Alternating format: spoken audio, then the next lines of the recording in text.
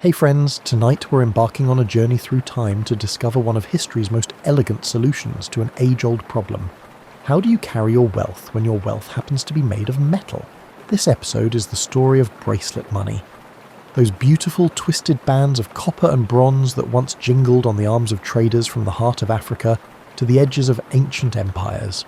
It's a tale of ingenuity, beauty, and the surprisingly cozy world of medieval commerce. As we get started, please take a moment to like the video. I'd love to also hear where you're tuning in from and what time it is for you. Now let's turn the page to dive into our story. Think about how cool it would be to wear all of your savings on your wrist. This is not a smartwatch that displays your bank balance, but rather real money transformed into something beautiful that complements any outfit. For more than 1,000 years, such jewellery wasn't a fantasy. It was the everyday life of millions of people in Africa and beyond. Bracelet money, which had different names in different cultures, was precisely what it sounds like. Money that you could wear. These were carefully crafted metal bands. They were carefully made pieces of functional art, each one representing a different value. Each one was designed to catch the light as you moved your arm, and they were all heavy enough that you could feel your wealth with every gesture. We're used to paper bills and plastic cards, so the idea may seem strange to us. But bracelet money solved many problems that would be hard for any ancient economy to deal with. First, it was portable in a way that made sense for societies where people move frequently. Traders, herders, and seasonal farmers who needed to carry their wealth with them. Second, it was valuable in and of itself because it was made of metals that were worth more than just their money value. Third, and maybe the smartest thing, it was both useful and lovely, working as both money and decoration. These bracelets came in many different shapes and sizes, with each area making its own unique styles and rules. Some were thick and heavy, and wearing a lot of them would make a satisfying metallic sound with every movement. Some were fragile and complicated, made to fit nicely on a forearm. Copper and bronze, both valuable and easy to work with, were the most common. However, some special pieces used iron, brass, or even precious metals for transactions that were very valuable. The weight of the bracelet money was crucial to how it worked, in contrast to modern currency, where the physical object has little to do with its stated value. The value of bracelet money was directly related to how much metal it had. This meant that a heavier bracelet was worth more than a lighter one, which made it very difficult to fake or lower the value of the money. You couldn't just print more money when you needed it. You had to mine the metal, melt it down, and shape it into the right shape. What was intelligent about bracelet money was how it solved the problem of making change. You could break up big bracelets into smaller pieces for smaller purchases, and when you needed to, you could melt down the smaller pieces and make them into bigger ones. It was a flexible system that could handle any size transaction you needed to make. However, if you needed to break your money to buy groceries, you would have had to plan ahead. The bracelet's luxurious appearance played a significant role in its functioning. People were more likely to trade beautiful things, accept them across cultural lines, and not melt them down for their raw materials. A trader coming to a foreign market with a bunch of nice bracelets was easy to spot as someone with money and style. These characteristics opened doors that might have stayed closed for someone carrying shapeless lumps of metal. It was interesting and complicated how wearing your wealth affected your social life. One aspect of bracelet money's safety was its physical attachment to your body, making it difficult for thieves to steal. On the other hand, wearing your wealth made it clear to everyone around you how rich you were. You couldn't hide your wealth or poverty when your bank account was on display. This visibility made for some intriguing social situations. Rich people might wear dozens of bracelets, which would make music every time they moved and let people know they were rich from a distance. You could hear a rich person coming before you saw them, and the soft clinking of metal on metal served as a kind of status soundtrack. In many ancient societies, women didn't have much financial freedom, but bracelet money gave them some. You could better track your money when your jewellery was your wealth than with other currencies. A woman could earn bracelet money through her own work or trade, wear it as jewellery, and keep it even after she got married. The practice was a practical and empowering way to have financial security. Making good bracelet money required a lot of skill, which turned metalworking from a simple trade into a complex art form. Master craftsmen made bracelets that were both pretty and useful as currency.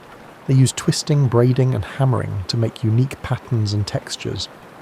People often kept these methods a secret, passing them down through families or guilds. This is why some areas are known for the beauty and quality of their fine jewellery. Another big plus was that bracelet money lasted a long time. Paper money can be ruined by water, fire, or just normal wear and tear. Conversely, if properly cared for, metal bracelets can endure for generations. Because they lasted so long, they were excellent stores of value that could keep wealth for decades or even centuries. Archaeological sites in Africa and other parts of the world still show examples of bracelet money, which shows how long they last and how widely they were used. Think of the first metalworker who saw copper as a useful material rather than just raw material. Somewhere in the mists of prehistory, likely in a small workshop filled with the warm glow of forge fires and the rhythmic sound of hammering, someone made the creative transition from crafting tools to crafting money. It wasn't just metallurgy, it was economic philosophy that had been hammered into shape.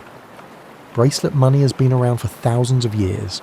It started in different parts of Africa on its own, and spread through trade networks that connected faraway communities long before Europeans ever thought about going around the world. The oldest examples we have are from around 500 CE, but the practice was probably much older. These weren't simple attempts at making money. They were smart ways to solve challenging economic problems made by societies that knew more about trade, value, and human psychology than most people give them credit for. Archaeological evidence points to the copper-rich areas of what is now the Democratic Republic of Congo as the place where the practice began. There were many raw materials and a lot of advanced metallurgical knowledge. For thousands of years, ancient African societies worked with metals and came up with mining, smelting, and shaping methods that were as effective as or better than those used anywhere else in the world. These societies needed a way to trade over long distances, so they naturally turned to their strongest technology. The change from trading goods for money to using bracelets as money probably took hundreds of years to fully happen, rather than occurring all at once. Early versions were just twisted copper rods, which were worth more for the metal than for their quality. As time went on and the system proved itself, artisans started to add decorative elements to the basic design to make the bracelets more appealing and, as a result, easier to trade. There was a reason why most bracelet money was made of copper and bronze. These metals had all the right properties for a monetary system. They were valuable enough to give the money worth, yet common enough to allow small purchases.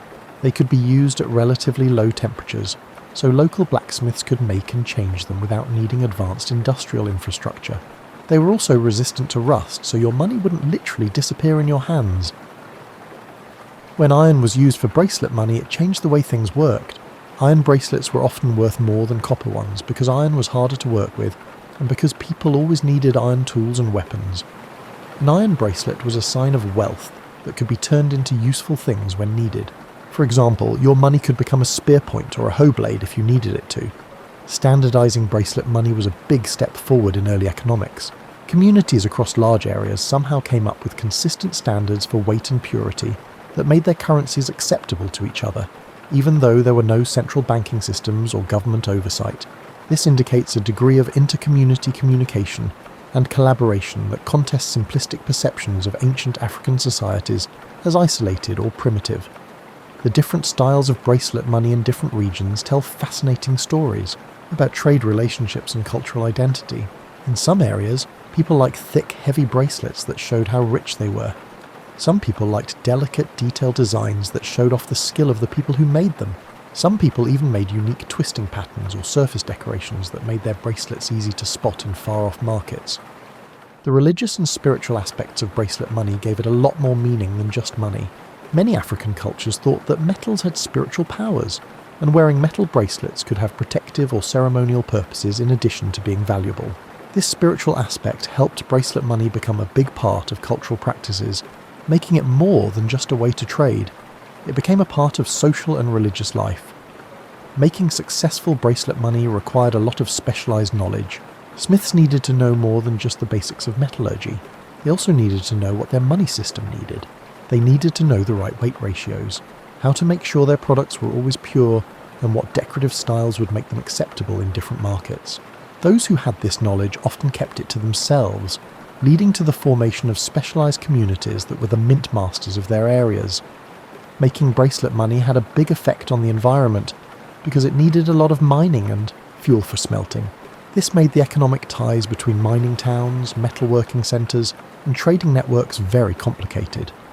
The need for bracelet money led to the search for and development of mineral resources all over Africa.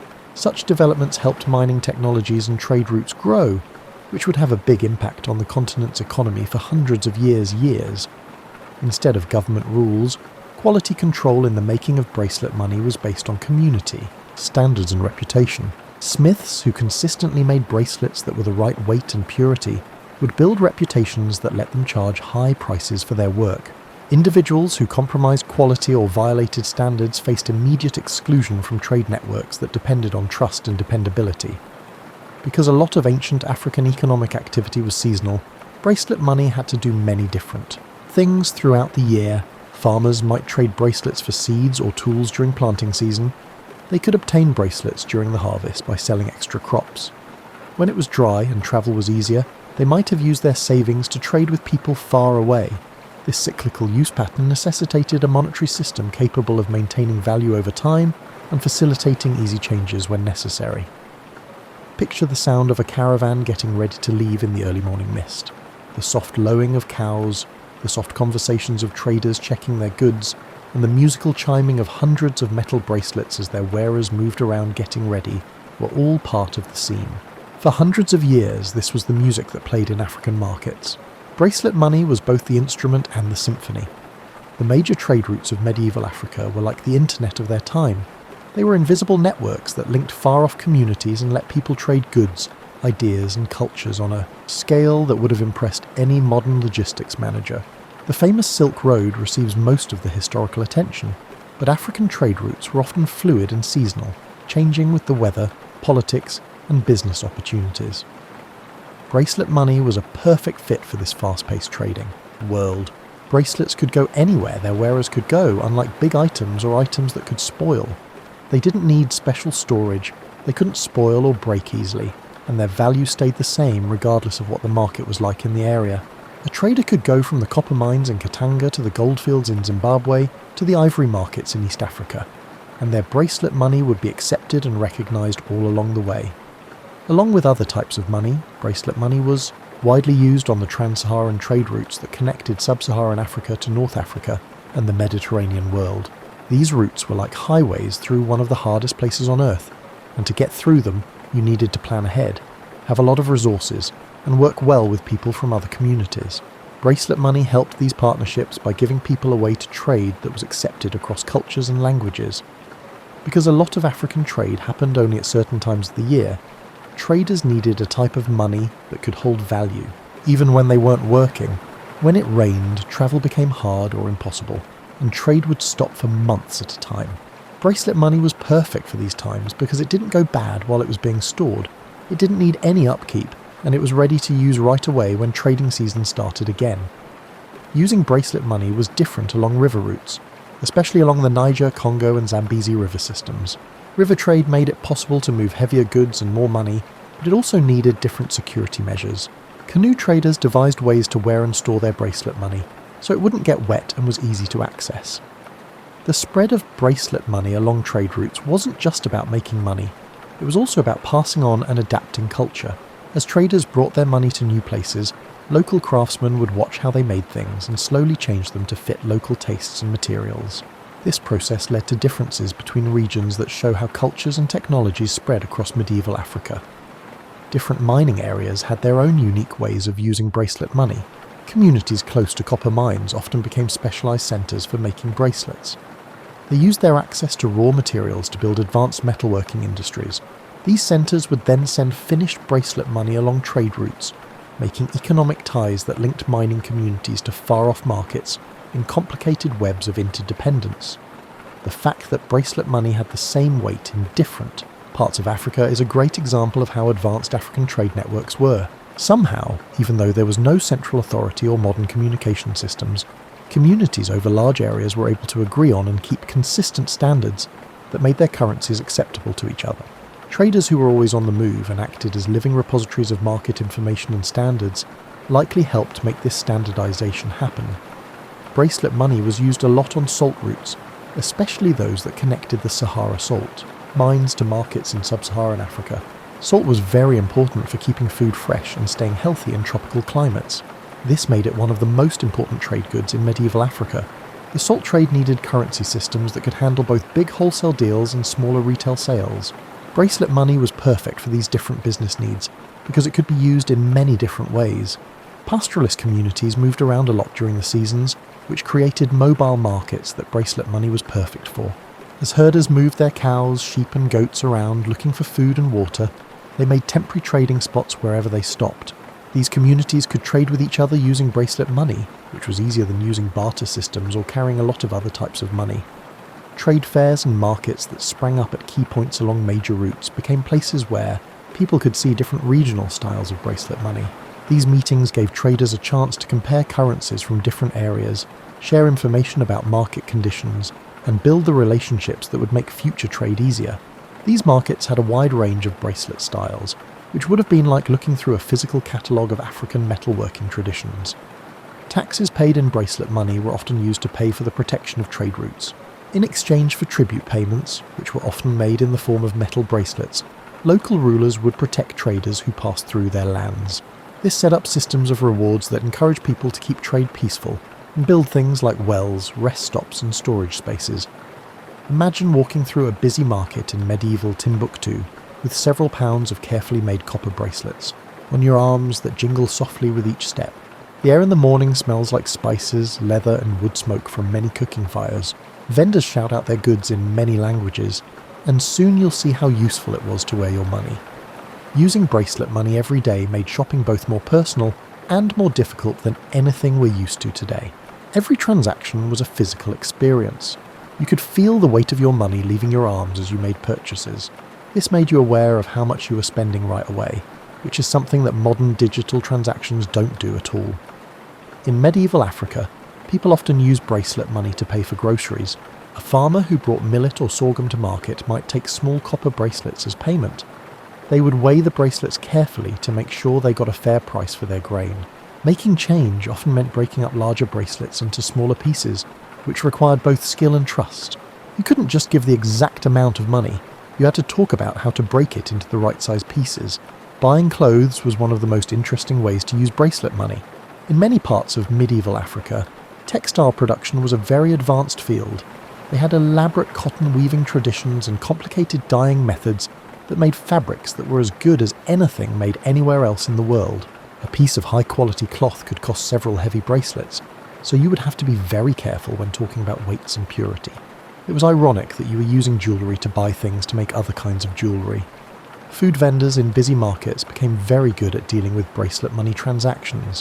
While they were cooking and serving customers, they had to be able to quickly figure out how much different bracelets were worth. A bowl of stew could cost one small bracelet, but a full meal with meat and vegetables could cost several. These vendors probably had very strong arms because they were lifting weights all day as part of their job. Buying and selling livestock was one of the most valuable ways to use bracelet money in everyday business. A cow could be worth dozens of heavy bracelets, while a goat or sheep could be worth a few smaller ones. These deals often had a ceremonial feel to them. For example, the buyer would show off their wealth by wearing all the payment bracelets at once before giving them to the seller.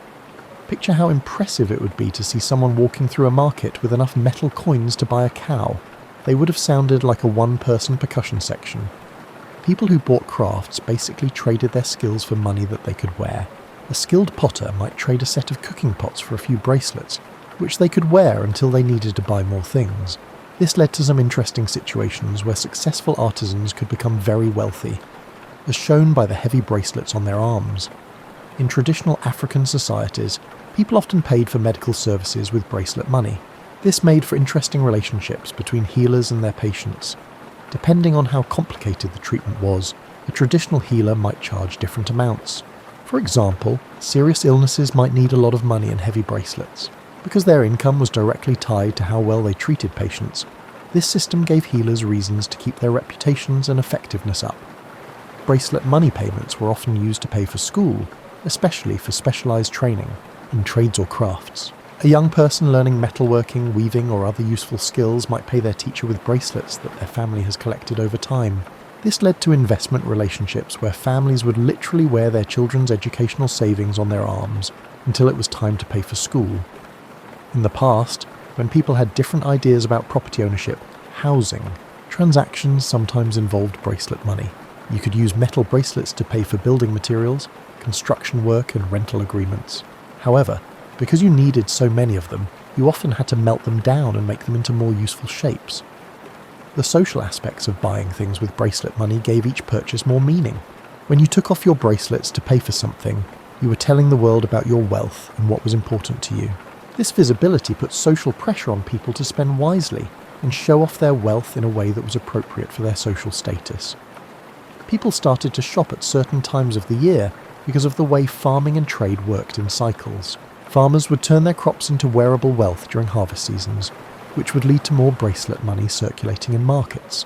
During planting seasons, the flow would change as people turned their stored bracelet wealth back into seeds, tools, and other things they needed for the next growing season. Taking care of and maintaining bracelet money made its own mini-economy of services. Metalworkers cleaned, fixed, and changed worn out or broken bracelets. They could also make larger bracelets out of smaller ones, or break larger bracelets into smaller ones as needed. These services were necessary to keep the currency system working and gave skilled craftsmen a steady income. Different strategies were needed to store and protect bracelet money than modern money. Rich people might have special boxes or cloths to keep their bracelets when they weren't wearing them, but the safest place to keep them was usually on their own arms. This made for interesting sleeping arrangements. Going to bed with a lot of money on you probably made for some uncomfortable nights, but it was usually the safest choice. Get even more comfortable and picture the steady rhythm of feet on old paths, the slow plodding of pack animals, and the soft, metallic music of thousands of bracelets moving with their wearers along trade routes that crossed the whole continent. These weren't random wanderings. They were the arteries of a sophisticated economic system that moved goods, ideas, and bracelet money across distances that would challenge modern logistics companies. The spread of bracelet money along established trade routes happened naturally, like water flowing along the path of least resistance. Traders, who were always practical, quickly saw the benefits of a currency that was easy to carry, store, and keep its value across cultures. They not only carried their own bracelet wealth along their usual paths, but they also brought the idea of wearable money to new communities. The Swahili coast, with its advanced cities and large networks of maritime trade, became an important centre for the flow of bracelet money. Indian Ocean trade brought together merchants from Arabia, Persia, India, and China. This made cosmopolitan markets where bracelet money competed with and worked well with other currency systems. The fact that bracelet money could be used in these multicultural settings showed that it was a good way to trade. Coastal communities made their own versions of bracelet money that showed how much they cared about the sea. These coastal versions were often made from alloys that were less likely to corrode in salt air. Their designs sometimes included patterns related to sea life or maritime activities. A trader coming from the interior with regular copper bracelets might trade them for these special coastal ones before doing business at sea. Bracelet money was widely used in the Great Lakes region of East Africa because Lakes Victoria, Tanganyika, and others made it easy to move goods by water. Canoe-based trade networks brought bracelet money, ivory, iron goods, and agricultural goods to places where people fished, farmed, and traded. These networks linked fishing communities with farming areas and trading centres. Local merchants must have been happy to see a loaded canoe pull up to a lakeside market, with its passengers wearing the musical wealth of many trading trips. In mining areas, people had special relationships with bracelet money that went beyond just using it as money. People who lived near iron deposits often made iron bracelets that could be used for two things: as money when worn, and as tools or weapons when needed. Iron bracelets were especially useful in frontier areas where useful tools were just as important as money. The spread of Islam along trade routes made it interesting to use bracelet money. Islamic law had strict rules about usury and money exchange that didn't always match up with how African currencies were usually used.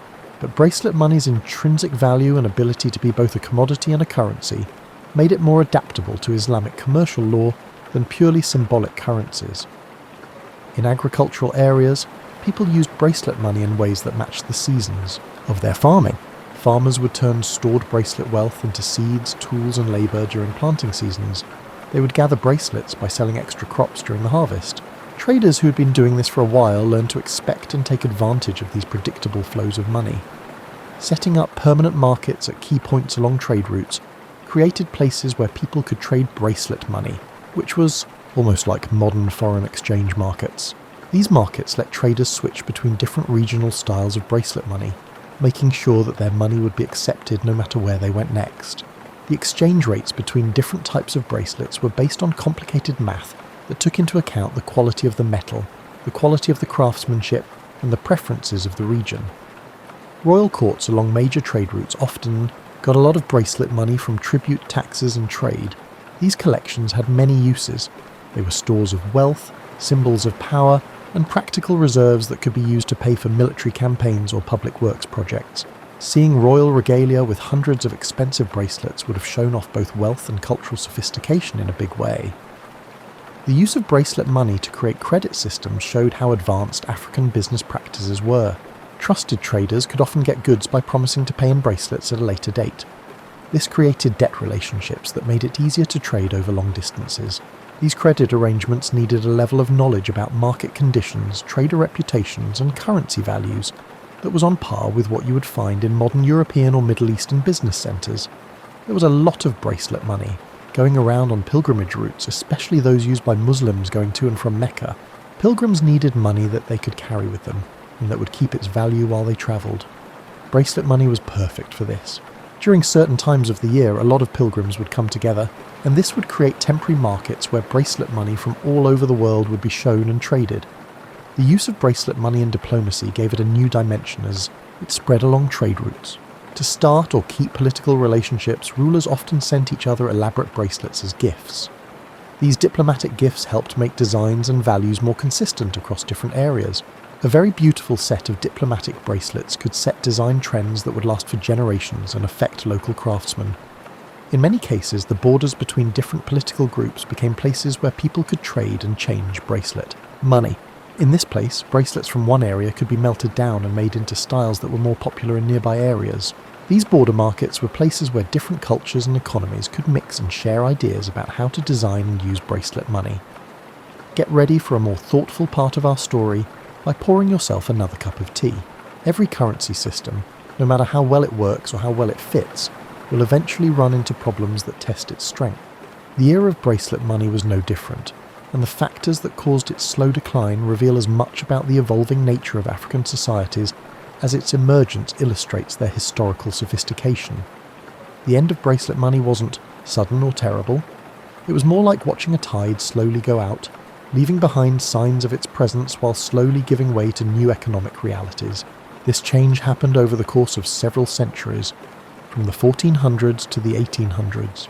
It was caused by a complicated mix of technological advances, political changes, and outside forces that changed African economies. European contact with Africa started in the 1400s along the coasts and brought new types of money that competed with older systems. European traders brought silver coins, gold pieces, and later, things that were made by people that could be used as trade goods. These new currencies were better in some situations. For example, they were often lighter than bracelet money for the same value, and they were easy to use in global markets that African traders were becoming more interested in. The Atlantic slave trade, which was very sad, also messed up traditional currency systems by making people want different kinds of trade goods. European slave traders often liked to trade in things that were made, like textiles, guns, and alcohol, instead of traditional African currencies. This change in trade patterns slowly made bracelet money less useful in coastal areas, where Europeans had the most contact. Changes in technology in metallurgy and manufacturing started to have an effect on the economics of making bracelet money. As European industrial methods became available, the cost advantage of traditional African metalworking started to go away. Handmade bracelets often cost more than mass-produced metal goods, so bracelet money wasn't as good of a store of value. In many parts of Africa, centralized political systems grew, which made people want more standard currency systems. When kingdoms and empires were trying to strengthen their power, they often liked currencies that they could control and regulate more easily than the traditional bracelet money systems that had grown up naturally through trade networks. Rulers had more direct control over their economies when they used government-issued money. Changes in religion, like the spread of Christianity through missionary work, sometimes put cultural pressure on people to stop doing things like using bracelet money. Some missionaries were wary of traditional African practices and urged their converts to adopt European-style economic practices, including the use of European currency. As African economies became part of global trade networks, there was a need for currencies that could easily be exchanged in international markets. Bracelet money worked well for trade between African countries, but it wasn't as useful for trade between countries where European and Middle Eastern currencies were becoming standard. People who wanted to trade in global markets needed money that would be accepted in London, Paris, or Cairo. As cities grew in many parts of Africa, the economy changed in ways that weren't as good for bracelet money. In cities with a lot of people, where people worked in more specialised jobs and didn't have as much direct contact with farming cycles, the seasonal patterns of bracelet money use became less important. People who lived in cities often liked currencies that were easier to store and move around in small spaces. As banking and credit systems based on European models grew, they slowly took over some of the jobs that bracelet money used to do. These new banks could give out loans, keep money safe, and make it easier to do business over long distances, which was often better than the old bracelet money systems, especially for big businesses. When colonial governments came to different parts of Africa, they actively tried to get rid of traditional currency systems in favour of colonial currencies that were easier to control and tax. Colonial governments had strong reasons to get rid of traditional currencies that they didn't directly supervise or control. The drop wasn't the same in every area or community. People in rural areas, places with few European contacts, and places where traditional political systems were still strong often used bracelet money long after it had disappeared from coastal cities. Some communities kept two types of money: bracelet money for everyday transactions and newer currencies for trading with other markets. The same durability that made bracelet money such a good currency also meant that examples kept going around long after new ones stopped being made. For decades after they stopped being made as money, people could reuse, melt down, or pass down old bracelets. This made the bracelet money systems useful for a long time after they stopped being made. It wasn't always easy or welcome to stop using bracelet money. A lot of communities had strong cultural ties to their old money systems, and the loss of bracelet money was more than just a change in the economy. It was the loss of traditions that had linked communities to their ancestors and to each other. It was often harder to find a replacement for bracelet money's social and ceremonial uses than for its purely economic ones. Some groups tried to keep bracelet money systems going by making changes to fit new situations. They could keep making bracelets for ceremonial use while switching to newer currencies for everyday business. Or they could change traditional designs to use new materials or techniques that made them more competitive with imported options. As demand for quality bracelet money went down, the skills and knowledge needed to make it started to fade away. Master craftsmen who had spent their whole lives perfecting traditional skills found it harder to find apprentices who wanted to learn skills that seemed to be going out of style. This loss of technical knowledge was a kind of cultural loss that went far beyond just money. As you sip your bedtime drink and maybe look at the jewellery on your wrists, think about this amazing fact: the traditions and new ideas that led to bracelet. Money didn't just go away when the currency itself stopped being used. Like all truly important human inventions, bracelet money left behind marks that still have an impact on African societies and global culture, in ways that may surprise you. The metalworking traditions that made bracelet money didn't die out. They changed and grew. Many of the methods used to make currency bracelets were also used to make decorative jewellery, ceremonial items, and works of art. Modern African metalsmiths still use techniques that can be traced back to the artisans who made jewellery that medieval traders could wear as wealth. There are clear links between modern African jewellery styles and old bracelet money styles. Many African cultures today prefer big, meaningful jewellery. This is because jewellery and wealth used to be the same thing. The heavy bangles, fancy armlets, and big necklaces that are popular all over Africa today are similar to the design ideas that made bracelet money both useful and pretty. In modern Africa, where the economy is unstable and there aren't many banks, the idea of portable wealth is still important. Traditional Western financial systems aren't as reliable. Many African communities still like to keep their money in forms that are easy to move, last a long time, and keep their value even when the economy or politics change. For example, gold jewellery today does many of the same things that bracelet money did hundreds of years ago. Many cultural ceremonies in Africa include things that are clearly based on bracelet money traditions. People often wear or give away big metal jewellery at weddings, coming-of-age ceremonies, and religious celebrations. This jewellery has symbolic meanings related to wealth, status, and being part of a community. These traditions keep the social and ceremonial roles that bracelet money used to have in African cultures. With more people interested in traditional African culture, bracelet money is once again being appreciated as both a historical artifact and an artistic inspiration. Modern African artists often use bracelet money designs in their jewellery. making pieces that connect wearers to their cultural heritage while also looking good. Museums all over Africa and the world now see bracelet money as important cultural objects that should be preserved and studied. When creating alternatives to traditional banking, some economic development programs in modern Africa look to traditional systems like bracelet money for ideas. Microfinance programs, community savings groups, and local currency initiatives frequently embody principles of portability, community governance, and intrinsic value that defined effective traditional currency systems. The archaeological examination of bracelet money sites has yielded significant insights into African economic history and technological advancement. These studies have shown that African societies and their economies were more advanced than previously thought, going against the idea that Africa was economically primitive before Europeans came into contact with it. Bracelet money is proof of how smart and creative Africans are when it comes to business. As part of a larger effort to connect young people with their cultural heritage, schools all over Africa now teach about bracelet money. Students learn to appreciate the depth and complexity of African civilizations and develop pride in their cultural heritage when they learn about traditional economic systems. These programs often let you try out traditional metalworking techniques for yourself. In many parts of Africa, bracelet money history is now a part of cultural heritage tours. While buying modern copies of old bracelet money designs, visitors can learn about how traditional African economies worked. This kind of tourism helps local artisans and lets people all over the world learn about African culture. Academic research on bracelet money has enhanced the comprehension of the evolution and operation of currency systems. Economists and anthropologists examine bracelet money as a case study of how societies can establish complex financial systems devoid of centralized authority or governmental oversight. These studies offer insights pertinent to current dialogues regarding alternative currencies and decentralized financial systems. When creating programs for communities that don't have access to regular banks, international development organizations have looked at traditional African currency systems like bracelet money. Development workers can make programs that are more likely to work by learning how traditional systems worked, instead of just using Western financial models. Bracelet money has an aesthetic impact that goes beyond Africa, because African people live all over the world, and people all over the world appreciate African art and design. Modern jewellery designers all over the world get ideas from traditional African metalwork like bracelet money designs. They make modern pieces that keep the old styles alive.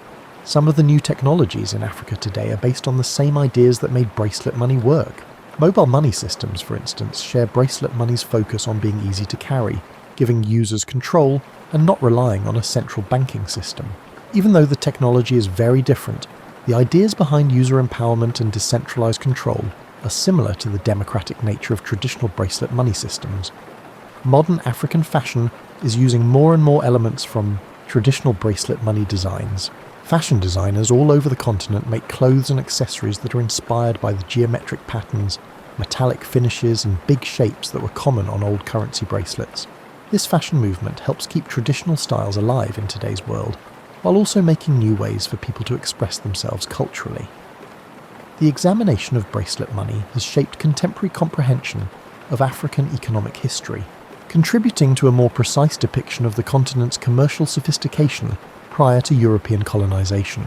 This scholarship has been very important in fighting racist stories about what Africans can do and have done.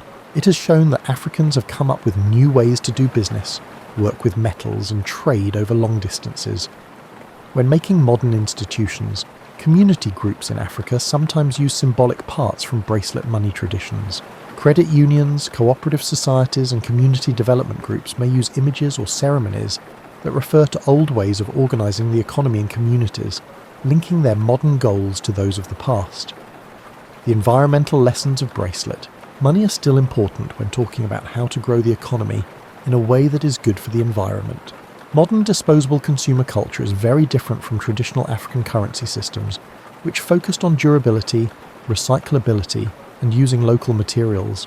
These historical instances serve as a catalyst for modern initiatives aimed at fostering more sustainable economic practices. As your evening becomes more peaceful and your body adjusts to the soothing rhythms of sleep, let's look into the deep meanings of bracelet money that go beyond just buying and selling. This old system of money gives us a look into human nature, how societies are set up, and the link between beauty and usefulness that is still as true today as it was 1,000 years ago. bracelet money is a fundamentally different way of designing currency than what we are used to today. It combines aesthetic beauty with practical function. Modern money is only a symbol. Its physical form has nothing to do with its value. Bracelet money, on the other hand, showed its worth in both its material form and its artistic achievement. This integration implies societies that esteemed beauty as fundamental rather than superfluous, where utilitarian items were anticipated to be aesthetically pleasing, in addition to fulfilling their purpose. The bracelet money that made wealth visible to others had complicated effects on people's minds and behaviour. Bracelet money made it clear to everyone in the community what their economic status was. Modern banking systems, on the other hand, can hide economic inequality behind privacy laws and complicated financial instruments. This openness could put social pressure on people to be both generous and responsible. It was hard to ignore poverty when wealth was literally on display, and it was just as hard to get rich without taking on social obligations to share it. The physical link between people and their money that bracelet money needed made people have different relationships with money than abstract financial systems did. When your money had weight, texture, and temperature, when you could feel it move with your body and hear it chime with your gestures, money became a more physical experience than the numbers on bank statements or digital displays that show how much money you have now. Bracelet money systems are democratic, which goes against what most people think about how currencies grow and work. African communities made their own money systems that worked across large areas and different cultures, even though there were no central banks, government oversight, or standard minting facilities. This success shows that grassroots cooperation and shared cultural values can lead to effective monetary systems, not just top-down institutional control. Craftsmanship was important in making bracelet money because it turned currency production into an art form. People who were proud of their skills and reputation made each bracelet as a way to trade and as a work of art. This link between art and money led to economic systems where aesthetic value and monetary value worked together instead of against each other.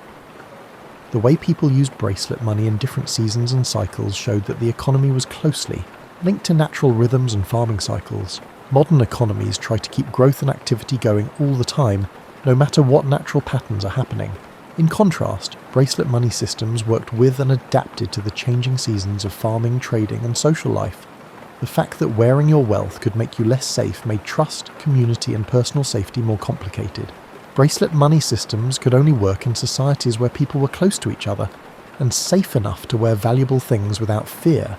This implies that the effective utilization of bracelet money was both a result of and a factor in the stability and functionality of communities. The gender dynamics surrounding the use of bracelet money differed among societies, yet it frequently afforded women economic independence and security that were less accessible in alternative currency systems. When women wore and controlled jewellery as a form of wealth, it opened up chances for women to be involved in the economy that may not have been possible with other types of money. The transfer of wealth between generations through bracelet money led to different ways of inheriting and family economic relationships than those seen in systems that only use abstract money. Families could pass down bracelet money as both useful items and meaningful items that linked generations to their ancestors and cultural traditions. Bracelet money's ability to resist inflation and debasement showed that its currency systems were very different from today's fiat currencies. Authorities couldn't change the value of bracelet money for political reasons, because it was based on the materials and work that went into making it. The cultural integration of bracelet money into religious, ceremonial, and social practices resulted in currency systems that transcended mere economic instruments. They were important parts of cultural identity, spiritual practice, and social organization in ways that modern currencies that only serve a purpose cannot match. The technological needs of making bracelet money led to the growth and upkeep of advanced metallurgical knowledge that was useful for more than just making money. People who made bracelet money were usually also good at making tools, weapons, and other kinds of metalwork that were useful for both everyday life and war. The trading relationships made possible by bracelet money built networks of trust and cooperation that went well beyond just buying and selling. These networks laid the groundwork for cultural exchange, diplomatic ties, and mutual aid during crises, which made African societies stronger in ways that economic analysis alone cannot fully explain. As we get ready for the last chapter of our journey through the world of bracelet money, Take a moment to think about how this old way of making money might help us understand today's economic problems. The ideas that made bracelet money work for hundreds of years still apply today, even though we now do most of our transactions online, and the world of finance is much more complicated. Bracelet money was based on intrinsic value, which is very different from modern currency systems that are based only on faith and government support. In a time when inflation can make money worth less without anyone noticing, and financial crises can wipe out savings in a flash, the idea of currency that keeps its value through its physical substance has become more appealing. Although it is improbable that we will revert to wearing our wealth, the concept of underpinning currency with tangible value instead of mere promises warrants examination. The democratic and decentralized nature of bracelet money systems provides insights for current dialogues regarding alternative currencies and financial autonomy. People who are interested in cryptocurrencies often want to bring back the peer-to-peer, government-independent features that traditional African currency systems had by working together and following the same rules. The success of bracelet money shows that currencies can work well when they come from the ground up instead of from institutions. The combination of beauty and function that bracelet money had goes against what we think we know about efficiency and specialization today. In today's world, we often separate aesthetic concerns from practical ones. This leads to the creation of objects that are only useful and don't provide any sensory pleasure. Bracelet money says that this separation isn't needed and might even be harmful. Things that are both beautiful and useful might work better, because people take better care of beautiful things. The seasonal and cyclical patterns of bracelet money use can help us understand how to build a long-term economy. Modern economies that expect growth all the time, no matter what the natural cycles are, often cause social and environmental problems that traditional systems didn't. The capacity of bracelet money systems to integrate natural rhythms while preserving economic functionality indicates potential avenues for cultivating more sustainable methods of economic organization. The social openness of bracelet money wealth goes against modern ideas about financial privacy and its benefits. It is clear that privacy in financial matters is important, but the visibility of wealth in bracelet money systems may have led to more responsible and socially conscious economic behavior than our current systems of hidden wealth and anonymous transactions. The connection between craftsmanship and currency that bracelet money represented shows how modern economies could better combine artistic expression with practical production. The tradition of bracelet money reminds us that in a time of mass production and automated manufacturing, it's important to connect individual skill and creativity to making useful things. The community-based standards that made bracelet money work in different parts of the world show that international cooperation is possible without formal institutional frameworks. In this time of complicated international negotiations and bureaucratic trade deals, the fact that African communities came up with compatible currency standards on their own shows that grassroots cooperation can sometimes do what formal diplomacy can't. The long-lasting and durable nature of bracelet money teaches us about how to make and use things in a way that is good for the environment. Modern, disposable culture makes a lot of trash and hurts the environment, but older systems avoided this by focusing on making things that last and can be used again.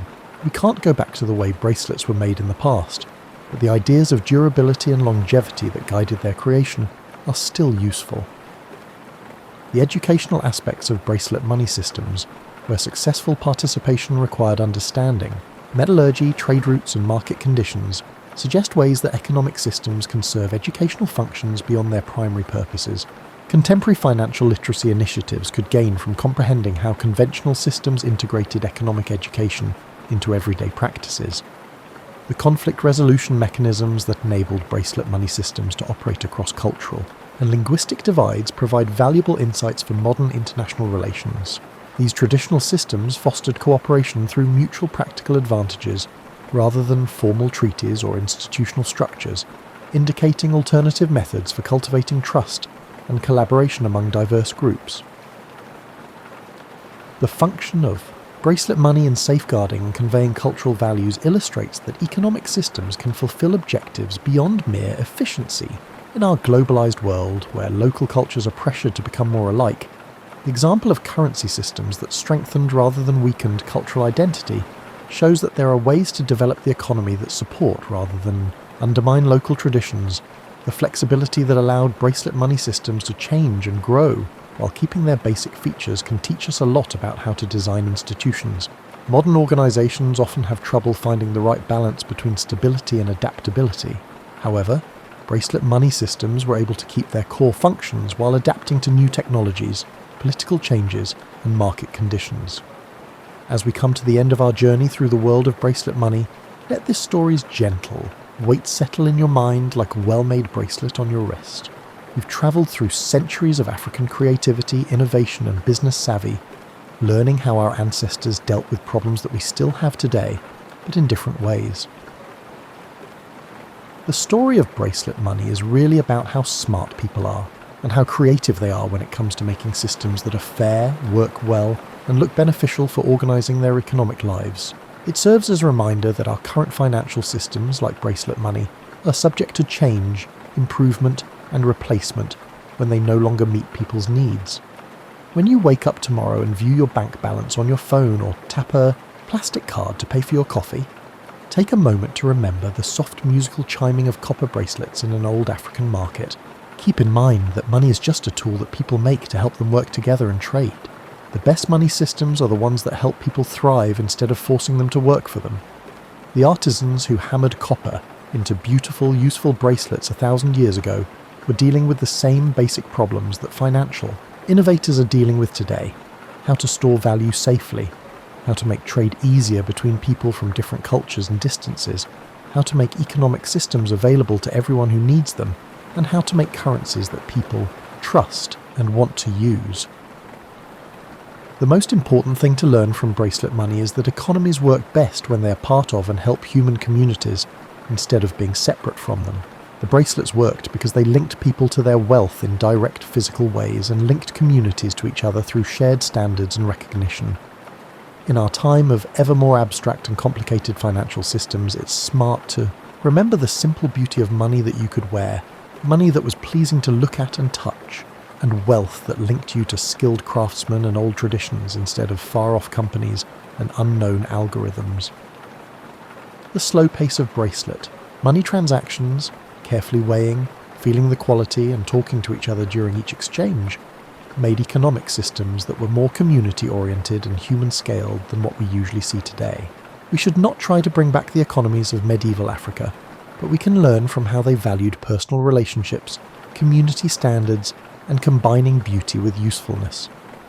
As you drift off to sleep, remember that you're part of the same ongoing story of people coming up with new ideas, changing to fit new situations and working together.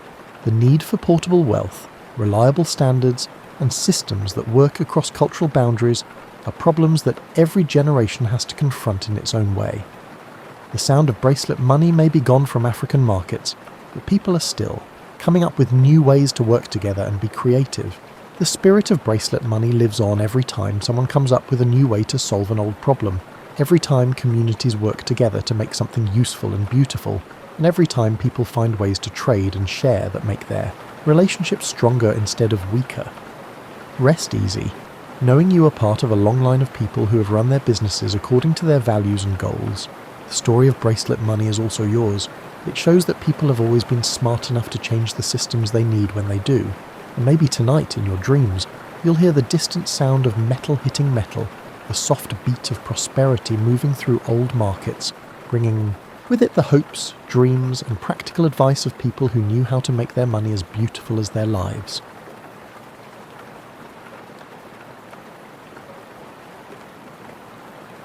Harry S. Truman's roots trace to the quiet farmlands of western Missouri worlds removed from the polished corridors of Washington he'd one day inhabit.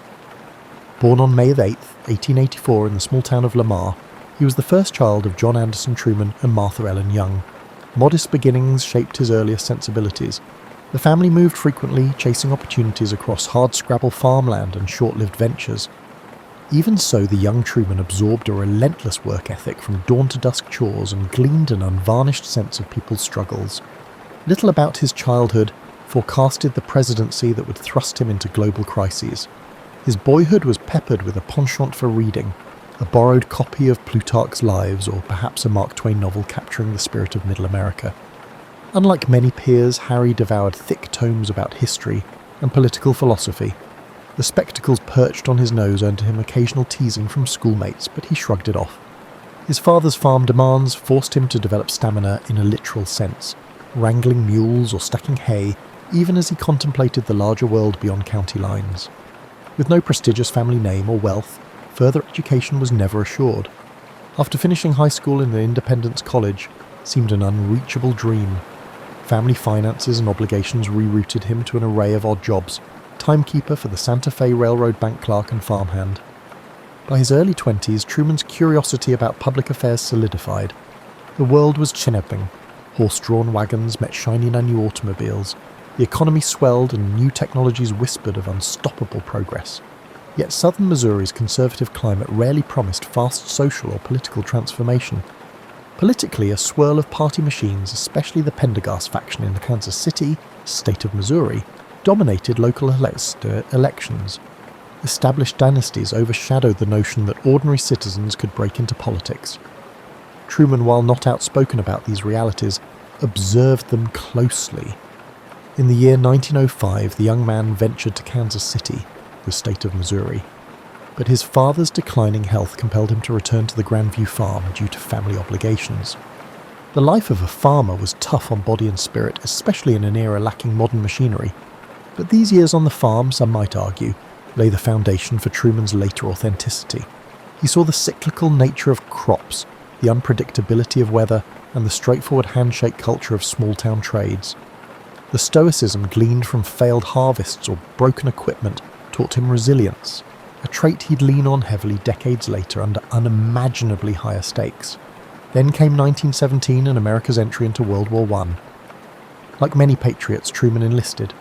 At 33, he wasn't a typical fresh-faced recruit, but his earnestness and unwavering sense of duty propelled him forward. Commissioned as an artillery officer, he found a surprising gift for leadership. Men who initially dismissed him as a four-eyed farm boy discovered a commanding presence. He enforced disciplines, but listened to grievances, forging an efficient battery that ultimately saw action in the muddy, shell-scarred fields of France. Under withering artillery, Truman kept his battery steady and morale intact. That success fueled a new self-confidence. If he could manage the emotional storm of war, maybe leading men, and later constituents, was not so implausible. Returning stateside in 1919, Truman married Bess Wallace, his longtime sweetheart from Independence. She was known for a steady temperament and a gentle reluctance for public life. Their union would provide her emotional grounding through the political turbulence ahead. At first, they tested civilian ventures. He tried opening a men's clothing store in Kansas City, but the post-war economy sank into recession. The store failed, leaving him in debt that took years to repay. Despite the financial strain, he refused to declare bankruptcy, demonstrating his adherence to the moral code of meeting obligations. Around this time, the Pendergast political machine offered a lifeline. Tom Pendergast, a powerful Democratic boss, recognized Truman's war hero reputation and unwavering loyalty. He suggested a run for county judge, a role more administrative than judicial in Jackson County. Truman, initially hesitant, realized politics could merge his sense of civic duty with a means to provide for his family. In 1922, he stepped onto the ballot. The campaign demanded he mingle with rural neighbors, chat in dusty general stores, and knock on thousands of doors. Over time, he honed an everyman approach, direct, warm, unpretentious. Though overshadowed by bigger city names, Truman won. He soon discovered that politics demanded compromise. The press sniffed at him as a Pendergast puppet, but he set about improving county roads and public buildings, focusing on practical governance. It didn't make headlines in Washington, but local folks started trusting that Judge Truman might be the rare politician who balanced machine loyalty with genuine public benefit. This vantage from county-level duties, juggling budgets, awarding contracts, meeting local taxpayers, would form the bedrock of his pragmatic style, later defining how he navigated the halls of Congress and eventually the White House. Harry Truman's position as a Jackson County judge provided him with an intimate view of the political dynamics that shaped Kansas City and its surrounding areas. Contrary to modern assumptions, judge in that era didn't always require a law degree. The role resembled a county commissioner, managing budgets, overseeing infrastructure, and mediating local disputes. Truman's approach was straightforward: keep roads maintained, ensure budgets balanced, and minimize corruption where possible. Yet the Pendergast machine that backed him thrived on patronage, awarding contracts to friendly bidders. For Truman, The challenge was upholding integrity while not alienating the very network that had placed him in office. Throughout the 1920s, Truman earned a reputation for honesty that set him apart. He rarely indulged in the nepotism that others accepted as routine. Journalists covering local government perceived Judge Truman as a unique individual, a devoted member of the Pendergast team who genuinely aimed to promote the public welfare. He developed a method: maintain civil relationships with boss Tom Pendergast, but quietly push for efficient administration. This precarious balance drew occasional disapproval from reform-minded critics who felt he should break with the machine entirely. Truman reasoned that, from within, he could do more for constituents. In private, he admitted the tension gnawed at him, yet no obvious alternative route existed. The machine was the only ladder for local Democratic politicians. By the early 1930s, the Great Depression rattled every corner of America. Kansas City, state of Missouri, faced bank closures, mass unemployment, and breadlines. Truman, re-elected as a presiding judge in 1930, used New Deal funds to jumpstart local projects, bridges, public buildings, and new highways, attempting to pump lifeblood into the local economy. His sincere empathy for ordinary families, grounded in his experiences of economic hardship, coloured every decision.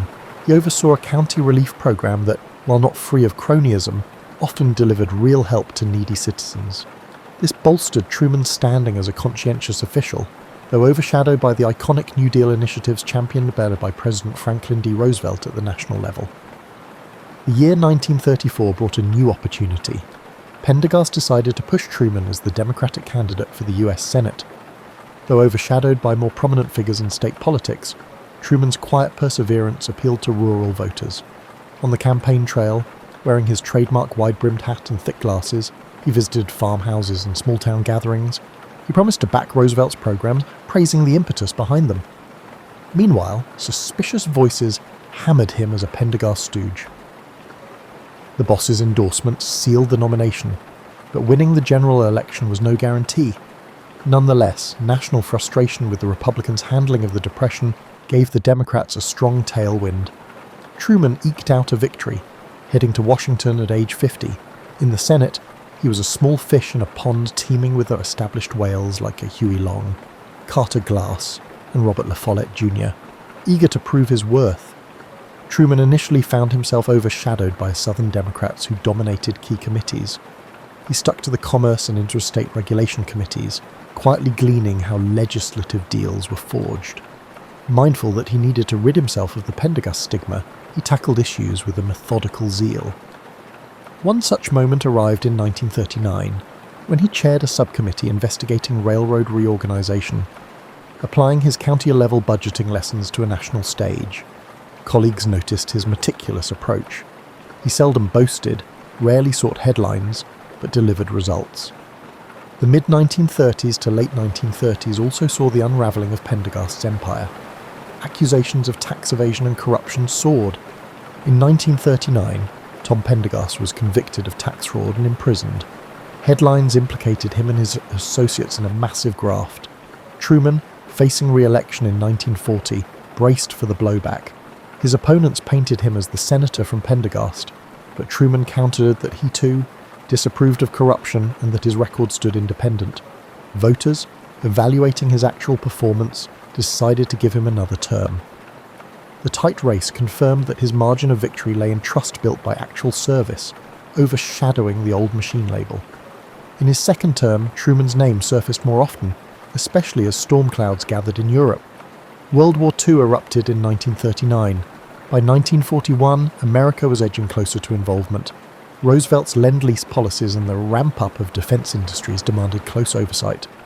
Truman, sensing billions of tax dollars swirling into new factories, spearheaded a Senate committee to monitor war profiteering. The Senate Special Committee to investigate the National Defense Program, more famously known as the Truman Committee, set out to ensure that war contracts were legitimate. Factories produced quality goods, and unscrupulous profiteers were exposed. This gave Truman a national spotlight. He visited defense plants incognito, scrutinizing paperwork. The committee earned praise for saving taxpayers giant sums. Press coverage portrayed him as a bulldog for accountability, not a grandstander but someone truly outraged by waste or exploitation. By 1943, the Truman Committee had propelled the senator from Missouri into the national consciousness. Pundits who once dismissed him as a backroom functionary now viewed him as a champion of good governance amid a massive global war. The White House noticed, too, Roosevelt, seeking to unify the Democratic Party for the 1944 election, faced the question of who should serve as vice president. His current VP, Henry Wallace, was viewed as too radical by party conservatives. Could Harry Truman, a moderate, pro-defense, corruption-fighting senator, be the compromise pick? The party bigwigs thought so. The stage was set for a twist in Truman's life, from being a steady second-term senator to possibly occupying the second highest office in the land, perched precariously near the centre of a global conflict. Harry Truman never aggressively pursued the vice presidency, but in the swirl of 1944 politics, he emerged as a near-consensus choice. Franklin D. Roosevelt, seeking an unprecedented fourth term, recognised that in a fractious Democratic Party, Henry Wallace polarised too many. Conservative Democrats demanded a replacement, and Truman's unassuming loyalty and his credibility in the war proved to be a suitable fit. When the Democratic National Convention convened that July in Chicago, backroom dealings sealed the arrangement. Truman famously claimed he woke up one morning as a senator and went to bed that night as the party's vice presidential nominee. Even then, he expressed reluctance, famously quipping that the role was largely ornamental, a spare tire on the automobile of government. The Roosevelt-Truman ticket triumphed in November 1944, riding on FDR's record as a wartime leader. The margin was narrower than earlier Roosevelt victories, reflecting war fatigue among Americans, but a victory was still a victory, and in January 1945, Truman took the oath as vice president.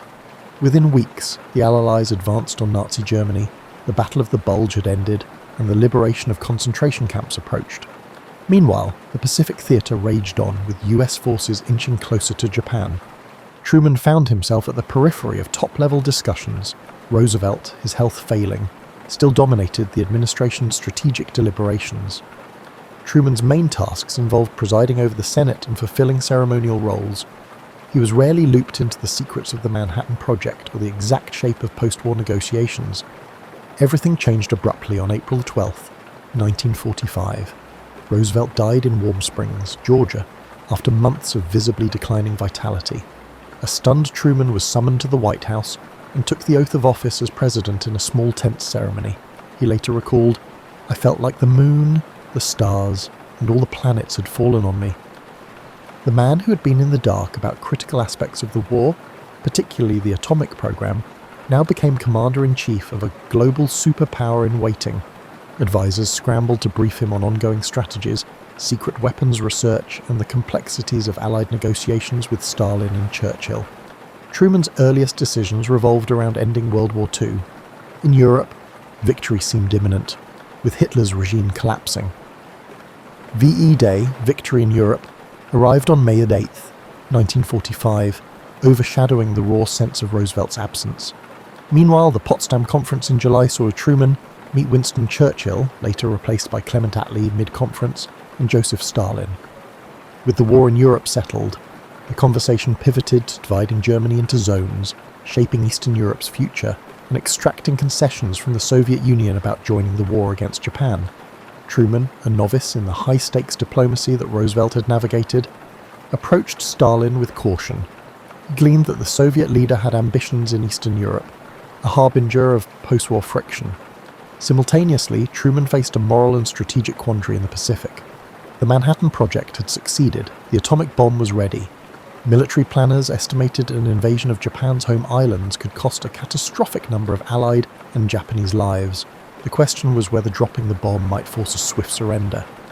Truman wrestled with the ethics, but ultimately authorized using atomic weapons, believing it would end the conflict more quickly. On August 6, 1945, a B-29 dropped the first bomb on Hiroshima. 3 days later, Nagasaki was hit. Japan announced surrender on August 15th. The effect was as unprecedented as it was terrifying. The world recognized a new era of nuclear capability. Truman justified his choice to the American public as a necessary evil, one that, in his view, saved more lives than it cost. Others debated the morality for generations to come, but the immediate aftermath was a wave of relief that the war was over. Emerging from the war's conclusion, Truman found an altered planet. The Soviet Union and the US stood as rival superpowers. Europe lay in ruins. Asia wrestled with new independence movements, and the nuclear age overshadowed all. Many Americans wanted a return to domestic normalcy, hoping to spend energy on economic revival. But the unravelling alliance with Stalin's USSR hinted at a new conflict in the making, a Cold War of ideologies, spies, and proxy battles. Truman, the accidental president, would have to craft policies that shaped this precarious world. In 1946, as the rest of the Allied powers demobilised, the Soviets entrenched in Eastern Europe. Winston Churchill, no longer Britain's Prime Minister, visited the US and declared an Iron Curtain had descended across the continent. Truman recognised the need for a doctrine to counter Soviet expansion, albeit short of direct warfare. The seeds of the containment strategy took shape, culminating in what would be known as the Truman Doctrine, pledging support to countries threatened by the communist subversion. With minimal foreign policy background, he relied on seasoned figures like George Marshall, Dean Acheson, and others to devise new frameworks for the global stability. Meanwhile, on the domestic front, the challenge of reconverting the economy from wartime production to peacetime soared. Labour strikes in Flecken and demands for civil rights tested Truman's leadership. As 1947 approached, Truman's tenure had only begun. The decisions about nuclear arms, the aid programs for war-ravaged allies, and the looming confrontation with Soviet policies in Europe and Asia, these would define not just his presidency, but the entire global order. Once a quiet senator overshadowed by Roosevelt's magnetism, Truman had stepped into the spotlight. He was about to introduce a new vocabulary to American statecraft, the Marshall Plan, the Berlin Airlift, and the seeds of NATO, forging an era where the United States embraced superpower responsibilities unthinkable a mere decade earlier. In the tumultuous post-war climate, Harry Truman found his presidency pivoting on two broad fronts: foreign policy crises and domestic upheaval. Fresh from the euphoria of victory over fascism, Americans soon recognized that a new tension with the Soviet Union dominated world affairs. Eastern Europe lay under communist influence, and Stalin's grip tightened across Poland, Hungary, and others. These developments spurred Truman's administration to articulate a more defined stance. In March 1947, he presented to Congress what became known as the Truman Doctrine. The United States would aid nations resisting subjugation by armed minorities or outside pressures. Though triggered by crises in Greece and Turkey, the doctrine signalled a broader commitment to containing communism. Skeptics worried about entangling America in endless foreign struggles, but Truman insisted that inaction would yield greater perils. Soon after, Secretary of State George Marshall proposed the European Recovery Program, colloquially the Marshall Plan. War-ravaged Europe faced famine and economic collapse, conditions ripe for communist infiltration. Marshall's plan offered massive financial aid to rebuild infrastructure, revitalise industries, and stabilise currencies. Truman championed this approach as simultaneously humanitarian and strategic. Western Europe's swift reconstruction under the plan created an economic boom, forging stable democracies less vulnerable to Soviet influence. This bold initiative reshaped America's global role. No longer isolationist, it was now the engine of a nascent Western alliance. Domestically, Truman encountered an equally formidable challenge. Millions of veterans returned, seeking jobs and affordable housing.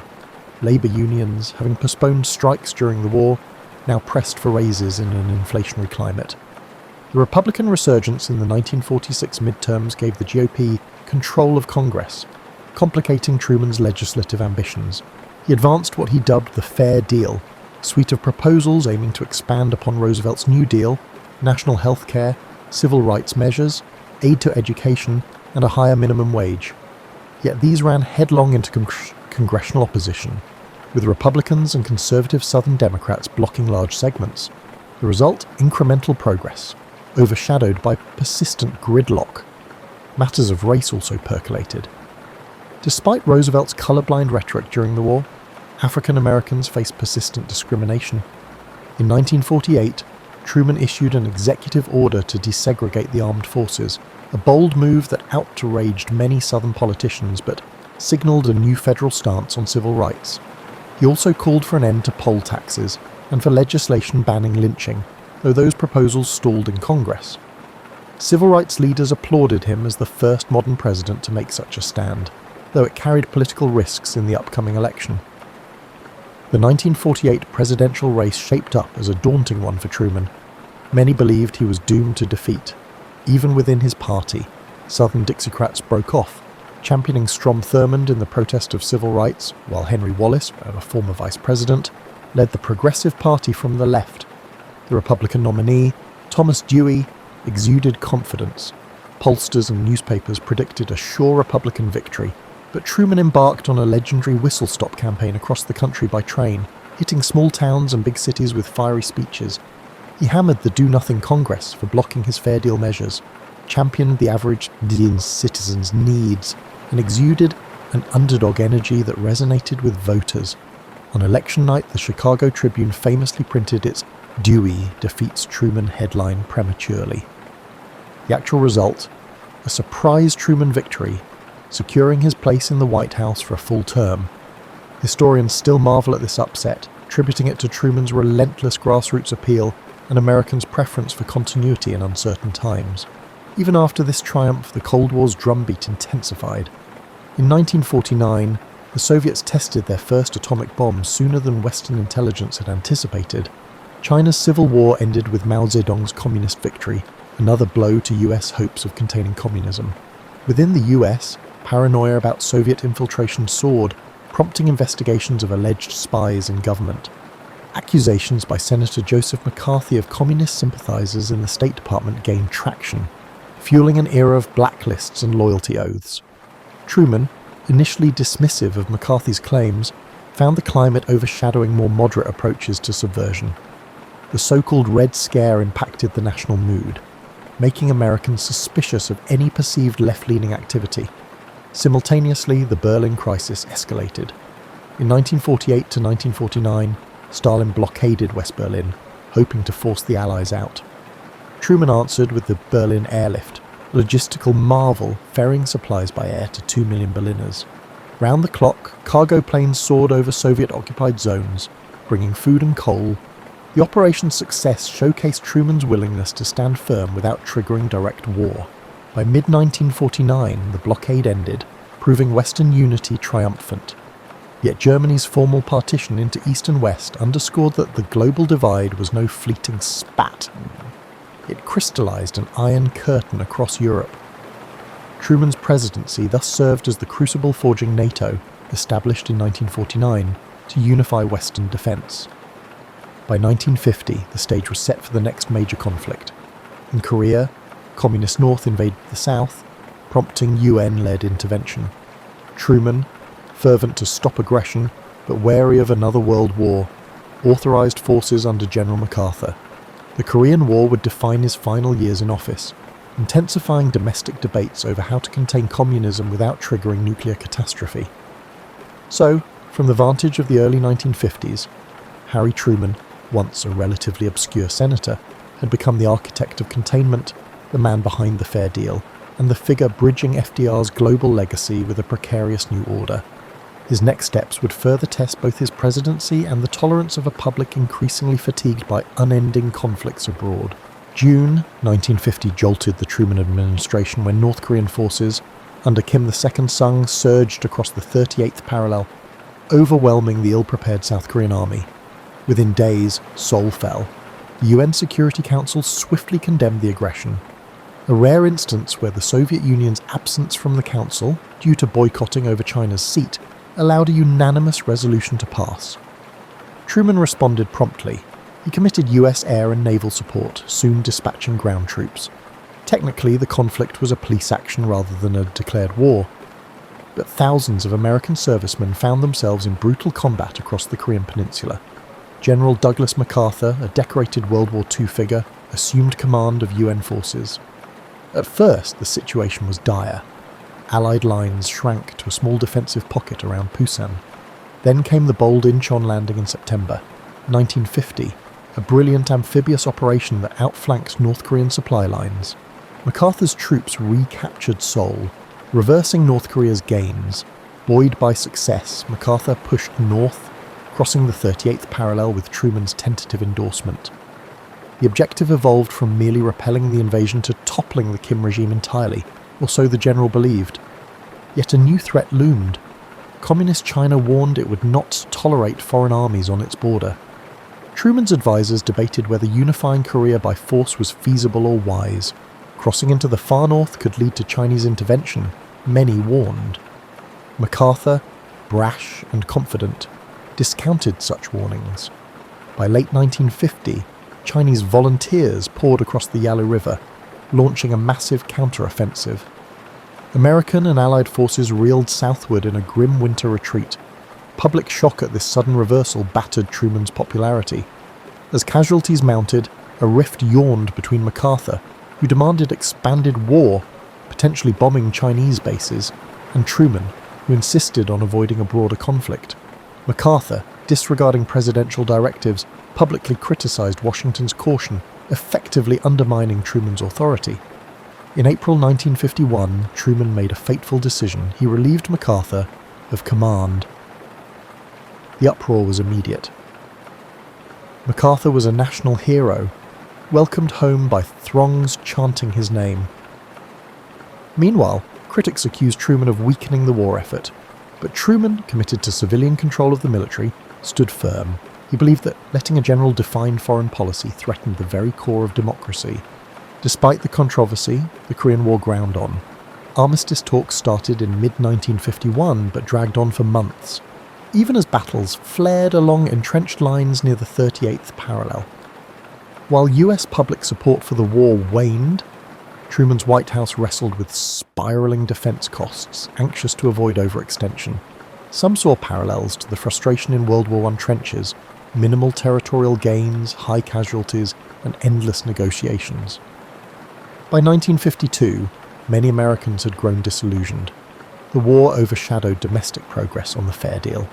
Political opponents hammered Truman for what they saw as a stalemate in Asia, tying it to claims of infiltration by communist sympathizers at home. Fed by these tensions, the 1952 presidential election shaped up. Truman, battered by criticism, decided not to run for another term. He had served nearly 8 years after Roosevelt's death, plus the partial term. Instead, the Democratic Party nominated Adlai Stevenson II, who faced Dwight D. Eisenhower, the popular general from World War II. Eisenhower's promise to go to Korea and end the war resonated deeply with a weary public. Truman, overshadowed, simply hoped the conflict might find resolution. In January 1953, he left office with approval ratings near historic lows, overshadowed by the drawn-out Korean struggle and the McCarthy-era's relentless accusations of communist infiltration in the government. Yet even as he vacated the White House, Truman insisted that the containment strategy was correct. He recognized that waiting passively would yield expansions of Soviet or Chinese communism, which he believed threatened global stability. The Berlin airlift, the Marshall Plan, the formation of NATO, and aid to Greece and Turkey stood as cornerstones of what he considered necessary steps. The Korean War, while painful, in his view had halted a potential chain reaction of communist conquests in Asia. The public and policy circles fiercely debated whether the high cost justified the war. Returning to Independence, Missouri, Truman embraced private life without many of the trappings modern presidents would later enjoy. He had minimal pension, no Secret Service detail initially, and took up everyday routines, morning walks, visits to his library, and lively discussions with passers-by. Over time, Americans softened toward him. The same man once reviled for MacArthur's firing and for the loss of China found belated appreciation as a symbol of plain-spoken decency. Journalists occasionally visited his modest home to chat about world events. He deflected speculation about regrets, typically remarking that under the same conditions, he'd do much the same. The aging man, in his signature fedora, projected an air of calm that belied the turmoil he once navigated. In the broader sense, the years following 1953 revealed that the Cold War strategies Truman helped pioneer would endure across presidencies, shaping US foreign policy for decades. The notion that America must lead alliances, prop up threatened governments, and maintain a robust military footprint owed much to the architecture he and his advisors sketched. Controversies over nuclear arms, covert interventions, and moral trade-offs would continue to swirl. Meanwhile, the so-called Truman Doctrine in simpler times evolved into myriad forms, from Vietnam to the Middle East.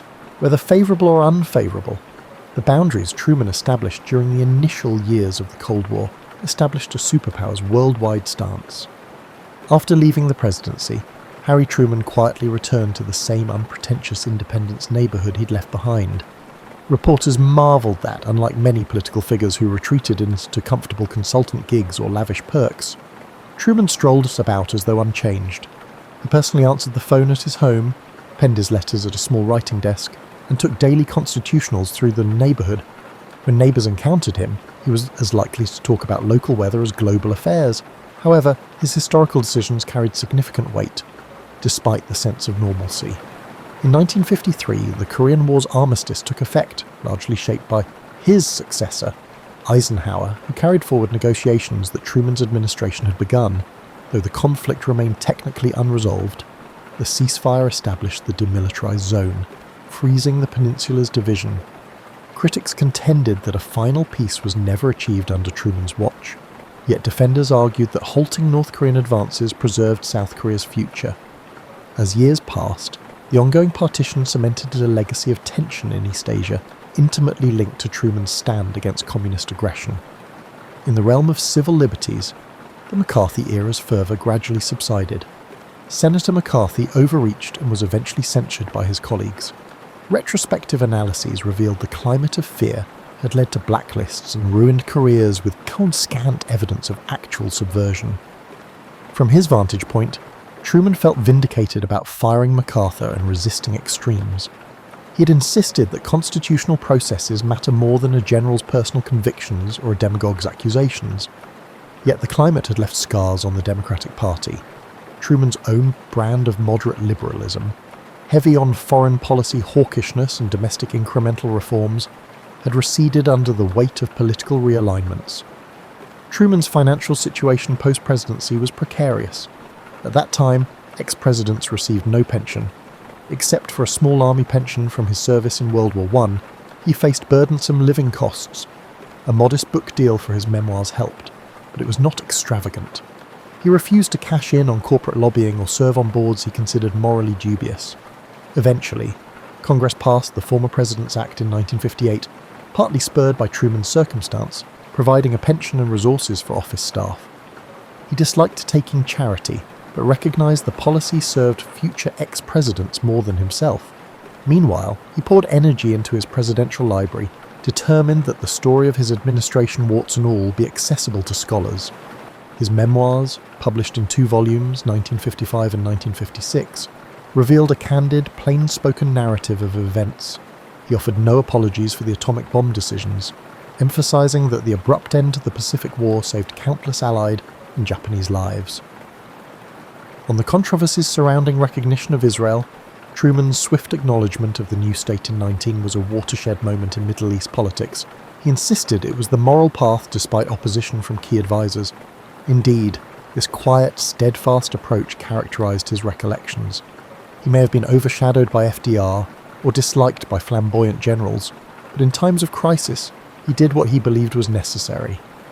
Over time, public perception of Truman shifted from unremarkable caretaker to gutsy decision-maker. Revisionist historians started praising the Truman Doctrine's clarity, the Marshall Plan's success in rebuilding Europe, and the pragmatic approach to containing Soviet influence. They noted how he integrated civil rights stances into mainstream democratic ideology, setting the stage for the more comprehensive reforms of the 1960s.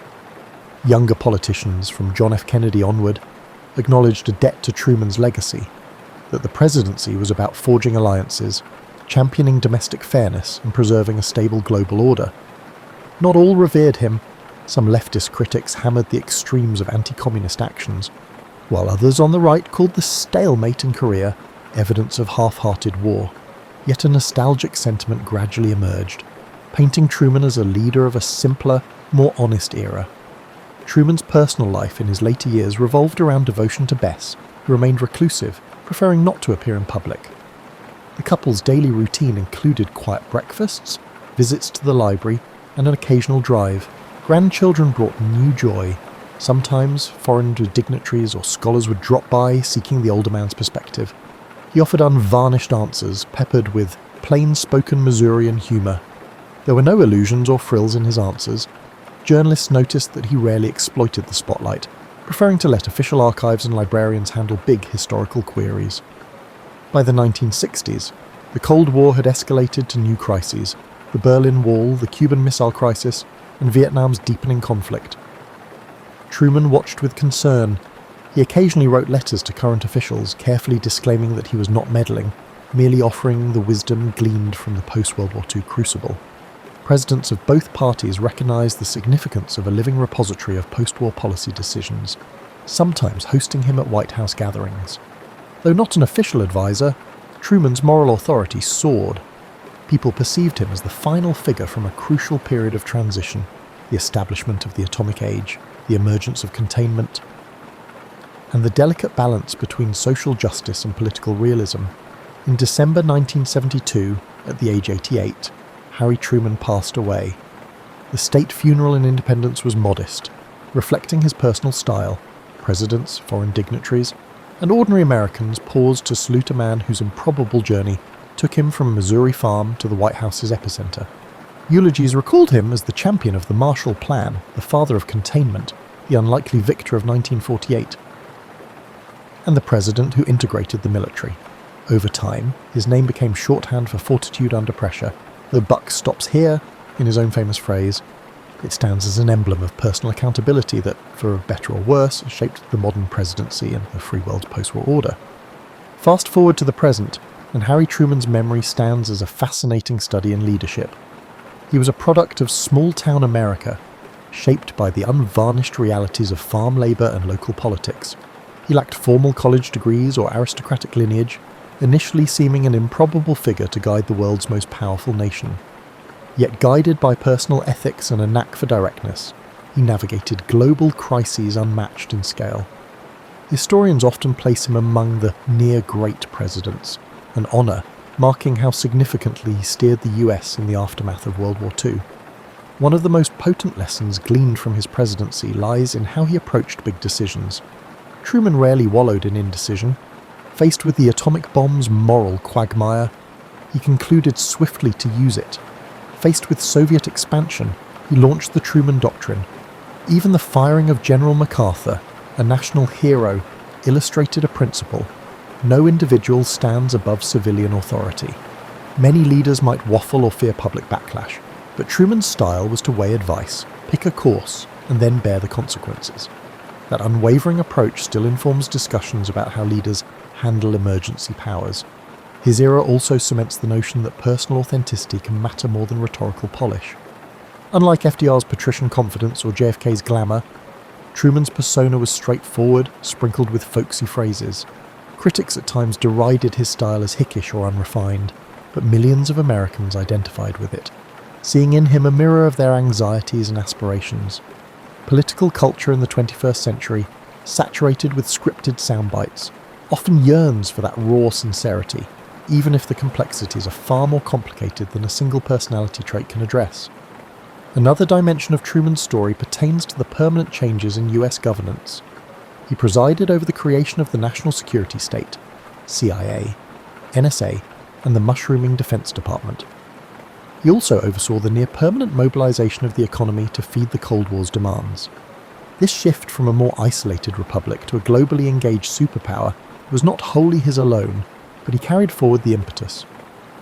The ongoing debate about how much government surveillance or global policing is justified owes a debt to the structures built under Truman. His own personal discomfort with certain expansions, such as loyalty oaths, testifies to the moral dilemmas entwined with these transformations. Civil rights also saw impetus under his watch, though this took decades for the full effect to unfold.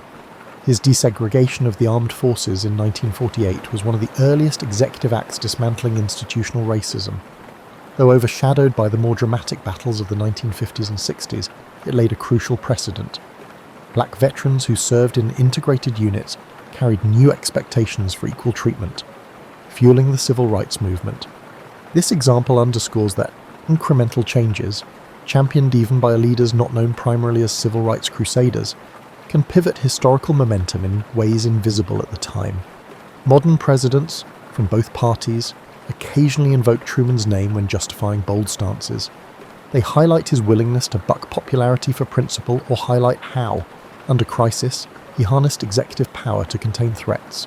Some hail him as the father of American internationalism, forging alliances and frameworks like NATO. Others cringe at the memory of the bombings and the loyalty purges. That duality, heroic to some, morally fraught to others, mirrors the complexity of the 20th century itself. For the typical American family, though, the memory of Truman might conjure images of that iconic 1948 photo with the newspaper headline, "Dewey defeats Truman," or the black and white footage of him announcing Japan's surrender. Libraries across the country preserve diaries from grandparents who felt uncertain about sending their sons to Korea, reading day-by-day news of the Truman War. The narrative resonates. A low-profile man confronted with outsized responsibilities, forging a path that was neither perfect nor doomed, but shaped by moral convictions and a refusal to shirk tough calls. In the end, Harry Truman's life serves as a testament to the unexpected emergence of leadership and the resilience and determination of common men in the face of extraordinary events. For a generation battered by depression and war, he was a reassuring presence. For modern society grappling with new global threats, from climate crises to cyber conflicts, his blueprint of strategic alliances, unwavering moral lines, and willingness to face unpopularity might hold valuable lessons. Indeed, his story stands as a testament to how the unassuming can transform into pivotal figures once fate thrusts them into the spotlight. As the decades roll on, the modest Missourian who saw himself simply as a public servant remains emblematic of how steadfast character can guide a nation through perilous times and reshape the very meaning of American leadership.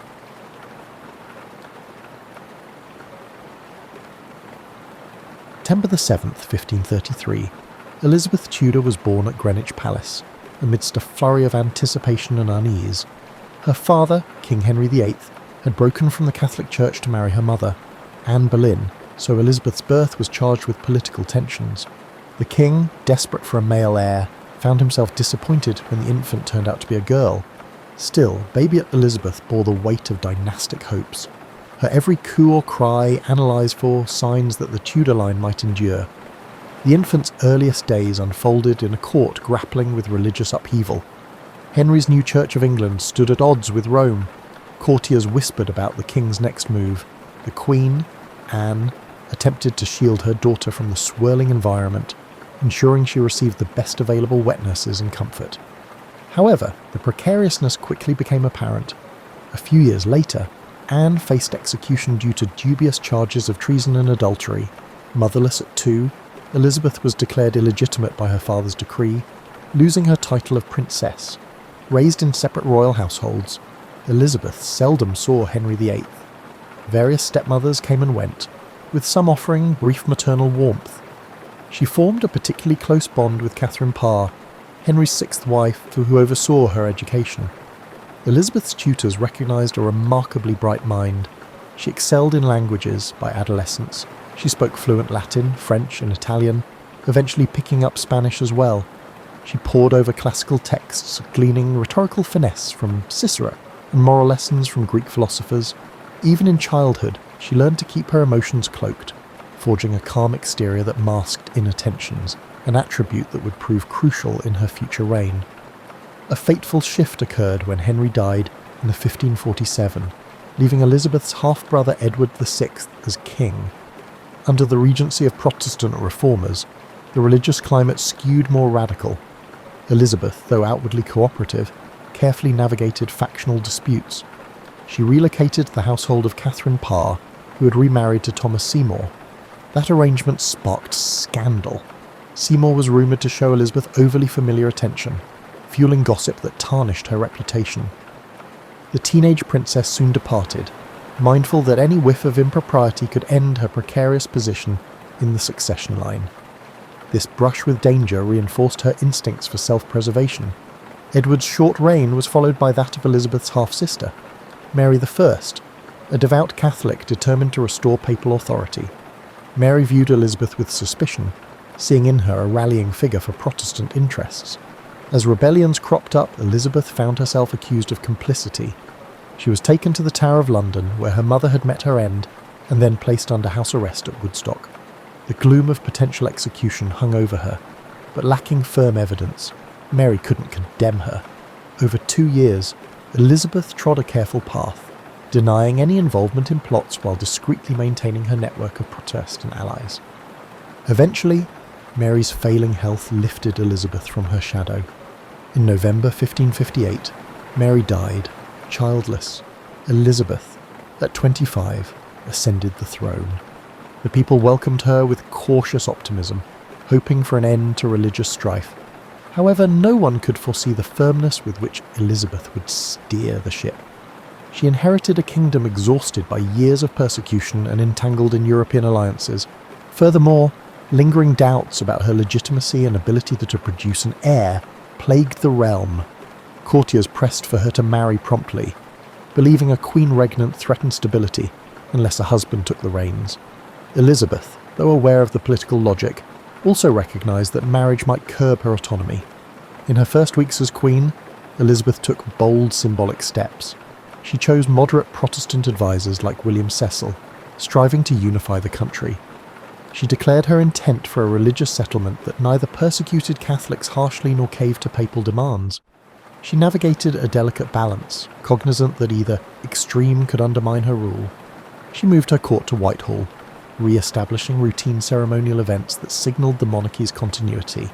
Observers described her as poised, with sharp eyes that hinted at an agile, strategic mind. The once exiled princess stood now at the centre of power, forging a monarchy that would come to define an era. Thus, the stage was set for a pivotal chapter in English history. Elizabeth's early experiences, maternal execution, paternal neglect, complex family ties, had shaped a cautious, perceptive approach. She had learned to conceal personal feelings behind a stately demeanour, armed with intellectual acumen gleaned from classical texts. The realm now looked to her for stability, religious compromise, and a reassertion of national identity. For Elizabeth, it was time to prove that a female sovereign, even one with a contested legitimacy, could guide England through its labyrinth of political storms. From the outset of her reign, Elizabeth I confronted a land torn by religious factionalism. Under Mary I, staunch Catholic policies reigned, with Protestant heretics burnt at the stake. Though those violent measures ended, many Catholics remained loyal to Rome. Meanwhile, radical Protestants clamoured for more extreme reforms. Elizabeth recognised that a middle path was essential for national peace. The Elizabethan religious settlement of 1559 aimed for a broad church approach. The Act of Supremacy declared her supreme governor of the Church of England, and the Act of Uniformity prescribed a moderate Protestant liturgy. While it alienated hardliners on both sides, it established a stable framework that endured. This religious compromise had consequences. Catholics abroad questioned her legitimacy, urging Mary, Queen of Scots, Elizabeth's Catholic cousin, to claim England's throne. Mary, exiled from Scotland in 1568, ended up in England, effectively under house arrest. Elizabeth, wary of dethroning a fellow anointed queen, faced a quandary. Mary's presence fueled conspiracies, yet executing her set a dangerous precedent. This predicament lingered for decades, turning Mary into an epicenter of Catholic plots that threatened Elizabeth's life and reign. Beyond religion, Elizabeth's foreign policy shaped her early years on the throne. England was militarily weak, overshadowed by Spanish might. The Queen needed alliances, but hated entangling treaties that might compromise her independence. She courted suitors from across Europe, France's Duke of Anjou, Austria's Archduke Charles, using marriage negotiations as diplomatic chess moves. Each negotiation offered short-term benefits, but she consistently evaded an actual wedding. By keeping her hand in marriage available, Elizabeth dissuaded certain powers from aggression, hoping for eventual union. The saga of the Virgin Queen was as much political strategy as personal inclination. Economically, Elizabeth inherited a treasury battered by wars. Her ministers, notably William Cecil, Lord Burghley, instituted reforms, curbing inflation and streamlining revenue collection. They supported maritime ventures, encouraging sea captains like Francis Drake to harass Spanish shipping and seize treasure. Such semi-official privateering enriched royal coffers and stoked Spanish hostility, culminating in deeper rivalries. Meanwhile, domestic industry, woolen cloth, for instance, expanded, aided by the stable environment Elizabeth's government fostered. As for the Queen herself, the court recognised her keen intellect and formidable will. She cherished erudition, employing multiple secretaries to handle a constant influx of diplomatic dispatches. Fluent in French and adept in Latin, she occasionally scribbled notes in Italian or Spanish. She revelled in masques and pageants, endorsing the arts to glorify her monarchy. She made a point of progresses, travelling with her retinue through the countryside, letting her subjects glimpse the royal presence. This practice built loyalty, for seeing their queen in person, resplendent with pearls and embroidered gowns, stirred patriotic pride. A lesser-known aspect was her reliance on intelligence networks. Elizabeth, aware that conspiracies loomed, authorised spy masters like Sir Francis Walsingham to intercept letters, employ informants, and uncover plots. This clandestine apparatus uncovered multiple assassins or traitors financed by Spain or papal agents. By revealing such threats, the Queen justified harsher policies against recalcitrant Catholics. Some criticised these tactics as oppressive, but to Elizabeth, survival mandated vigilance. Another challenge: cultural expectations for queens. She faced jabs about her gender, with some male courtiers urging a kingly partner. She responded by forging a regal persona, insisting subjects see her as both king and queen, a line reflecting her dual role. She skillfully navigated male-dominated councils, awarding title carefully to ensure no single noble overshadowed her. She also used fashion as a political tool. Her elaborate gowns, iconic ruffs, and jewel-laden wardrobes signalled the monarchy's majesty. This cultivated image buttressed her authority in an era still grappling with a female sovereign. In parallel, Elizabeth's personal circle remained small. She could be witty and charming, dancing or joking with favourites like Robert Dudley. But letting affection over pseudo prudence risked scandal. Rumours flew about her closeness to Dudley, fueling suspicion that she might marry him. The potential controversy was immense, given Dudley's questionable reputation. In the end, Elizabeth never wed. She cherished her autonomy, well aware that a consort could overshadow or manipulate her. The choice drew bafflement from the foreign courts, but domestically, it enhanced her mystique. The Virgin Queen identity solidified, spurring propaganda that cast her as wedded to the realm itself. Elizabeth's early reign involved balancing various tasks such as forging a delicate religious settlement, spurring economic growth, outmanoeuvring suitor entanglements, and stamping out plots. She skillfully used image and ceremony to unify the realm, though critics lurked. Her government's stability rested on an ongoing dance with foreign powers and internal factions.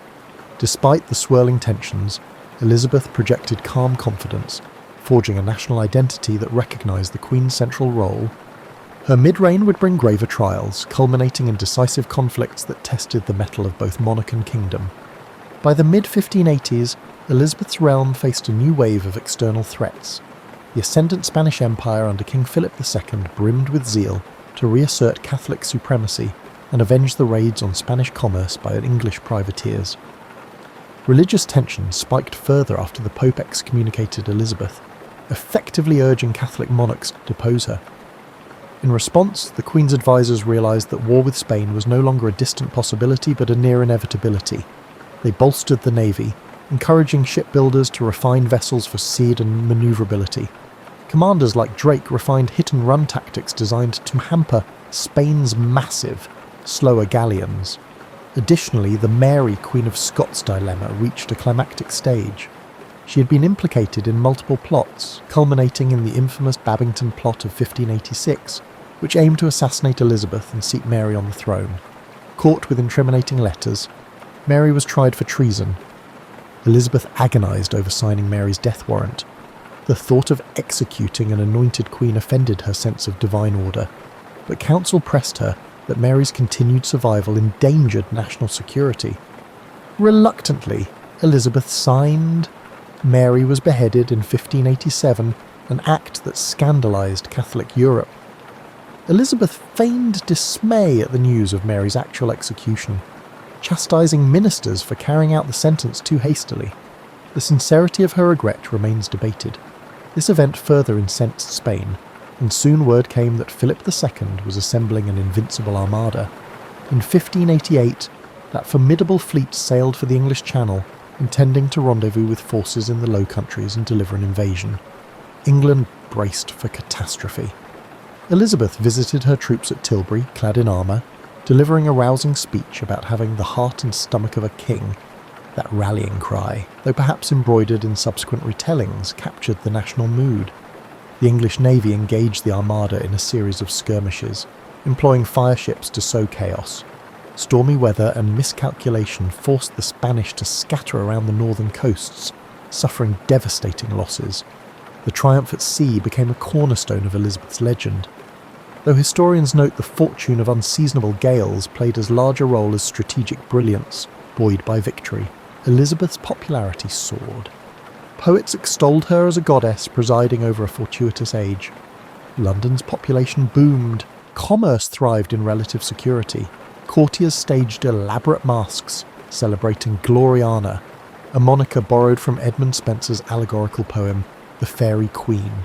This cult of Elizabeth, with pageantry and stylized iconography, shaped a golden aura around her monarchy. She bestowed knighthoods on naval heroes like Drake, though she never turned them into unstoppable political rivals. Indeed, part of her genius lay in praising men just enough to secure their loyalty, but not so extravagantly as to overshadow her own regal glow. Yet cracks surfaced. The war with Spain dragged on sporadically. English expeditions to support Protestant rebels in the Netherlands or to raid Spanish ports often ended in fiascos, draining resources. The Queen's earlier frugality turned to reluctance about fully funding new campaigns, prompting friction with bold but cash-strapped commanders. Some younger courtiers, like the Earl of Essex, were impatient with Elizabeth's measured approach. Essex attempted to replicate despite Drake's glories. He led half-baked military forays and returned with meagre spoils.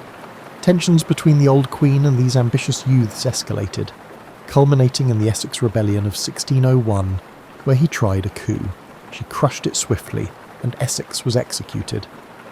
As Elizabeth aged, her once intimate circle diminished. Longtime advisors such as William Cecil passed away, and favoured courtiers either died or fell out of favour. The Queen, famous for her fine dresses and elaborate wigs, now faced a more solitary existence. Gossip about her vanity circulated. She insisted on controlling her image, refusing to appear as a frail matron. She demanded loyalty from ladies-in-waiting, scolding them if they dared overshadow her attire or conversation. Although the realm viewed her as Gloriana, she struggled to maintain a mythic aura behind closed doors. Diplomatically, the final years of her reign saw a cooling of tension with Spain, not via a formal peace but through mutual exhaustion. The impetus for large armadas had waned, with Spain focusing on European entanglements. England, for its part, lacked the finances to continue heavy engagements. Meanwhile, the seeds of colonial expansion were sown. English seafarers eyed North America, establishing fledgling outposts. The concept of an overseas empire was embryonic but emerging. Thus, approaching the turn of the century, Elizabeth presided over a stable yet evolving monarchy. She had defied invasion, faced down conspiracies, and reigned as an iconic figure admired across Europe. But the question of succession remained, unmarried and childless. She had never named an heir.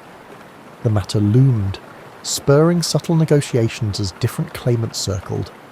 This final stretch of her reign tested whether the Tudor line's magic could endure beyond her mortal presence, or if it would seamlessly transition to a new dynasty. By the twilight of her reign, Elizabeth I found herself contending with the question that had dogged her for decades. Who would follow her upon the throne? No official heir had been named, though many whispered that James VI of Scotland, a Protestant and son of the executed Mary, Queen of Scots, was the likely candidate. Elizabeth, ever cautious about naming a successor, understood that the moment she sanctioned an heir, her authority might wane. Yet the gentry and the powerful were anxious, fearing a resurgence of civil strife if the crown's transition lacked clarity. As the 1590s waned, the Queen's court saw fewer robust festivities. Elizabeth's health was not the best, and her mood darkened by the loss of cherished confidants. Once a favoured explorer, Sir Walter Raleigh fell from Elizabeth's favour. The Earl of Essex, her erstwhile golden boy, died a traitor. Meanwhile, the luminous circle that had celebrated her youth, Bess of Hardwicke, Countess of Leicester, and others, had scattered. England's population soared beyond 4 million, many living precariously in squalid conditions. Bread riots flickered in adverse harvest years, and the cost of warfare remained burdensome. Some critics murmured that the Queen's refusal to adapt to a new generation's demands indicated the monarchy was adrift. Yet Elizabeth never lost her political savvy. She carefully managed sessions of Parliament, deftly deflecting demands for certain policy changes. She employed subtle flattery, reminding them that as a mother to her people, she prized their well-being above all. This rhetorical style, combining maternal sentiments with regal authority, continued to woo the common folk. Indeed, from the countryside to London's teeming streets, loyalty to the Queen remained high, an outgrowth of national pride partly forged by that earlier victory over the Spanish Armada. In the realm of arts, the Elizabethan theatre blossomed, spearheaded by William Shakespeare, Christopher Marlowe, and others. Though Elizabeth seldom attended public performances at the Globe, she invited theatrical troupes to court. She found enjoyment in comedic interludes, even if she publicly maintained a formal veneer. This cultural renaissance, ignited under her watch, was a point of national distinction, with travelling players bringing both dramatic flair and moral allegories to distant corners. The synergy of crowns and creativity underscored an epoch known as the Elizabethan Golden Age. Throughout, the religious settlement endured, though Puritan elements pressed for stricter reforms. Criticising the hierarchical structure of bishops, the Queen tolerated moderate Puritan pleas but cracked down on radical preachers who undermined her supreme governorship. Catholic recusants faced fines or pressure to conform, though large-scale persecution was less aggressive than during Mary's reign. Despite friction, Elizabeth's stance staved off religious civil war. This equilibrium, though not perfect, enabled commerce and exploration to flourish. Merchants ventured to the Levant, the Baltic, and the Americas, sowing early seeds of a global maritime trade. In the final few months of her life, Elizabeth retreated to Richmond Palace. She was increasingly frail, refusing medical interventions that seemed invasive. Court rumours multiplied. The Queen's mind was drifting.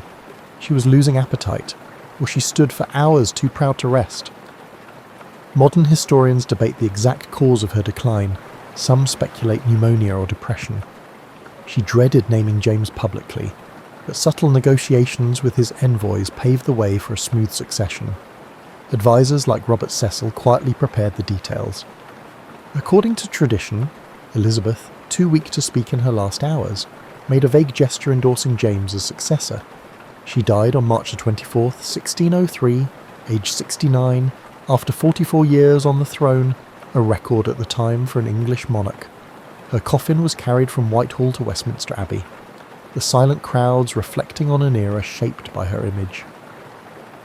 That day closed the Tudor line, with James VI of Scotland becoming James I of England, inaugurating the Stuart dynasty. Yet the Tudor brand had not ended in chaos. Elizabeth's measured approach, for all her reluctances, ensured a relatively peaceful handover. In the wake of her passing, tributes soared. Pamphlets hailed her as the wisest princess, the mother of her people, and a near-legendary figure who steered the nation from the shadows of religious tyranny. The wave of national mourning overshadowed her shortcomings, which included excessive favouritism, suspicion of rivals, and stifling certain freedoms. Over the next centuries, historians would reinterpret her story, dissecting the illusions of the Virgin Queen narrative, acknowledging her harsh treatment of dissenters, yet marvelling at her capacity to wield authority in a fiercely patriarchal world.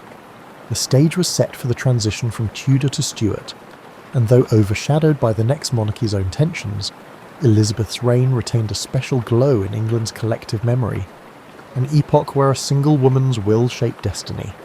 Immediately after Elizabeth's death, a swirl of legacies confronted the English. James I, newly ascendant, inherited a stable realm, but also the burden of living up to the fabled Gloriana.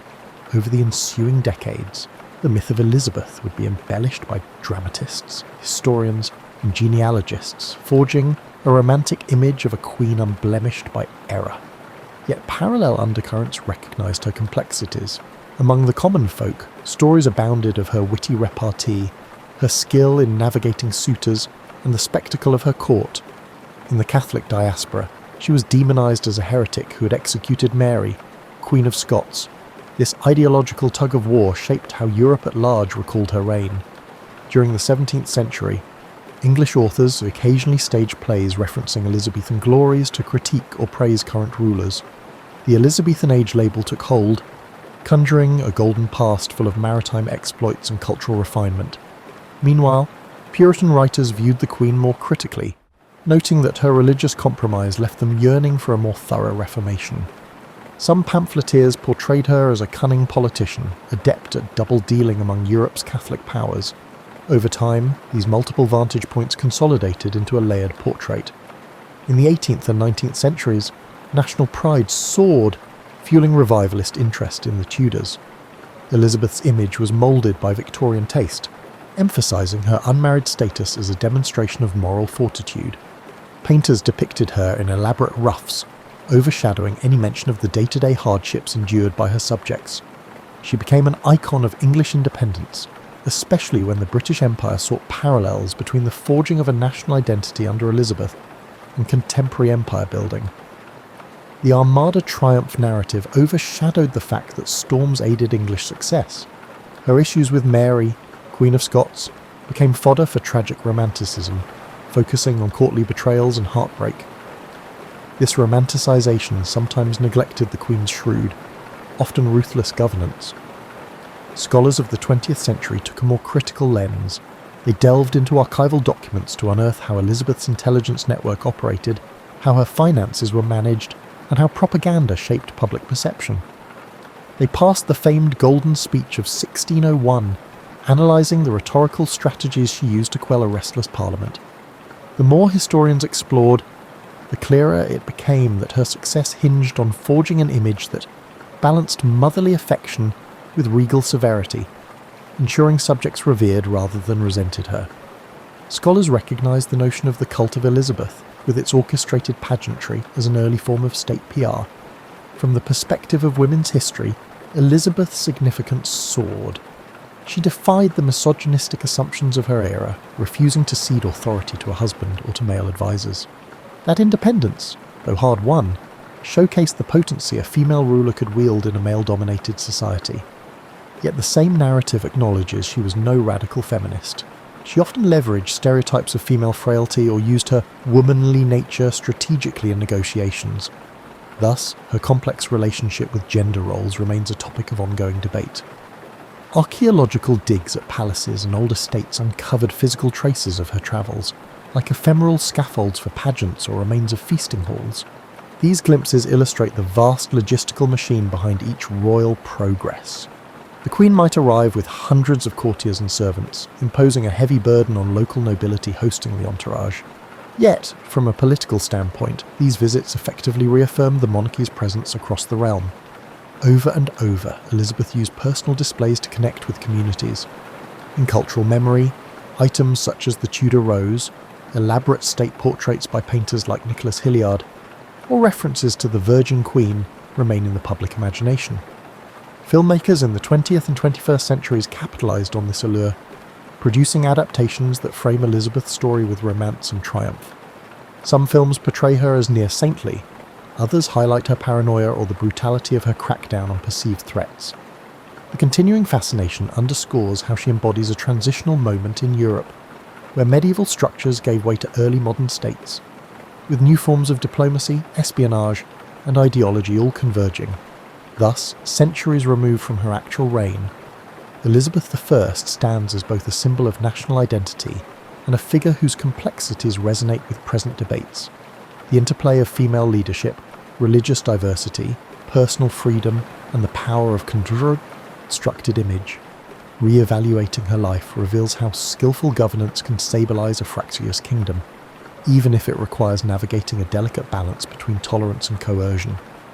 The conversation around Elizabeth remains dynamic, shaped by each generation's vantage on monarchy, gender, and the cost of maintaining a carefully wrought facade of unity. Elizabeth's story resonates with the notion that midlife can be a time of both reflection and strategic boldness. She ascended the throne at 25, but arguably her most defining decisions, the forging of a moderate religious settlement, the careful dance of marriage negotiations, unfolded as she matured. In the face of personal regrets, lack of a direct heir, And external crises, Spanish hostility, internal plots, she repeatedly displayed resilience under the lens of older wisdom. Yet that sagacity was not innate. It sprang from a youth marked by precariousness, shaping a thorough calculation in adult life. One lesser discussed aspect is her intellectual curiosity. She was no passive figurehead. She read widely, from classical philosophers to contemporary political treatises, and engaged in theological debates with ambassadors. She wrote translations of texts, including Plutarch, honing linguistic precision. In an era when many noblewomen possessed only basic literacy, Elizabeth's depth of scholarship commanded respect. She used this knowledge to steer councils, referencing classical examples of leadership or mercy, grounding her decisions in a broader worldview than simple realpolitik. Another dimension concerns her approach to management and delegation. Faced with a swirl of court factions, some aligned with Cecil, others with Dudley, and various earls vying for influence, she balanced them by a rotating favour, ensuring no single man overshadowed the rest. This delicate manoeuvre allowed her to maintain her position as the ultimate arbiter, thereby preventing entrenched monopolies of power.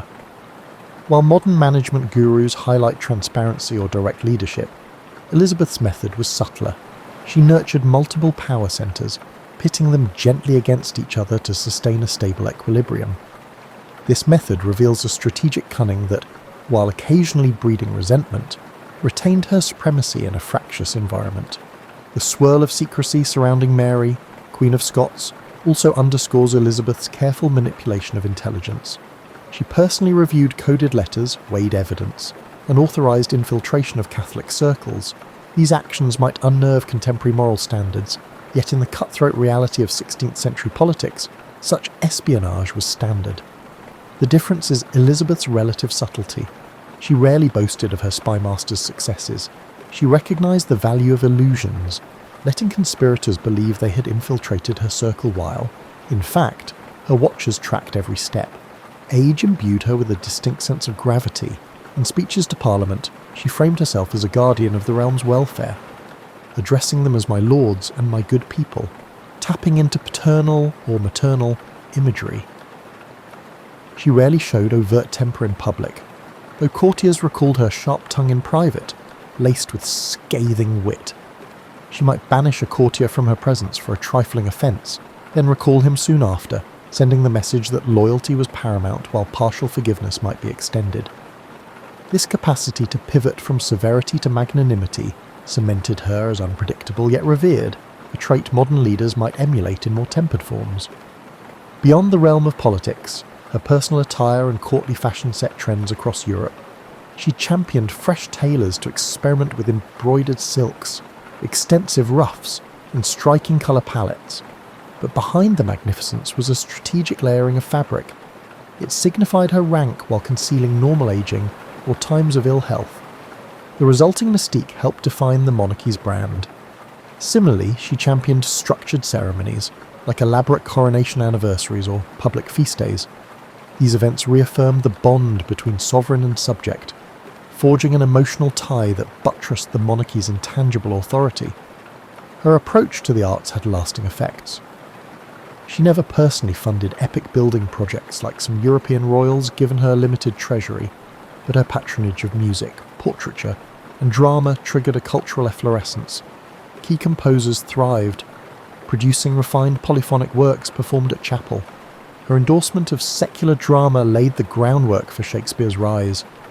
She recognised that cultural prestige elevated national pride, thus investing in intangible capital that would outlast her. This fosters an analogy to modern soft power, a concept in global relations. In sum, Elizabeth's mid to late reign exemplifies how a leader can orchestrate multi-layered strategies, leaning on intellectual depth, balancing internal factions, leveraging espionage, and forging cultural identity.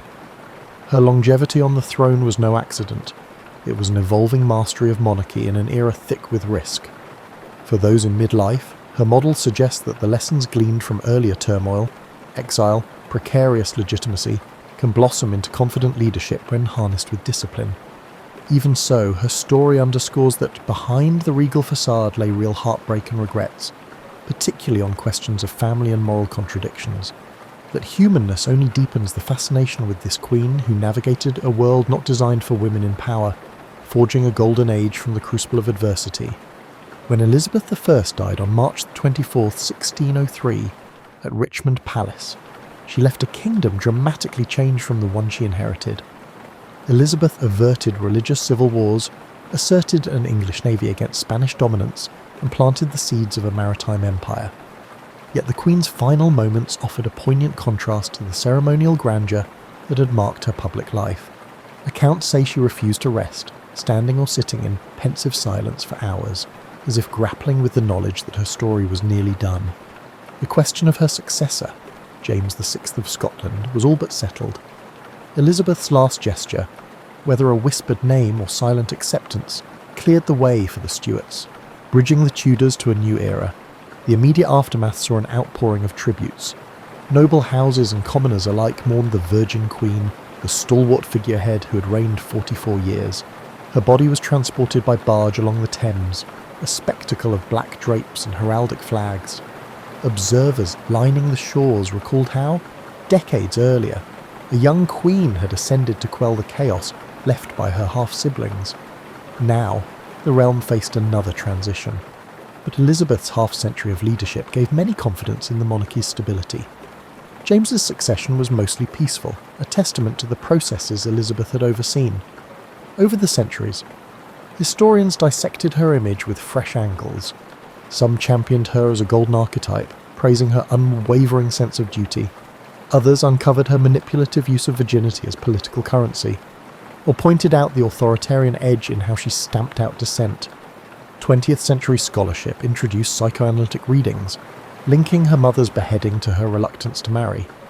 Meanwhile, feminist analyses recognised her capacity to subvert patriarchal norms by forging a distinctly female monarchy that demanded masculine respect. Archaeological research, too, contributed. Excavations at palatial sites uncovered courtyards used for lavish tilts or dancing events, fragments of decorative tile bearing Tudor roses. Art restorations revealed how state portraits were retouched to remove wrinkles or human imperfections, reinforcing her iconic aura. The evolution of her visual propaganda parallels modern brand management, illustrating how monarchy leveraged illusions to maintain public fascination. Elizabeth's era, characterised by Drake's circumnavigation, Shakespeare's stage, and an assertive national identity, evoked a deep sense of nostalgia among everyday English folk. Actual living conditions for peasants remained harsh, but the sense of belonging to an up-and-coming realm soared. Elizabeth harnessed that pride to unify a land threatened by continental powers. She left behind no direct heir, but her intangible bequest was a monarchy reinvigorated by a sense of national destiny, though future conflicts like the English Civil War would test that unity severely. In the present, Elizabeth's story continues to enthrall. Tourists flock to the Tower of London or Hampton Court, longing for glimpses of her era's grandeur. Historians piece together details from diaries, ambassadors' dispatches, and state papers. The creative arts produce films reimagining her as everything from an iron-willed warrior to a lonely figure overshadowed by politics. Such portrayals reflect changing cultural values. We admire her resilience, critique her harshness, empathise with her personal constraints. Each generation reads new lessons into her life, whether celebrating female power or lamenting the cost of absolute monarchy. Her tomb rests in Westminster Abbey, overshadowed by the more elaborate memorial of her half-sister Mary I. Erected during James I's time, it depicts Elizabeth recumbent, ironically sharing a memorial with Mary in a symbolic burying of old rivalries. While the effigy is fairly simple, visitors often linger, mindful that the occupant reshaped Europe's power balance. The inscriptions hail her as a paragon of wisdom, praising her as, of her sex the pride, of all time the wonder. The rhetoric might be thick, but it echoes how she was revered by her contemporaries. In the end, Elizabeth I stands as a testament to the synergy of personal cunning, cultural stewardship, and circumstance. The child, overshadowed by a father's quest for a male heir, grew into a queen who refused to be overshadowed by any spouse or continental monarch. That improbable arc, from uncertain princess to undisputed sovereign, still captivates. Her life underscores that leadership is rarely straightforward. forging alliances, stifling conspiracies, and projecting authority demand constant recalibration.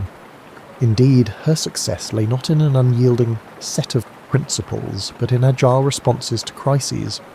Through this fluid style, she carved a stable realm from a swirl of dangers. Centuries later, that story endures, bridging history and myth, echoing that a lone determined figure, armed with intellect, cunning, and stagecraft, can shift an entire kingdom's course.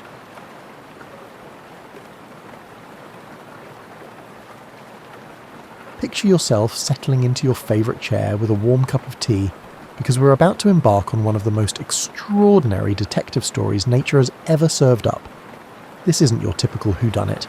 It's a who was it that took over 5,000 years to solve. It all began on a perfectly ordinary September day in 1991, when two German hikers decided to take what they thought would be a pleasant stroll through the Ötztal Alps between Austria and Italy. Helmut and Erika Simon were the kind of people who probably packed extra sandwiches and checked the weather forecast 3 times before leaving home. They certainly weren't expecting to stumble upon what would become one of the most significant archaeological discoveries of the 20th century.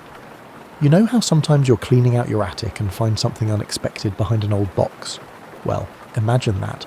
But instead of finding your college yearbook, you discover a perfectly preserved 5,300-year-old human being. That's essentially what happened when the Simons noticed something odd poking out of the melting ice. At first glance, they figured they'd found some poor modern hiker who'd gotten lost in a blizzard. The Alps, after all, have claimed their share of adventurers over the years. But the specimen wasn't just any frozen traveller, this was Otzi, though he wouldn't get his catchy nickname until much later. The Simons were looking at the oldest naturally mummified human ever discovered in Europe, a man who'd been flash-frozen in time like the world's most incredible historical snapshot. The discovery sent ripples through the scientific community faster than gossip at a small-town coffee shop. Here was a window into the Copper Age, a time when humans were just figuring out that banging rocks together could produce more than just noise. Otzi lived during a period when your biggest life decisions involved whether to hunt mammoth or gather berries, and the most advanced technology was a sharp stick. What made this find so remarkable wasn't just Otzi's age, though 5,300 years is certainly nothing to sneeze at, but his incredible state of preservation. The high altitude, constant freezing temperatures, and dry mountain air had turned him into nature's own time capsule. While most people from his era had long since returned to dust, Otzi looked like he could wake up at any moment and ask for directions to the nearest Starbucks. The initial recovery was something like a carefully choreographed dance between excitement and extreme caution. Scientists descended on the site like bibliophiles at a rare book sale, each one more thrilled than the last. They knew they were handling something precious, not just scientifically but humanly. The subject wasn't just a specimen, this was someone's ancestor, a person who had lived, loved, and ultimately met his end on a lonely mountain pass. As you drift off tonight, imagine the moment when researchers first laid eyes on Otzi's belongings scattered around the ice. His copper axe gleamed dully in the alpine sun, while his leather quiver held arrows that had been ready for action since before the pyramids were built. It was like discovering a Bronze Age Swiss Army knife, complete with everything a well-prepared traveller might need for a journey through the ancient world. The mountains had kept Otzi's secret for over 5 millennia, waiting patiently for the right moment to reveal their treasure. And on that September day in 1991, they finally decided it was time to let their ancient guardian tell his story. Now that you're comfortable and ready to learn more about our icebound friend, let's dive into what scientists discovered when they began their careful examination of Otzi. Think of it as reading the world's oldest autobiography, written not in words but in skin, bones and belongings. First things first, Otzi wasn't exactly what you'd call imposing. Standing at about 5 feet 3 inches tall and weighing roughly 110 pounds, he was built more like a marathon runner than a linebacker. But don't let his modest stature fool you. This was clearly a man who knew his way around the mountains. His legs were muscled from years of climbing steep terrain, and his lungs had adapted to the thin air of high altitudes. Otzi was essentially the ancient world's equivalent of those annoyingly fit people who post photos from their weekend hikes. The scientists examining him were like detectives with the ultimate cold case, literally. Every inch of Otzi's body told a story, and these researchers were determined to read every chapter. They discovered he had brown eyes and brown hair, though the hair was more of a memory by the time he was found. He also sported what might have been Europe's first man bun, because apparently some fashion choices are truly timeless. But here's where things get really interesting, and slightly uncomfortable if you happen to be squeamish about ancient medical procedures. Otzi was covered in tattoos. Not the kind you might get after a few too many drinks in college, but deliberate, purposeful. These markings served a very different function. These weren't artistic expressions or symbols of rebellion. They were therapeutic tattoos, placed precisely over areas where Otzi suffered from arthritis and other ailments. Imagine that. 5,300 years ago, people were already practicing a form of acupuncture that involved permanent body modification. Otzi had 61 of these therapeutic tattoos, created by making small cuts in his skin and rubbing charcoal into the wounds. It's like ancient pain management, with a permanent reminder of every ache and pain you've ever had. Modern medicine cannot match the commitment level found in Copper Age healthcare. The contents of Otzi's stomach read like a prehistoric meal plan that would make modern nutritionists weep with envy. His last meal included ibex meat, red deer, grains and various plants. Basically, he was eating organic, free-range, locally sourced food long before it became trendy. No processed foods, no artificial preservatives, just pure mountain-to-table dining. Considering the circumstances of his death, one could argue that his final meal resembled a Last Supper, more than a carefully planned nutritional choice. Scientists also discovered that Otzi wasn't just a random wanderer who got caught in bad weather. The man had serious gear. His equipment list reads like the inventory of a well-prepared outdoor enthusiast: a copper axe with a U-handle, a flint knife, a bow made of yew wood, a quiver full of arrows, and a fire-starting kit complete with tinder fungus. He even had a first aid kit of sorts, including what appears to be prehistoric aspirin made from birch fungus. Perhaps most remarkably, Otzi was wearing what can only be described as the ancient world's most sophisticated outdoor clothing system. His outfit included a leather loincloth, leather leggings, a coat made of woven grass, a bearskin cap, and waterproof shoes stuffed with grass for insulation. It was essentially a 5,300-year-old version of high-tech mountaineering gear, designed by someone who understood that staying warm and dry was the difference between life and death in the mountains. As you settle deeper into your evening routine, consider this. Otzi's belongings represent some of humanity's earliest examples of specialized tools and clothing designed for extreme environments. He wasn't just surviving in the mountains, he was thriving there, equipped with everything he needed to navigate one of the world's most challenging terrains. Pull that blanket a little closer, because we're about to discuss the darker side of Otzi's story. What started as a remarkable tale of preservation became something much more sinister when scientists began to examine exactly how our mountain man met his end. For years following his discovery, researchers believed he had succumbed to exposure due to a sudden storm. It seemed like a reasonable explanation. The mountains are unpredictable, and even experienced travellers can find themselves in deadly situations when the weather turns nasty. But as technology advanced and scientists could examine Otzi more thoroughly, they discovered something that changed everything. An arrowhead lodged beneath his left shoulder blade. This wasn't death by misadventure, this was murder. Someone had shot Otzi in the back with an arrow, and that shooter had done so with deadly precision. The arrow had severed a major artery, causing Otzi to bleed to death on that lonely mountain pass. Suddenly, the find wasn't just an archaeological discovery, it was a 5,300-year-old homicide case. The plot thickened when scientists examined Otzi's hands and found fresh cuts on his palms and fingers. These weren't old scars from years of mountain living, they were recent wounds, suggesting that Otzi had been in a fight shortly before his death. Someone had attacked him, he had fought back, and ultimately he had lost. The evidence painted a picture of a man who'd been running for his life through the mountains, only to be cornered and killed by his pursuer. But who would want to kill Otzi? And why? At this point, the narrative becomes as intricate as a mist-covered mountain trail. Scientists discovered that Otzi's copper axe was remarkably advanced for its time, the kind of tool that would have been extremely valuable in the Copper Age. Some researchers theorized that Otzi might have been a trader, carrying precious goods across the mountain passes that connected different communities. Perhaps he was robbed and killed for his valuable possessions. Others suggest that Otzi might have been fleeing from tribal conflict. The Copper Age wasn't exactly known for its peaceful dispute resolution methods, and territorial battles were as common as modern traffic jams. Maybe Otzi belonged to a group that had lost a war, and he was trying to escape to safety when his enemies caught up with him. There's even a theory that Otzi might have been some kind of shaman or spiritual leader, targeted because of his special status in society. Those therapeutic tattoos and his knowledge of medicinal plants suggest someone who understood healing arts, perhaps making him a person of significant importance in his community. Political conflicts often caught spiritual leaders in the crossfire in ancient societies. The most intriguing aspect of Otzi's murder is what happened after he died. Whoever killed him made no attempt to retrieve the valuable copper axe or any of his other possessions. Suggests either that the killer was interrupted, or that the murder wasn't motivated by robbery.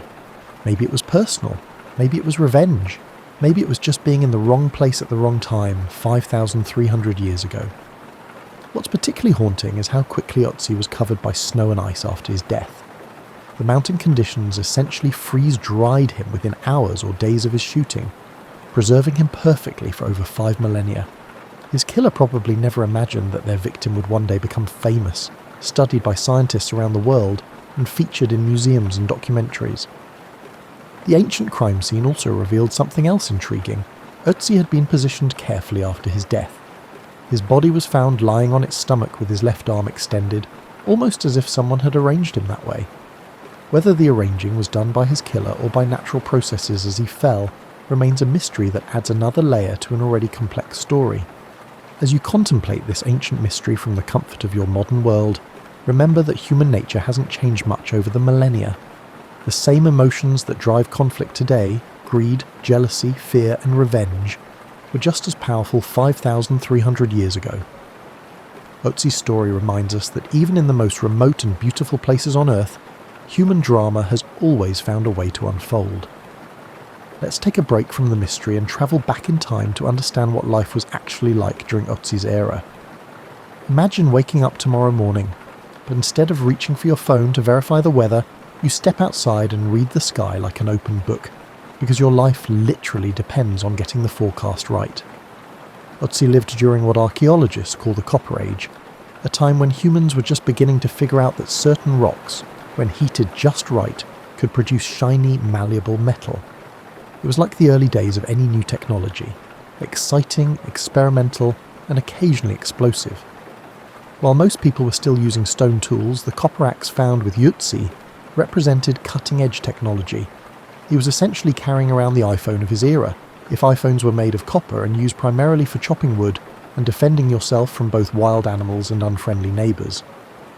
The world Otzi inhabited was simultaneously more dangerous and more beautiful than anything we can easily imagine today. There were no roads, no maps, no GPS systems, just animal trails, word-of-mouth directions, and an intimate knowledge of natural landmarks passed down through generations. Getting lost wasn't just inconvenient, it could be fatal. Yet people like Otzi regularly travelled hundreds of miles through some of the most challenging terrain on Earth, guided by nothing more than experience, instinct, and probably a healthy dose of courage. His community would have been small, perhaps no more than a few dozen people living together in a settlement that might relocate seasonally depending on food availability and weather conditions. Everyone knew everyone else, and privacy was probably about as rare as a hot shower. Your neighbours weren't just the people next door, they were your survival network, your entertainment system, your medical team, and your security force all rolled into one occasionally irritating but absolutely essential package. Food was whatever you could hunt, gather, grow, or trade for, and meal planning required skills that would make modern survival show contestants weep. Otzi's people had domesticated some animals, sheep, goats, and cattle, but hunting still provided much of their protein. They cultivated grains such as einkorn, wheat, and barley, and they collected wild fruits, nuts, and medicinal plants with a depth of knowledge that would embarrass modern botanists. Every plant had a purpose, every season brought different opportunities, and nothing edible was ever wasted. Clothing was entirely handmade from materials you either raised, hunted, or gathered yourself. Otzi's sophisticated outfit represented countless hours of work by skilled craftspeople who understood exactly what was needed to survive in harsh mountain conditions. His grass cloak alone would have required specialised knowledge of which grasses provide the best insulation and waterproofing, plus the weaving skills to turn raw materials into functional garments. It was like wearing a custom-made technical climbing suit, except it took months to create, and couldn't be replaced with a quick trip to the outdoor gear store. Medicine was a combination of practical knowledge, plant-based remedies, and what we might charitably call experimental procedures. Those therapeutic tattoos covering Otzi's body weren't just ancient acupuncture. They represented a sophisticated understanding of pain management and the willingness to try permanent body modification as treatment. When your back ached from years of carrying heavy loads over mountain terrain, you didn't pop an ibuprofen. You had someone cut patterns into your skin and rub charcoal into the wounds, hoping it would provide relief. The spiritual world was as real and immediate as the physical one. Stories, rituals, and relationships with supernatural forces helped us understand natural phenomena that we explain with science. Mountains, rivers, weather patterns, and animal behaviours all held meaning beyond their practical implications. Otzi's journey through the mountains wasn't just a physical expedition. It was a spiritual passage through a landscape alive with powers and presences that demanded respect and careful navigation. Perhaps most remarkably, people like Otzi possessed a kind of environmental literacy that's almost extinct in our modern world. They could read animal tracks like stories, predict weather changes from subtle shifts in wind direction, identify edible and medicinal plants by touch in complete darkness, and navigate vast distances using only natural landmarks. Their minds were libraries of practical knowledge, accumulated over lifetimes of careful observation and passed down through generations of oral tradition. As you rest in your comfortable, climate-controlled environment tonight, consider what it must have been like to live so intimately connected to the natural world that your survival depended on understanding its every mood and movement. Now, let's dim the lights a bit more and explore how modern science transformed Otzi from a curious discovery into a treasure trove of information about ancient life. It's like having a conversation with someone from 5,300 years ago, except instead of words, they're speaking through DNA, isotopes, and microscopic traces of pollen. When scientists began studying Otzi, they had to invent entirely new ways of extracting information from ancient remains without destroying them. Imagine trying to read a book that's so fragile it might crumble if you look at it too hard, but you know it contains secrets that could rewrite history. Every test had to be planned meticulously, every sample precious and irreplaceable. The first breakthrough came from studying the contents of Otzi's digestive system, essentially giving him a posthumous medical exam that would make even the most thorough doctor jealous. Scientists could identify exactly what he had eaten and when, creating a timeline of his final hours that read like a prehistoric travel itinerary. His last meal of ibex meat and unleavened bread told them he had stopped to eat in the valleys before climbing to the pass where he died. Even more remarkably, they found hop hornbeam pollen in his stomach, which only flowers in spring, helping to pinpoint not just where he had been, but when he had been there. Isotope analysis opened up another dimension of detective work that would make Sherlock Holmes green with envy. By studying the ratios of different chemical elements in Otzi's teeth, bones and hair, scientists could map out his movements over the years and months before his death, like a GPS tracking system that worked across millennia. They discovered he had spent his childhood in one valley, lived as an adult in another, and had travelled extensively throughout the region. His body was essentially a chemical passport, stamped with the signature of every place he had lived and every source of water he had drunk. DNA analysis revealed even more personal details about our ancient mountain man. Scientists determined that Otzi had brown eyes and type O blood, and that he was probably lactose intolerant, meaning he couldn't drink milk without some uncomfortable consequences. They also discovered he carried genetic markers associated with increased risk of heart disease, which might explain why his arteries showed signs of atherosclerosis despite his active lifestyle. Even 5,300 years ago, genetics was playing its role in human health. Perhaps most fascinatingly, researchers were able to extract and study bacteria from Otzi's stomach, discovering that he carried a strain of Helicobacter pylori that's most closely related to Asian populations. This tiny detail provided evidence for ancient migration patterns and trade connections that linked Europe to Asia thousands of years before the Silk Road became famous. Otzi's gut bacteria were telling a story about human movement and cultural exchange that spanned continents. The analysis of Otzi's clothing and equipment revealed sophisticated technologies that challenged assumptions about Copper Age capabilities. His leather was processed using complex tanning methods, His textiles showed advanced weaving techniques, and his tools demonstrated metalworking skills that were more sophisticated than previously thought possible for the time period. Each item represented not just individual craftsmanship but complex supply chains and specialized knowledge networks that connected communities across vast distances.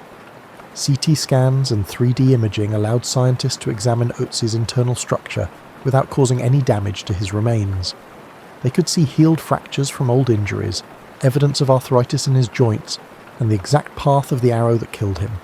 It was like performing an autopsy with the most advanced medical technology available, but on someone who had died before the invention of writing. The forensic analysis of his murder became increasingly sophisticated as technology advanced. Scientists could determine the type of bow used to shoot him, the direction from which the arrow came, and even estimate how long he survived after being wounded. They found traces of blood from 4 different people on his weapons and clothing, suggesting that Otzi had been involved in multiple conflicts shortly before his death. The evidence painted a picture of a man who had fought several battles, treated his wounds, and then climbed into the mountains, where he was finally ambushed and killed. Most remarkably, advances in ancient DNA research have allowed scientists to identify living relatives of Otzi. Through genetic analysis of modern populations in the Alps, they've found people who share genetic markers with our 5,300-year-old Iceman. It's as if Otzi reached across 5 millennia to tap someone on the shoulder and say, "Hey, we're family." As you settle into sleep tonight, consider how this intersection of cutting-edge science and ancient mystery has allowed us to know Otzi more intimately than we know most people from just a few centuries ago. Modern technology has made him more real, more human, and more relatable than any historical figure who left behind only written records. As we near the end of our journey with Otzi, let's explore how this ancient mountain man has become one of the most famous people who never lived to see his celebrity status.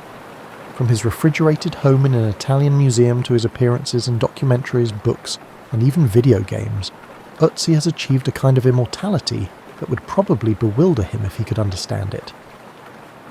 The South Tyrol Museum of Archaeology in Bolzano, Italy, has become Otzi's permanent address, a far cry from the nomadic lifestyle he once knew. He rests in a specially designed cold chamber that maintains the exact temperature and humidity conditions needed to preserve his remains, essentially living in a high-tech version of the glacial conditions that saved him for over 5 millennia. Visitors from around the world line up to peer through a small window at this ancient celebrity, making Otzi probably the most viewed person who died before the invention of agriculture. But Otzi's influence extends far beyond museum walls. He has revolutionized our understanding of Copper Age life, proving that our ancestors were far more sophisticated, mobile, and technologically advanced than previously imagined. Before Otzi, many archaeologists assumed that people from his era lived in small, isolated communities with limited technology and little long-distance travel. Otzi shattered those assumptions with his advanced equipment, evidence of extensive travel, and sophisticated medical treatments. His impact on medical research has been particularly profound. Those therapeutic tattoos have inspired modern studies of the relationship between acupuncture points and areas of chronic pain.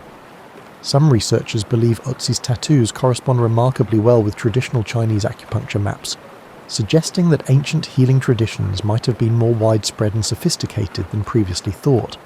It's as if Otzi was carrying around a 5,300-year-old medical textbook written on his skin.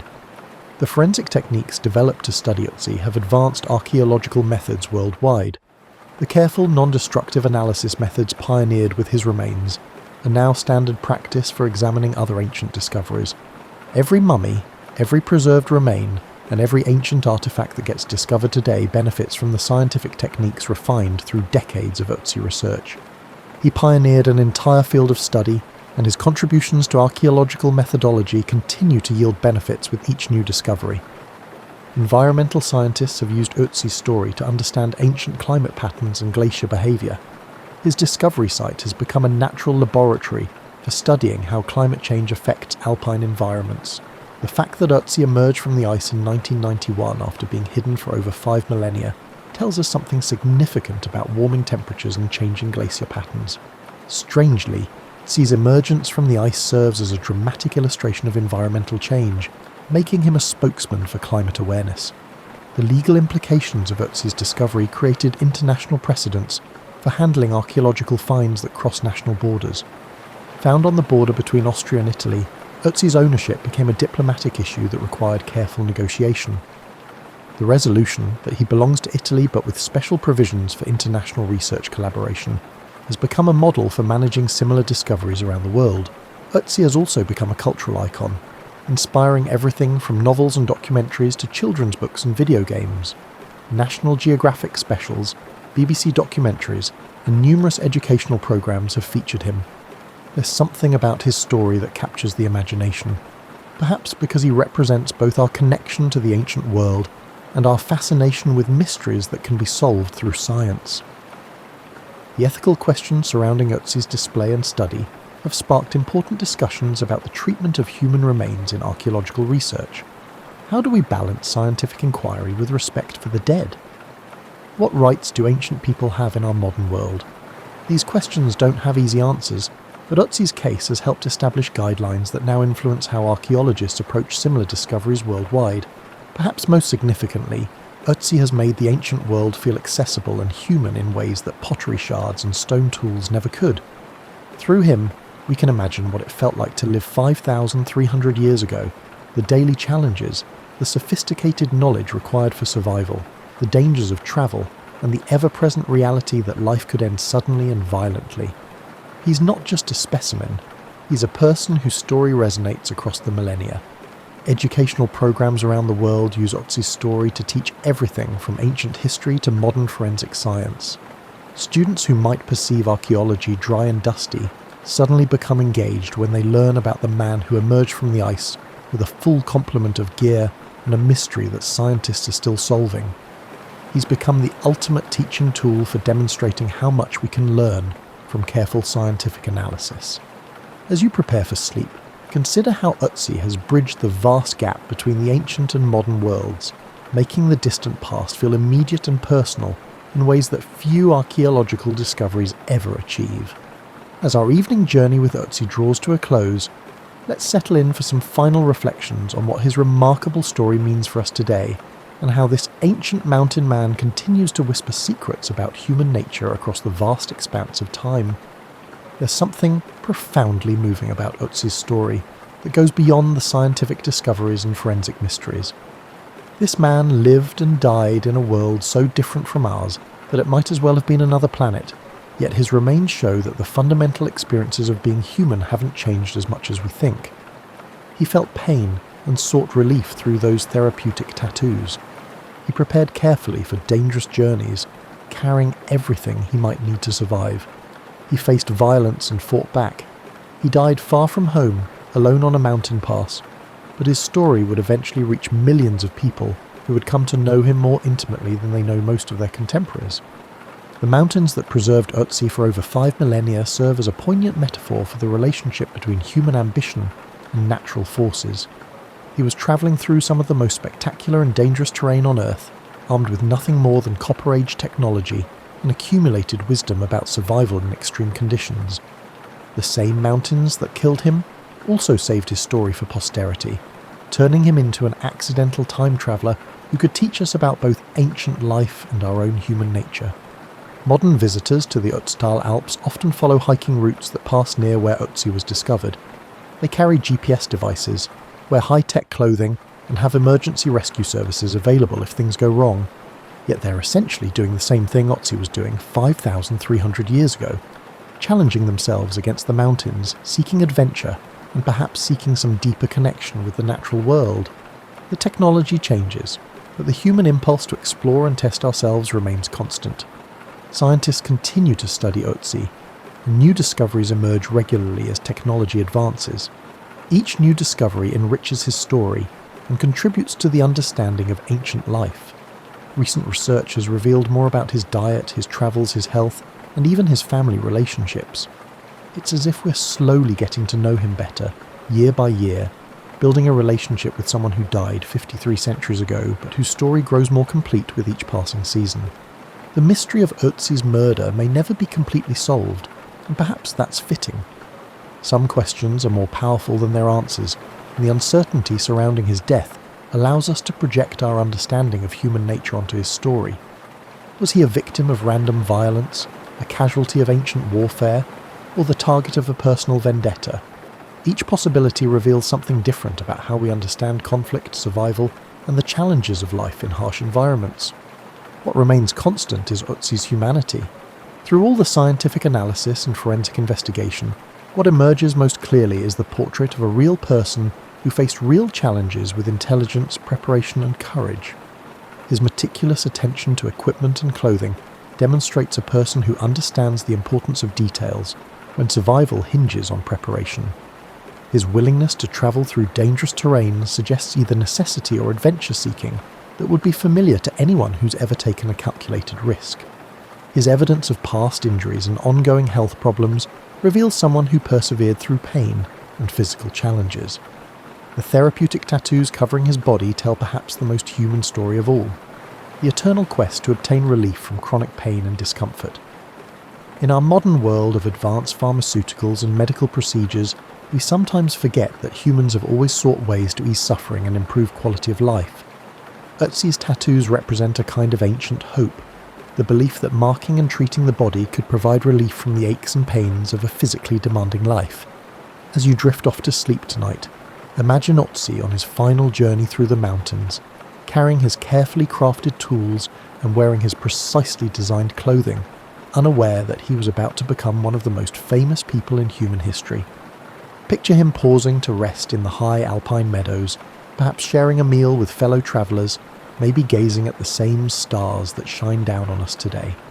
Even with the most advanced technology, we can't fully understand the mysteries and complexities of every human life, as his story reminds us.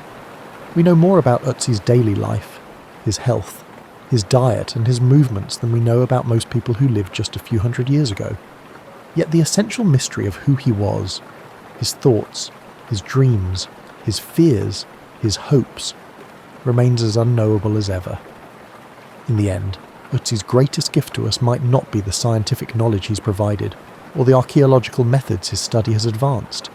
It might simply be the reminder that human stories matter, that individual lives have meaning that can echo across millennia, and that sometimes the most profound discoveries come from the most unexpected places.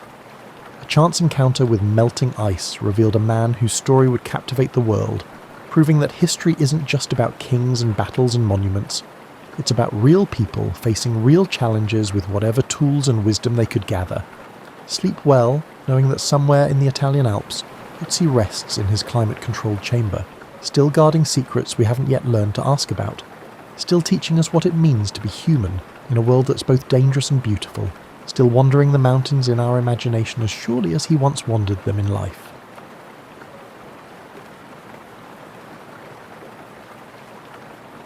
Narratives. These formative centuries shaped the cultural, spiritual and political DNA of the nation. The balance between divine legitimacy and earthly rule became a defining feature of Japan's rulers, a theme that would persist through centuries of samurai governance, shogunate control and imperial restoration. The echoes of these ancient times still resonate in modern Japan, where traditions, shrines and rituals continue to honour the distant past, maintaining a tangible link to the country's mythological and historical roots. As the Yayoi period gave way to the Kofun era circa 250 to 538 CE, Japan saw the rise of powerful clans that vied for dominance, each commanding vast agricultural territories and fortified settlements. Among these rival factions, the Yamato clan gradually asserted its influence over much of central and western Japan, cementing itself as the dominant force. Unlike the decentralized power structures of earlier centuries, the Yamato rulers established a centralized authority, one that derived legitimacy from both military strength and divine ancestry. They claimed descent from Amaterasu, the sun goddess, an assertion that reinforced their divine right to rule and set a precedent for Japan's imperial institution. As the Yamato extended their control, they adopted new governing strategies, incorporating rival clans into their administration rather than outright destroying them. This tactic allowed them to unify a fragmented land while keeping powerful regional families invested in their rule. Large keyhole-shaped burial mounds, known as coffin, began dotting the landscape, serving as massive tombs for Yamato rulers and symbolizing their growing authority. These colossal structures, some stretching over 400 meters, contained elaborate grave goods, including bronze mirrors, iron weapons, and Chinese-style artifacts, signaling Japan's increasing interaction with the continent. Diplomacy and warfare both played critical roles in the Yamato's consolidation of power. They maintained close ties with the Korean Peninsula's three kingdoms, Baekje, Silla, and Goguryeo, exchanging military assistance and cultural knowledge. This relationship introduced advanced ironworking, Buddhism, and Chinese writing, innovations that would profoundly shape Japan's social and political evolution. By the 6th century, the Yamato rulers had firmly established themselves as the sovereign power of the land, transitioning from mere chieftains to imperial monarchs. This period also saw the emergence of the term Tenno, meaning heavenly sovereign, which became the official title of the emperor, reinforcing the dynasty's divine mandate. However, true centralized rule was still in its infancy, and the emperor's power often depended on alliances with influential aristocratic families, particularly the Soga clan. Buddhism's arrival from Korea further accelerated political and ideological shifts, as different factions debated whether to embrace or resist the foreign faith.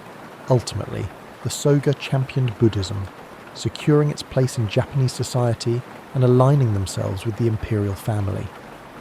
This decision not only strengthened the Yamato state's ties to continental Asia, but also set the stage for profound transformations in governance, religion, and cultural identity.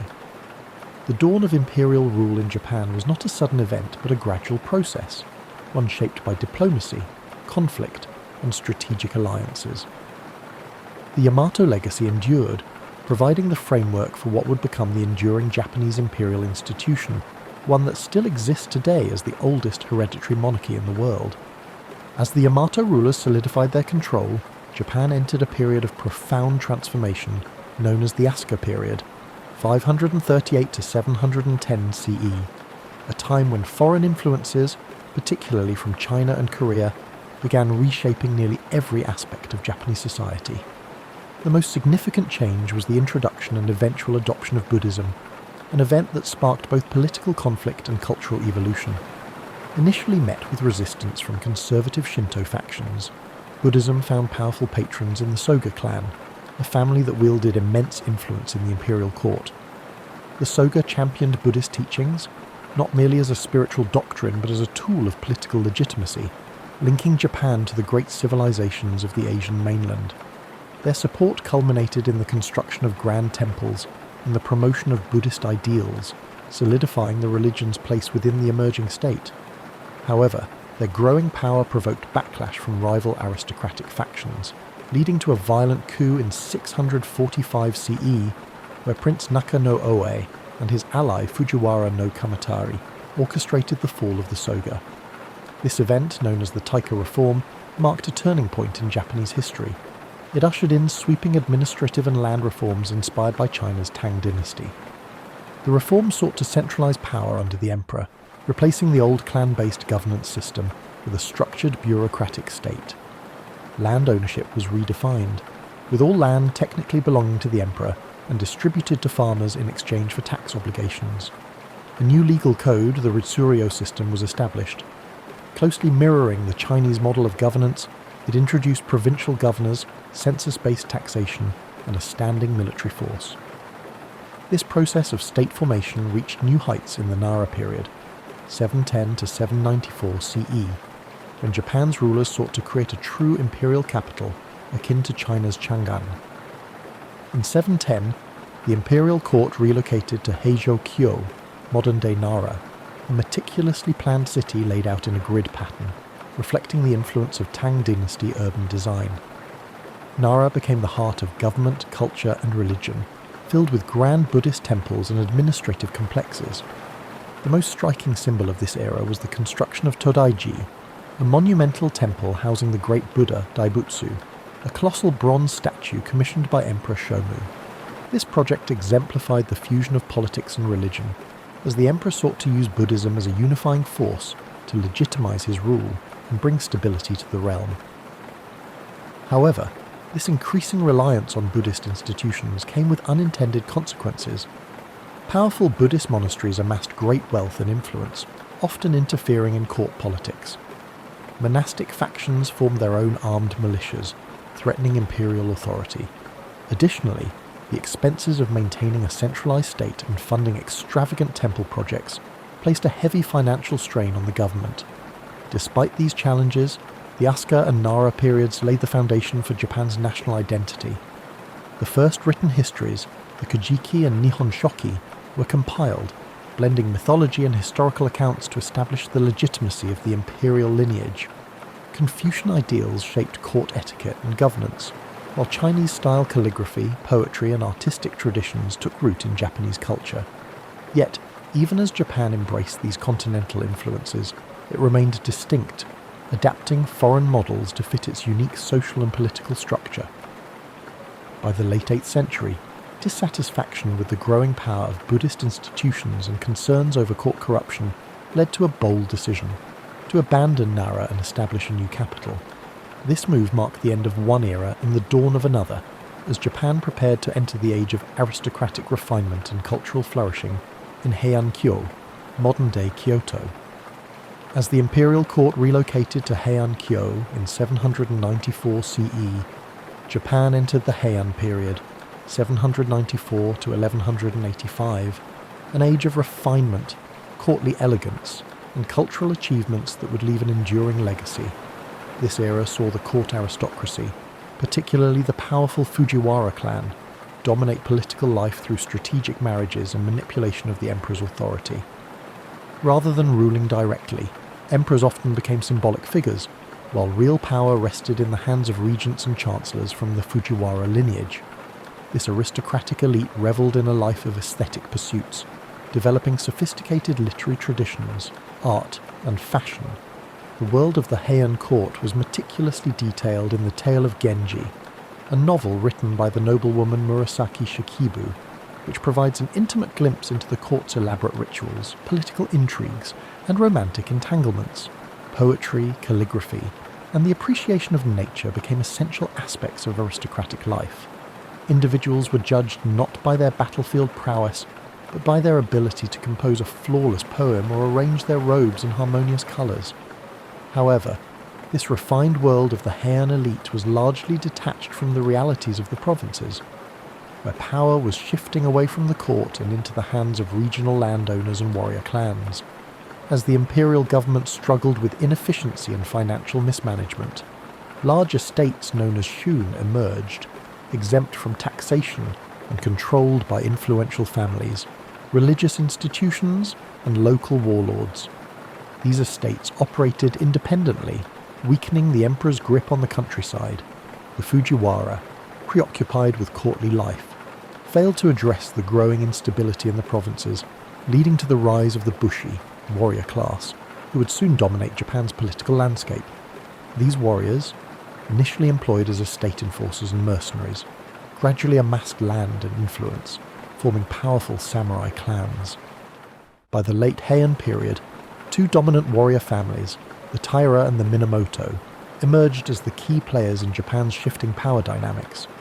Their rivalry culminated in a series of violent conflicts, known as the Genpei War, 1180 to 1185, which would decide the fate of the nation.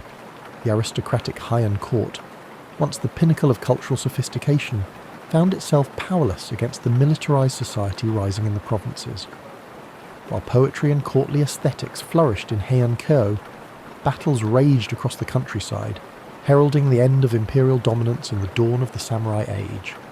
With the final defeat of the Taira at the Battle of Dan-no-ura in 1185, the Minamoto clan emerged victorious, forever altering Japan's political structure.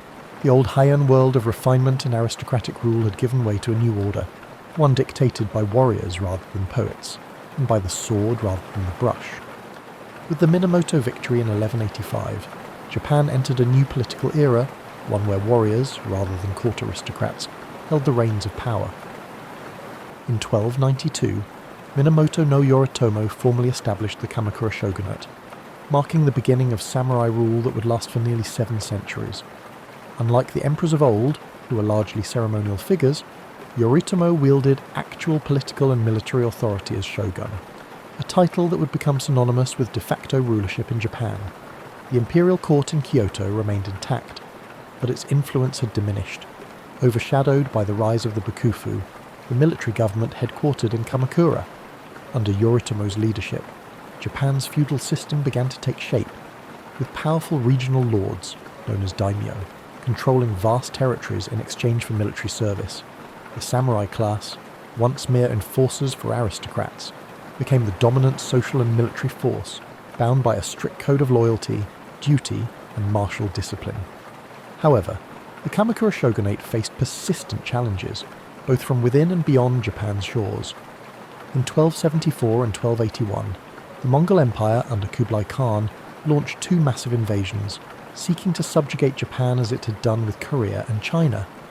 Despite their overwhelming numbers, the Mongols were repelled, aided in part by the legendary kamikaze, or divine winds typhoons that decimated the invading fleets.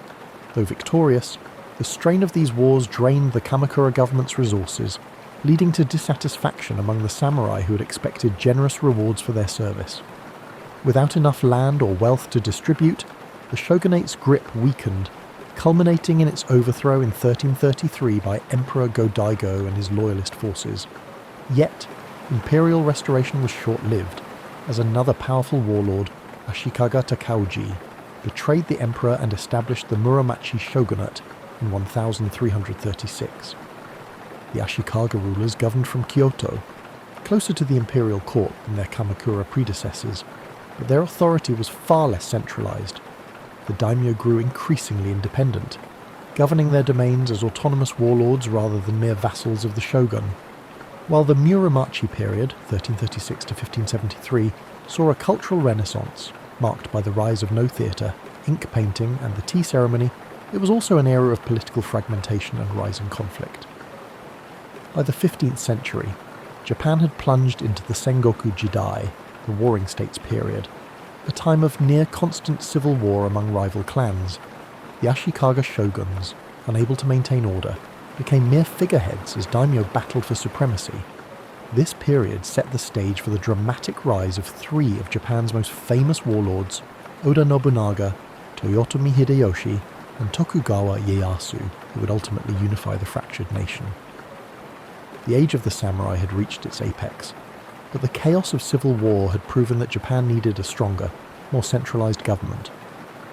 The centuries of warrior rule had reshaped the country's political landscape, replacing the old aristocratic order with a new hierarchy built on military might, land control, and unwavering feudal loyalty.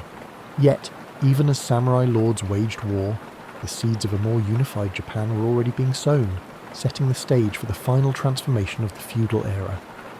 As Japan descended into chaos, during the Sengoku Jidai, the Warring States period, three formidable warlords emerged to bring an end to the long era of civil strife. The first was Oda Nobunaga, a brilliant but ruthless strategist who launched a campaign to unify Japan in the late 16th century. He revolutionized warfare by adopting Western firearms, implementing innovative battlefield tactics, and crushing rival daimyo with brutal efficiency. By the 1570s, Nobunaga had seized Kyoto and dismantled the remnants of the Ashikaga shogunate. However, his rule was cut short in 1582 when he was betrayed by one of his own generals, Akechi Mitsuhide, and forced to commit seppuku. His unfinished mission was taken up by Toyotomi Hideyoshi, a former peasant-turned-general who proved himself as one of history's greatest tacticians. Hideyoshi completed the unification of Japan, eliminating remaining rivals and establishing control over the entire archipelago by 1590. He enacted sweeping reforms, disarming the peasantry, restricting samurai to castle towns, and reorganizing the feudal hierarchy to ensure loyalty. However, his ambitions stretched beyond Japan. In 1592 and 1597, he launched massive invasions of Korea in a bid to conquer China. These campaigns ended in disaster, draining Japan's resources and costing thousands of lives. When Hideyoshi died in 1598, his generals vied for control, leading to the decisive Battle of Sekigahara in 1600. It was Tokugawa Ieyasu, a cunning and patient strategist, who emerged victorious. In 1603, he established the Tokugawa shogunate, ushering in the Edo period, 1603 to 1868. a time of unprecedented peace, stability, and isolation. Unlike his predecessors, Ieyasu prioritized long-term control over immediate conquest. He moved the seat of power to Edo, modern-day Tokyo, where he constructed an intricate system of governance to prevent future uprisings. The Bakuhan system divided authority between the shogunate and regional daimyo, ensuring that local lords remained powerful but ultimately subservient to the Tokugawa family. To maintain control, Ieyasu implemented the Sankin-kotai policy, which required daimyo to alternate living in Edo and their home provinces, draining their wealth and keeping them under close watch. Meanwhile, he enacted strict social policies that solidified Japan's rigid class hierarchy: samurai, peasants, artisans, and merchants, ensuring that each class remained in its designated role. One of the most defining features of the Tokugawa era was Japan's policy of isolation, known as sakoku. Fearing foreign influence, particularly the spread of Christianity, the shogunate banned European missionaries, restricted trade to a few controlled ports, and prohibited Japanese citizens from travelling abroad. For over 2 centuries, Japan remained almost entirely closed to the outside world, developing a distinct insular culture. Despite this isolation, the Edo period saw a flourishing of the arts, literature, and urban culture. Cities like Edo, Kyoto, and Osaka became centres of commerce and entertainment, giving rise to kabuki theatre, ukiyo-e woodblock prints, and haiku poetry. Samurai, now mostly bureaucrats rather than warriors, turned to scholarship and administration, while merchants, despite their low social status, grew increasingly wealthy. Yet, beneath the surface of stability, cracks began to form. Economic strain, rigid social policies, and foreign pressure would eventually force Japan to reopen its doors in the 19th century, bringing an end to the Tokugawa era and ushering in the Meiji Restoration. Still, the unification efforts of Nobunaga, Hideyoshi, and Ieyasu had laid the groundwork for modern Japan. Their legacies endured, shaping the country's political structure, cultural identity, and samurai ethos long after the last shogun relinquished power. The centuries of war and bloodshed had finally given way to order, but the cycle of history ensured that change would come again. Long before the samurai became the most revered warriors in Japanese history, they began as mere enforcers for the noble class. In the early centuries of Japan's political development, power rested in the hands of the imperial court and aristocracy, with local disputes often settled by hired fighters rather than structured military forces. However, as the Heian period progressed, land ownership shifted from centralized control to private estates, shun, which gave rise to influential provincial lords who needed warriors to protect their holdings. These warriors, initially called saburao, meaning to serve, evolved into the samurai, a class of fighters who would one day dominate Japan's social and political order. Unlike the court nobles in Kyoto, these provincial warriors lived by the sword, honing their skills in mounted archery, swordsmanship, and disciplined military tactics. They were not just fighters, but strategists, trained in loyalty, duty, and honor, principles that would later be enshrined in Bushido, the code of the samurai. The imperial government's decline in the late Heian period accelerated the rise of the samurai, as noble families began relying more on military clans for protection. Among the most powerful of these emerging warrior families were the Minamoto and the Taira, 2 clans whose rivalries would shape Japan's history. Initially, these samurai were still seen as servants of the court, their status subordinate to the aristocracy. But that perception began to change as warriors gained influence through both battlefield prowess and political maneuvering. By the 12th century, samurai were no longer just defenders of noble estates. They were power brokers in their own right, leading vast armies and commanding immense respect. The shift from noble rule to warrior rule was not sudden, but rather a gradual process driven by the failures of the imperial government to maintain order. As regional conflicts escalated and lawlessness spread across the provinces, the need for strong military leadership became undeniable. This transformation reached its climax in the Genpei War, 1180 to 1185, a brutal conflict between the Taira and Minamoto clans that determined the fate of Japan. The war was more than just a struggle for dominance. It marked the end of aristocratic rule and the beginning of samurai governance. The final battle at Dan-no-ura saw the complete destruction of the Taira, solidifying the Minamoto clan's control over Japan, In its aftermath, Minamoto no Yoritomo seized power and established the Kamakura shogunate in 1192, officially shifting Japan into a military government led by a shogun, a supreme warlord who ruled in the emperor's name. This event marked the true emergence of the samurai as the ruling class of Japan, their influence stretching beyond warfare into governance, law, and culture. No longer mere warriors in service to the court, they had become the backbone of the nation's power structure. But with power came responsibility, and the samurai soon found themselves navigating a delicate balance between loyalty, honour, and political ambition. The rise of the shogunate brought new challenges: clan rivalries, internal betrayals, and shifting allegiances that would test the samurai's resilience over the centuries. What had begun as a class of armed retainers had transformed into a military elite, shaping the destiny of Japan for generations to come. Their journey had only just begun, and the centuries ahead would see them not only rule Japan, but fight to keep their place at the top. With Minamoto no Yoritomo's rise to power in 1192, Japan entered the Kamakura period, 1185–1333, an era where the samurai became the governing class for the first time in history.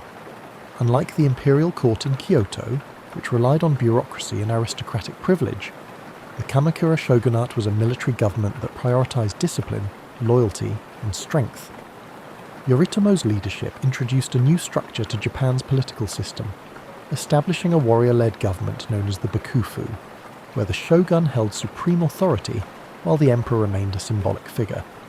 This system formalized the samurai's dominance, granting them land in exchange for military service, creating a feudal order where loyalty between a samurai and his lord became the foundation of governance. However, maintaining control over a country filled with ambitious warlords and noble families was no easy task. To solidify his grip, Yoritomo established the Shugo and Jito, military governors and estate stewards, who ensured the shogunate's rule extended to the farthest reaches of Japan. Despite Yoritomo's careful planning, internal struggles soon threatened the stability of the Kamakura shogunate. After his death in 1199, his widow Hojo Masako maneuvered her family into power, ensuring that real authority rested with the Hojo regents rather than the shogun himself. Under Hojo rule, the shogunate became more of an oligarchy, where the regents controlled political decisions while the puppet shoguns remained figureheads. Though this system maintained stability for a time, it created resentment among rival samurai clans who felt excluded from power. However, just as internal divisions threatened to weaken Japan's new military government, an even greater threat loomed on the horizon: the Mongol Empire. By the mid-13th century, the Mongols, under Kublai Khan, had conquered China and Korea, setting their sights on Japan. In 1274, they launched the first Mongol invasion, sending a massive fleet of warships and warriors to the shores of Kyushu. The Mongols fought unlike anything the samurai had ever encountered, using coordinated cavalry charges, massed archery, and explosives to disrupt traditional Japanese combat styles. The samurai, accustomed to one-on-one duels and honor-driven warfare, struggled against the Mongols' brutal efficiency. However, before the Mongols could achieve total victory, a typhoon struck their fleet, destroying many of their ships and forcing them to retreat.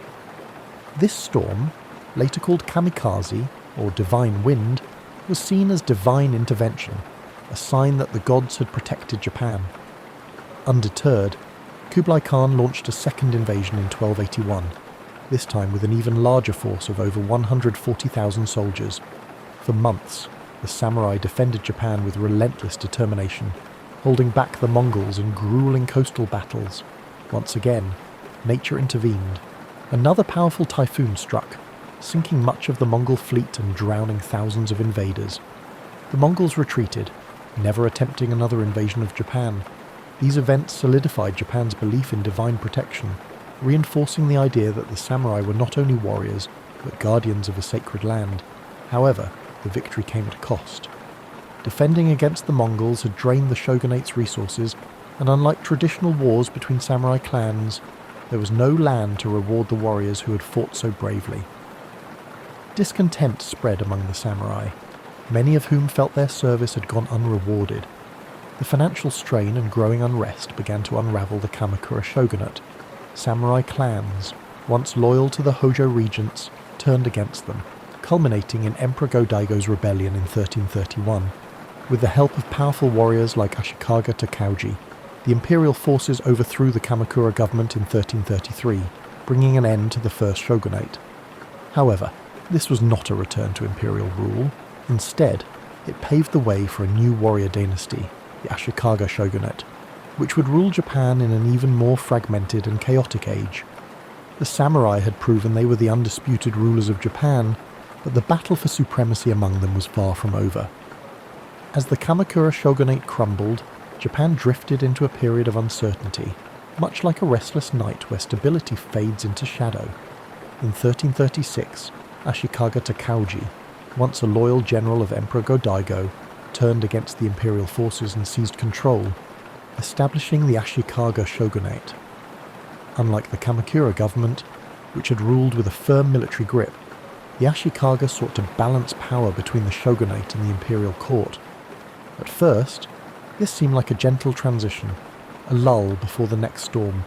Kyoto became the political and cultural heart of Japan once more, and the capital's refined atmosphere encouraged the flourishing of art, poetry, and Zen Buddhism.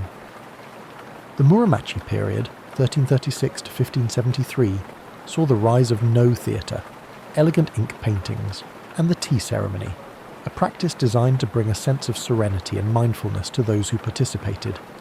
Yet, beneath this tranquil facade, Japan remained in turmoil, much like an unsettled dream where nothing is truly at peace. The Ashikaga rulers, unlike the tightly controlled Kamakura regime, struggled to maintain unity among the daimyo, the powerful warlords who controlled vast territories across the country. The Bakufu had established its rule, but it was weaker than before, relying on fragile alliances that could crumble at any moment.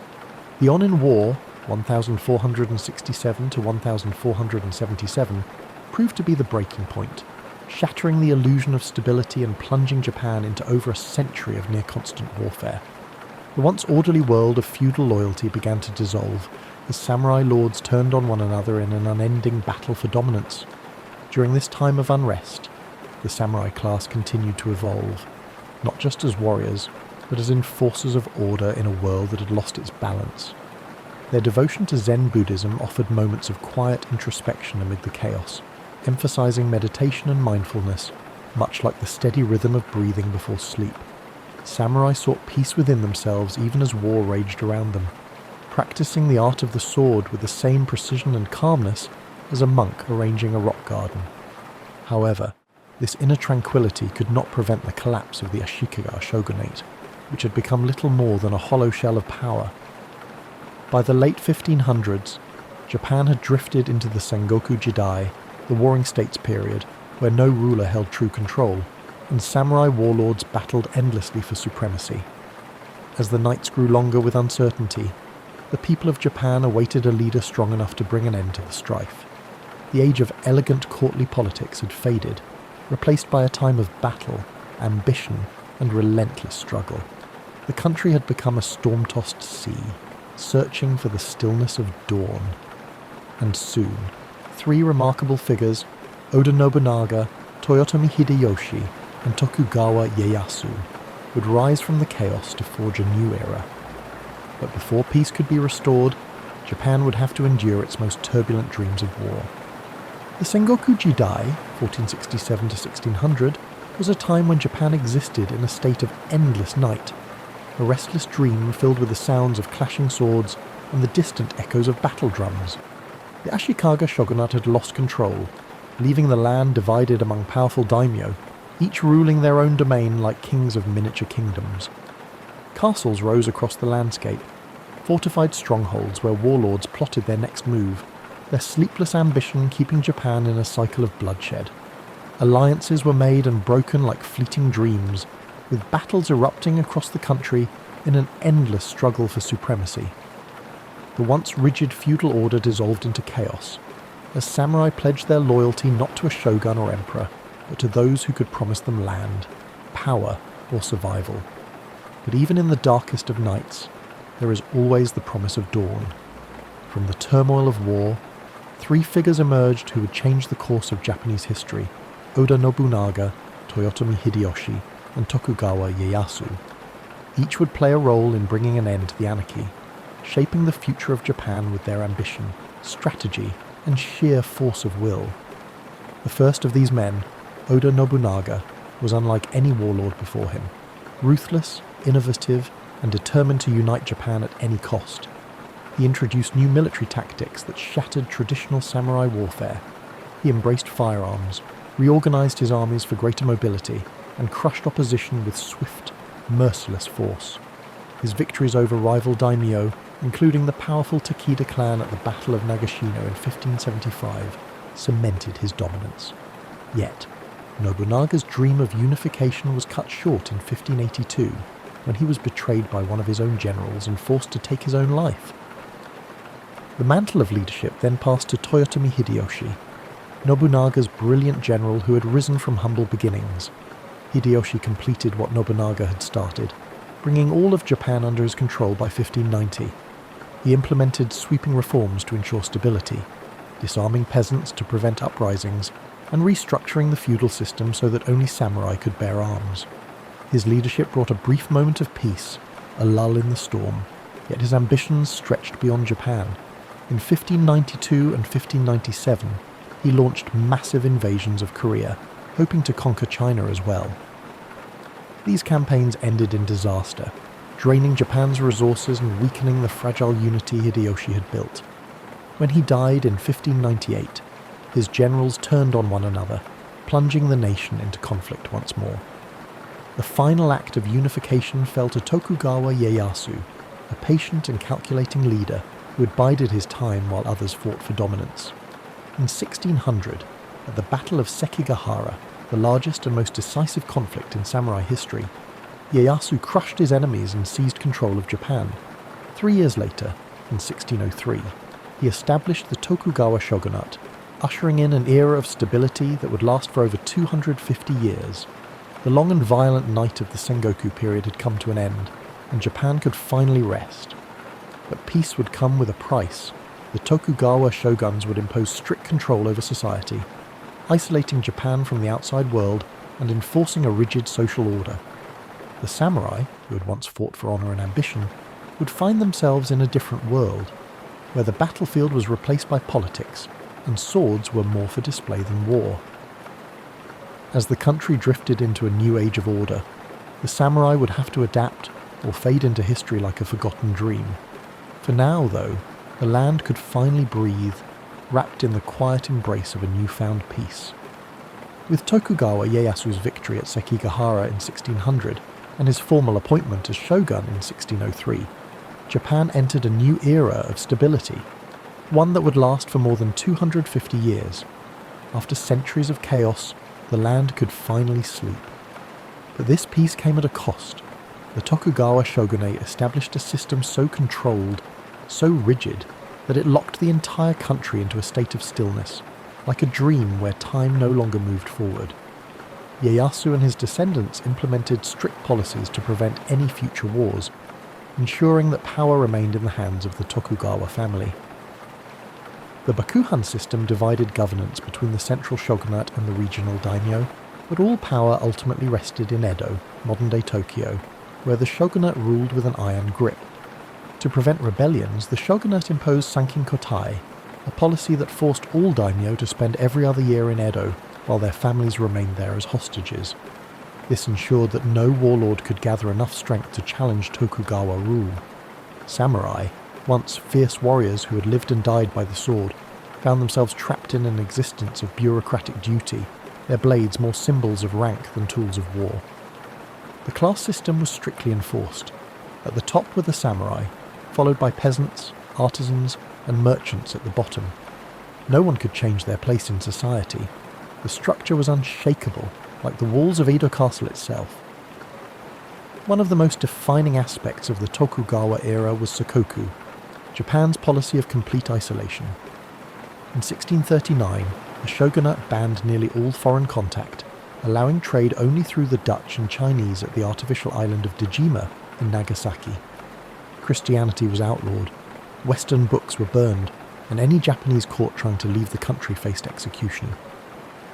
This isolation sealed Japan in a world of its own, a self-contained dream where time seemed frozen. Yet, within these constraints, a unique culture flourished.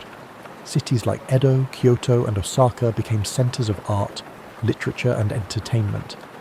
The rise of kabuki theater and ukiyo-e woodblock prints captured the spirit of the era, depicting scenes of pleasure districts, bustling markets, and legendary warriors of the past. The tea ceremony, once a samurai ritual, became a refined art form, offering a rare moment of stillness in an increasingly structured world. Despite this cultural blossoming, the cracks in the system slowly began to show. The samurai class, once noble warriors, struggled under economic strain, as their stipends remained fixed while merchant wealth grew. The once lowly merchants, despite their social status, accumulated great fortunes, funding theatres, art, and literature. With no wars to fight, many samurai fell into debt, forced to marry into merchant families or take up menial bureaucratic work to survive. Meanwhile, the peasantry, burdened with heavy taxes, faced famine and unrest. Though the Tokugawa rule was firm, beneath its surface, dissatisfaction simmered, like a restless sleeper waiting to wake. By the mid-19th century, foreign ships began appearing on Japan's shores, their presence an omen of change. The stillness of the Edo period could not last forever. Like the dawn breaking after a long and dream-filled night, a new era was approaching, one that would shake Japan from its slumber and thrust it into the modern world. For more than 250 years, Japan existed in a state of carefully maintained stillness, as if wrapped in an unbroken dream. The Tokugawa shogunate had built a fortress of peace, isolating the country from foreign influence and keeping strict order within its borders. But no dream lasts forever. By the mid-19th century, change loomed on the horizon as black ships appeared in Japanese waters, ominous and foreign, like shadows breaking through the quiet of night. These were the vessels of Commodore Matthew Perry, an American naval officer who arrived in 1853 with demands that Japan open its ports to trade. The shogunate, so accustomed to control, found itself powerless against the superior firepower and technology of the Western world. The illusion of stability began to crack. In 1854, under pressure from Perry's fleet, the shogunate signed the Treaty of Kanagawa, officially ending Japan's policy of Sakoku. For the first time in over 2 centuries, foreign influence poured in, bringing modern weapons, new technologies, and unfamiliar ideas. Japan's people, once lulled into the predictability of Tokugawa rule, suddenly found themselves in an unfamiliar landscape. Western-style clothing and steamships appeared in the harbours. Telegraphs and railways disrupted the old rhythms of life. The samurai, once the unquestioned rulers of the land, now found themselves staring into an uncertain future, their way of life becoming obsolete. The cracks turned into fractures as discontent spread across the nation. The shogunate's inability to resist foreign pressure angered many, including powerful daimyo and young samurai who longed for a return to Japan's former strength. 2 factions emerged, those who wished to reform the shogunate and those who sought to restore the emperor as the true ruler. The conflict escalated into the Boshin War, 1868 to 1869, a final struggle between the forces of the Tokugawa and the imperial loyalists. At the Battle of Toba-Fushimi, the modernized imperial army, armed with rifles and Western artillery, overwhelmed the traditional samurai warriors, proving that the age of the sword had come to an end. In 1868, the victorious imperial forces declared the Meiji Restoration, and with it, the fall of the Tokugawa shogunate. The emperor was reinstated as the central figure of government, but this was no return to the past. Japan rapidly modernized, adopting Western-style governance, industry, and military tactics. In 1876, one of the final blows came, a law banning samurai from carrying swords in public, a symbol of their fading status. Many warriors, unable to accept a life without battle, joined uprisings against the government, the most famous being the Satsuma Rebellion of 1877, led by Saigo Takamori, one of the last true samurai. But the rebellion was crushed by the imperial army, armed with Gatling guns and modern rifles, and with it the last flicker of the samurai era was extinguished. Though the samurai as a warrior class had disappeared, their spirit remained woven into Japan's identity. Bushido, the samurai code of honor and discipline, influenced Japan's military and cultural values well into the 20th century. Their legacy lived on in literature, cinema, and philosophy. a reminder of a time when honor was currency and the sword was law. The great warriors who once shaped Japan had become legends, their names whispered in history, much like distant echoes of a dream that fades with the morning light. This concludes tonight's journey through the rise and fall of the samurai, but there are more stories to come, each offering a different path through the rich and complex history of Japan. From the whispered myths of ancient times to the clash of steel in the age of warlords, we will continue to uncover the stories that shaped this land.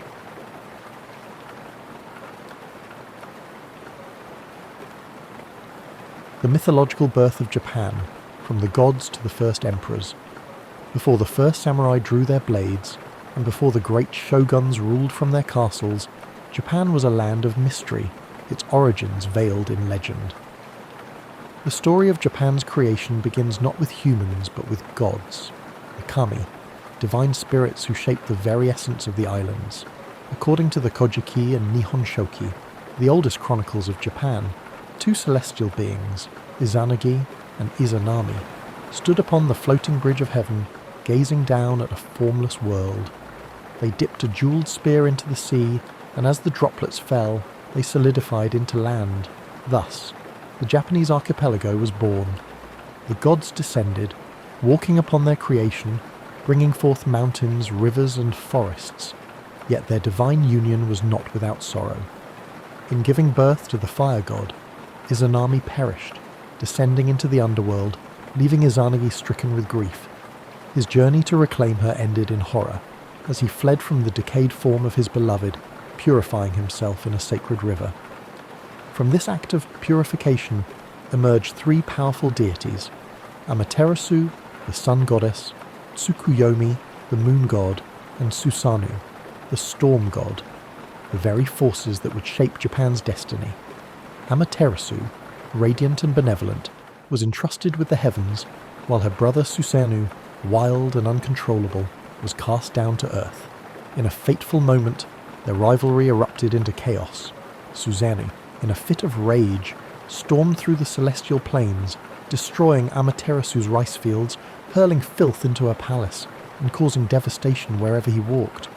Unable to bear the destruction, Amaterasu retreated into a cave, plunging the world into darkness. The other gods, desperate to restore light, devised a clever plan. They placed a mirror outside the cave, and as Amaterasu peeked out, drawn by curiosity, they pulled her into the open, bringing light back to the world. This event would forever symbolize the divine right of the Yamato rulers, who traced their lineage directly to the sun goddess herself. From the union of gods and mortals came Ninigi no Mikoto, Amaterasu's grandson, who was sent to rule the land of Japan. He descended from the heavens, carrying the three sacred treasures, the mirror, the sword, and the jewel, symbols of imperial authority that would be passed down through generations. His lineage led to Emperor Jimmu, the legendary first emperor of Japan, who, guided by divine spirits, waged war against rival tribes and established the imperial throne in 660 BCE. Though historical evidence for Jimmu remains elusive, his legacy endures, his name enshrined in myth, his reign marking the beginning of a dynasty that still exists today. While the myths of Japan's creation provided a divine foundation, the reality was far more complex. The archipelago was home to early human settlers long before the first emperors emerged. The Jomon people, hunter-gatherers who lived in pit dwellings and created intricate pottery, thrived for thousands of years, their way of life shaped by the land's untamed beauty. But as the centuries passed, a new wave of migrants arrived, the Yayoi people, bringing agriculture, metalworking, and social hierarchy. Their arrival marked a turning point, as small tribal groups evolved into structured communities, laying the groundwork for the powerful clans that would one day shape Japan's destiny. Thus, the origins of Japan exist in two worlds, the realm of gods and the realm of men. One speaks of divine will, celestial battles, and the blessings of Amaterasu. The other tells of migration, adaptation, and the forging of society. Both intertwine to form the foundation of Japan's history, where mythology and reality stand side by side, their echoes still felt in the rituals, shrines, and traditions of the modern nation. The role of Shinto and the worship of the kami. In the earliest days of Japan's history, long before the samurai and shoguns, the land was shaped not just by rulers, but by the unseen forces of the kami, the spirits and deities that resided in every aspect of nature. Shinto, Japan's indigenous belief system, was not a structured religion with sacred texts and doctrines. Rather, it was an intricate tapestry of myths, rituals, and spiritual connections between the people and the natural world. Unlike the faiths of the West, Shinto had no singular founder or strict commandments. Instead, it was an evolving tradition woven into the daily lives of the Japanese people.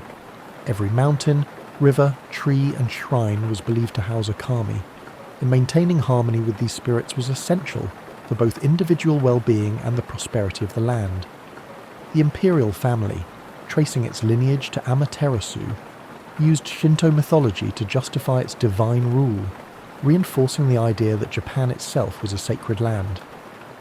The emperor was not merely a political leader, but a living bridge between the gods and humanity, performing rituals to maintain spiritual balance. Throughout the Yamato period and beyond, elaborate ceremonies were held at the Izguran Shrine, the most sacred site dedicated to Amaterasu, where only the highest members of the imperial line could serve as priestesses. These rituals were believed to ensure bountiful harvests, military victories, and protection from disasters. Over time, this divine connection was institutionalized, shaping the way Japan's government functioned. Political power was not only a matter of might, but also of spiritual legitimacy. Shinto beliefs also influenced the structure of Japan's early legal and moral codes. Laws were often intertwined with religious purity, and violations of harmony, be it crimes, natural disasters, or even personal misfortunes, were seen as disturbances in the spiritual balance. Priests and shrine maidens played an essential role in cleansing individuals of misfortune through purification rites known as misugi. Ritual washing in rivers or at sacred waterfalls meant to purify both body and spirit. Festivals called matsuri were held throughout the year to honour the kami, ensuring their continued favour and protection. These festivals, filled with music, dance, and processions, were not just religious gatherings but also central social events that united communities under shared spiritual traditions. Beyond the imperial court, local clans and villages had their own kami, unique to their land and lineage. These local deities were believed to protect the crops, guide warriors into battle, and watch over the homes of their followers. Some kami were benevolent, offering blessings of health and fortune, while others were vengeful spirits requiring offerings and careful rituals to prevent their wrath. The concept of tsukumogami, objects that, after 100 years, gained spirits of their own, was rooted in the belief that the unseen world was constantly interacting with human life. Farmers prayed to Inari, the kami of rice and fertility, often represented by foxes, while warriors sought favour from Hachiman, the kami of war and divine protector of Japan. As Buddhism arrived from China and Korea in the 6th century, it did not replace Shinto but rather merged with it, forming the unique syncretic religious identity that would define Japan for centuries. Buddhist temples were built next to Shinto shrines, and many kami were identified as manifestations of Buddhist deities, ensuring that the new religion did not erase Japan's indigenous traditions but instead intertwined with them. This seamless blending of spiritual practices reflected the deep-rooted belief that all forces, gods, spirits, ancestors, and natural elements were interconnected in an ever-flowing cycle. Shinto was not merely a religion, it was a way of life, shaping everything from governance to warfare, from agriculture to art.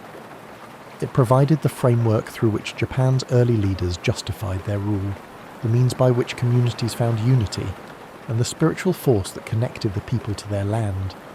Even in modern Japan, where Shinto no longer dictates the laws of the land, its echoes remain, in the towering torii gates that stand at shrine entrances, in the festivals that still mark the changing seasons, and in the quiet reverence for nature that lingers in the heart of the nation.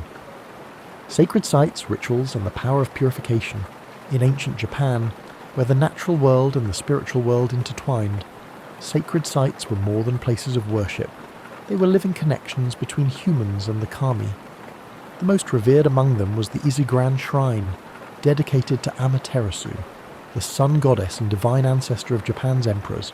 Nestled deep in the forests of Mie Prefecture, The shrine was rebuilt every 20 years in a centuries-old tradition, symbolizing renewal and the impermanence of all things. Only the imperial family and the highest-ranking priests were permitted to conduct rituals within its sacred grounds, ensuring that the emperor's divine link to the gods remained unbroken.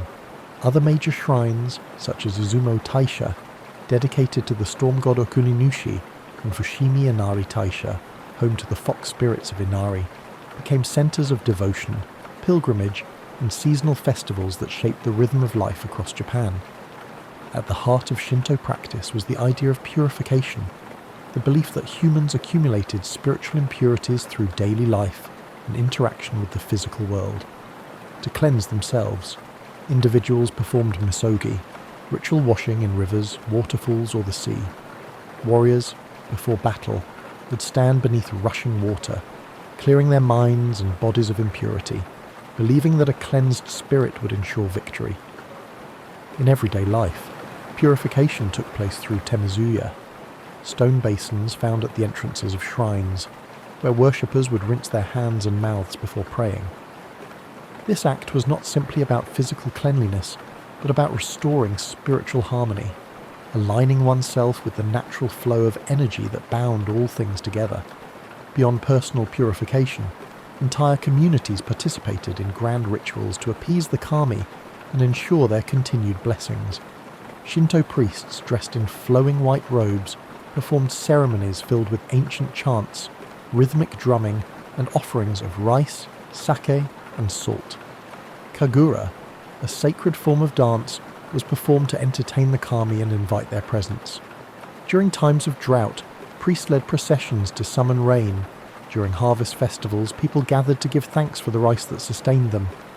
These seasonal rituals became the heartbeat of Japan's agricultural society, marking the passage of time through sacred observances. Perhaps one of the most enduring traditions was the Shikinen Sengu, the complete rebuilding of major shrines like Izgran Shrine. Every 20 years, the entire complex was reconstructed using carefully chosen cypress wood, following the exact design of the previous structure. This practice, dating back over 1,300 years, reflected the Shinto belief in impermanence and renewal, the idea that nothing is permanent, yet through careful preservation, continuity can be maintained. The wood from the old shrine was repurposed in smaller shrines across Japan, ensuring that the divine essence remained within the land. Among the most feared spiritual disturbances were yokai and vengeful spirits, believed to emerge when proper rituals were not observed or when great injustices were left unresolved.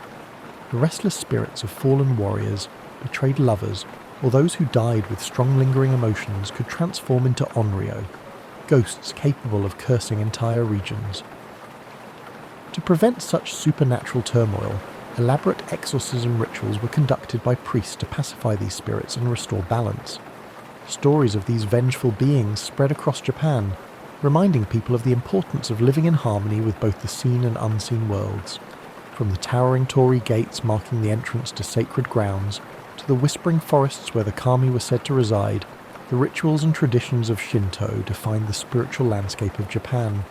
Though centuries have passed, these sacred practices remain deeply embedded in Japanese culture, a quiet undercurrent in daily life, guiding festivals, ceremonies, and moments of quiet reverence. Whether through the flickering of lanterns at a shrine, the ringing of a bell before a prayer, or the flowing waters of purification, the ancient connection between humans and the divine endures, like a dream carried through time. The divine mandate. How mythology shaped Japan's rulers and warriors. In the world of ancient Japan, power was not simply taken, it was bestowed by the kami. The legitimacy of rulers was tied to their divine ancestry, their right to govern reinforced by sacred myths and Shinto traditions. Unlike in feudal Europe, where kings ruled by conquest or noble bloodlines alone, Japan's emperors claimed their authority through a spiritual mandate, a divine connection stretching back to Amaterasu, the sun goddess. This belief in divine rule set Japan apart, creating an imperial lineage that has endured for more than 2,600 years. The Yamato rulers, who emerged as Japan's dominant clan in the 4th century CE, carefully cultivated their link to the gods. By declaring themselves descendants of Amaterasu, they positioned themselves as the rightful rulers of the land. their sovereignty not just a political claim but a sacred duty. This divine lineage was reinforced through elaborate Shinto rituals at the imperial court, ensuring that each emperor was seen not only as a mortal ruler, but as a living conduit between the human world and the celestial realm. Even as military governments later seized control, the emperor remained a spiritual figurehead, his authority unbroken by time. But the imperial family was not the only class to draw strength from the divine.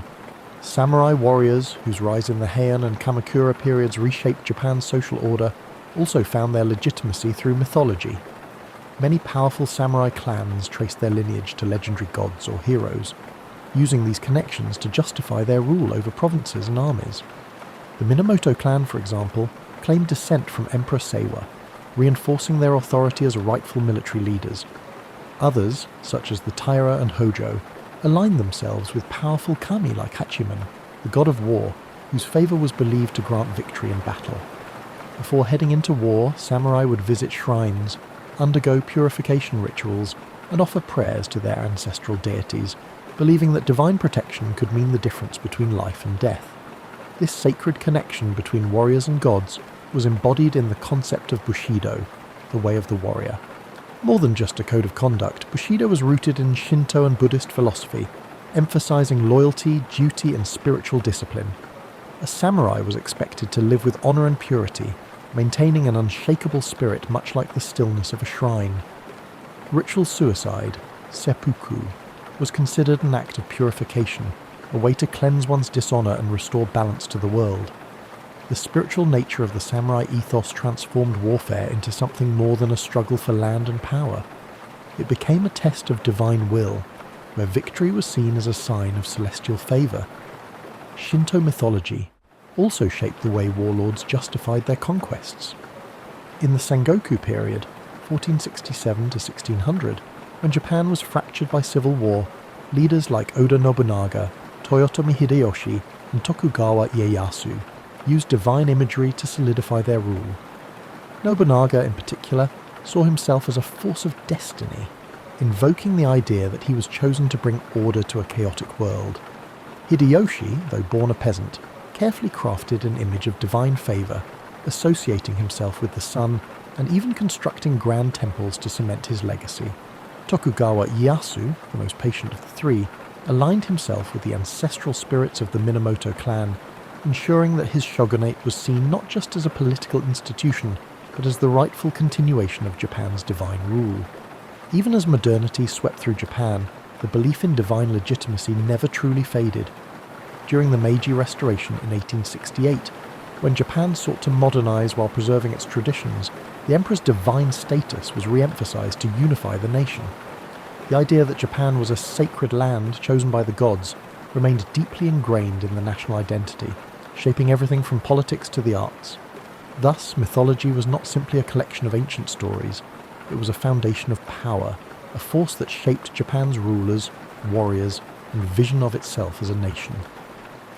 Whether through the sun goddess's blessings upon the imperial family or the war gods guiding samurai into battle, the echoes of these beliefs carried through the ages, weaving the past into the present like an unbroken thread in the fabric of time.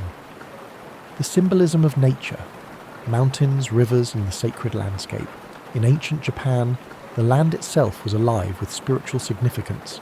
Every mountain peak, flowing river, and dense forest was believed to house the spirits of the kami, divine forces that shaped the world and guided human destiny. Unlike in other civilizations where deities ruled from distant heavens, Japan's gods lived within the earth, woven into the very fabric of the natural landscape. To the people of early Japan, the land was not just a resource, it was sacred, a place where the divine and mortal worlds intertwined. Among the most revered places in Japan were its mountains.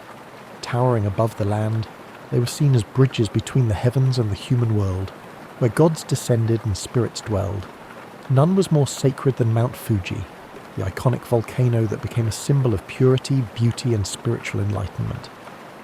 Legends tell of Fuji as the dwelling place of Konohana Sakuya Hen, the goddess of blossoming trees, whose fleeting beauty mirrored the delicate and transient nature of life. For centuries, monks and pilgrims ascended its slopes in search of divine wisdom, believing that reaching its summit brought them closer to the gods. other mountains, such as Mount He and Mount Koya, became centers of religious devotion, home to Buddhist temples and Shinto shrines that further deepened their spiritual aura. Rivers and waterfalls also held profound spiritual importance. Flowing water was seen as a force of purification, a means of washing away physical and spiritual impurities. Ancient purification rituals known as misoji were often performed in cold rivers or beneath waterfalls, where monks, warriors, and common people alike cleansed themselves before engaging in religious ceremonies or battle. One of the most famous sacred waterfalls was Nachi Falls, where Shinto priests conducted elaborate rituals to honor the water spirits. The belief in the purifying power of water remains embedded in Japanese culture to this day, reflected in the practice of temazuya at shrine entrances, where visitors rinse their hands and mouths before offering prayers. Forests were considered the hidden sanctuaries of the kami, dense and untouched groves where spirits roamed freely. Certain trees were believed to be yorishiro, objects capable of housing deities, marked with sacred ropes known as shimenawa to signify their divine presence. The ancient cryptomeria trees of Togakushi Shrine in Nagano, some standing for over 1,000 years, were said to be infused with the spirits of the past. These sacred forests were not places to be disturbed, and even today, Japan maintains a deep respect for nature, preserving these ancient woodlands as places of spiritual retreat and meditation. Beyond individual landmarks, the natural cycles of the seasons were deeply tied to religious observances. The blooming of cherry blossoms in spring was celebrated with Hanami, a festival that honoured the fleeting beauty of life, while the arrival of autumn brought solemn reflections on impermanence. Rice, Japan's most sacred crop, was planted and harvested in accordance with seasonal rituals dedicated to Inari, the kami of agriculture. The connection between people and the land was not just practical, but deeply spiritual, as every shift in the natural world was seen as an expression of the god's will. Even the wind was believed to carry divine influence. The legendary kamikaze, or divine wind, that twice repelled Mongol invasions in the 13th century, was seen as a direct intervention from the kami, protecting Japan from foreign conquest. This reinforced the belief that Japan was a chosen land, shielded by the gods themselves, an idea that would persist throughout history. The landscape of Japan was not merely terrain, it was a living, breathing entity infused with the spirit of the divine. Whether through the towering presence of sacred mountains, the cleansing waters of flowing rivers, or the whispering groves of ancient forests, the natural world remained an ever-present force in the spiritual lives of the Japanese people. This reverence for nature continues even today. The shrines and temples remain nestled in the quiet embrace of mountains, rivers, and trees, reminders of a time when the world itself was seen as sacred. The eternal influence of mythology, how ancient beliefs shape Japan today. Though centuries have passed since the first emperors claimed divine ancestry and the first warriors sought the favour of the kami, the echoes of Japan's mythological past continue to shape its culture, traditions, and national identity. The stories of Izanagi and Izanami, Amaterasu, and Susanoo are not simply relics of ancient belief. They remain woven into the daily lives of the Japanese people, influencing everything from spiritual practices to modern governance. Even in an era of technological advancement, Shinto rituals persist. Torii gates still stand as silent guardians of the sacred, and the belief in unseen forces continues to influence Japan's cultural landscape. One of the most striking ways mythology endures is through the imperial family. Despite the fall of shogunates, military governments, and the rise of democracy, the Japanese emperor still holds a unique position as a symbol of national unity. Though his political power has faded, his role as the spiritual descendant of Amaterasu remains a fundamental aspect of Japanese identity. Even modern enthronement ceremonies involve ancient Shinto rites, where the emperor offers prayers to the kami and affirms his role as a divine mediator between the gods and the people. The continuity of the imperial line, from the legendary Emperor Jimmu to the present day, reinforces the idea that Japan itself is a sacred land chosen by the gods. Beyond the imperial family, Shinto practices remain deeply embedded in Japanese society. Festivals celebrating the kami, known as Matsuri, continue to draw millions of participants each year. During New Year's celebrations, Hatsumoda, people visit Shinto shrines to pray for good fortune, tossing coins into offering boxes and purchasing protective talismans. The Obon festival, dedicated to honouring the spirits of ancestors, mirrors the ancient belief that the dead never truly leave, but instead watch over their descendants. These customs have endured for over 1,000 years, adapting to modern life while maintaining their spiritual significance. The belief in supernatural forces also thrives in Japan's folklore and popular culture. The presence of yokai, spirits and creatures of myth, remains strong in art, literature, and entertainment. From the mischievous kitsune, fox spirits, to the vengeful onryo, ghosts, these beings still inspire countless films, novels, and anime. Even technological advancements have not diminished the influence of mythology. Modern video games, films, and books frequently draw upon ancient legends, ensuring that the tales of Japan's mythic past continue to captivate new generations. Japan's deep reverence for nature and purification rituals is also a direct inheritance from its mythological roots. The custom of cleansing oneself before entering sacred spaces persists, not just in shrines, but in everyday life. Whether through bathing culture in onsen, hot springs, or the symbolic washing of hands before meals, the idea that nature is sacred continues to influence conservation efforts, reflected in carefully preserved forests around shrines and the nation's commitment to protecting natural landscapes.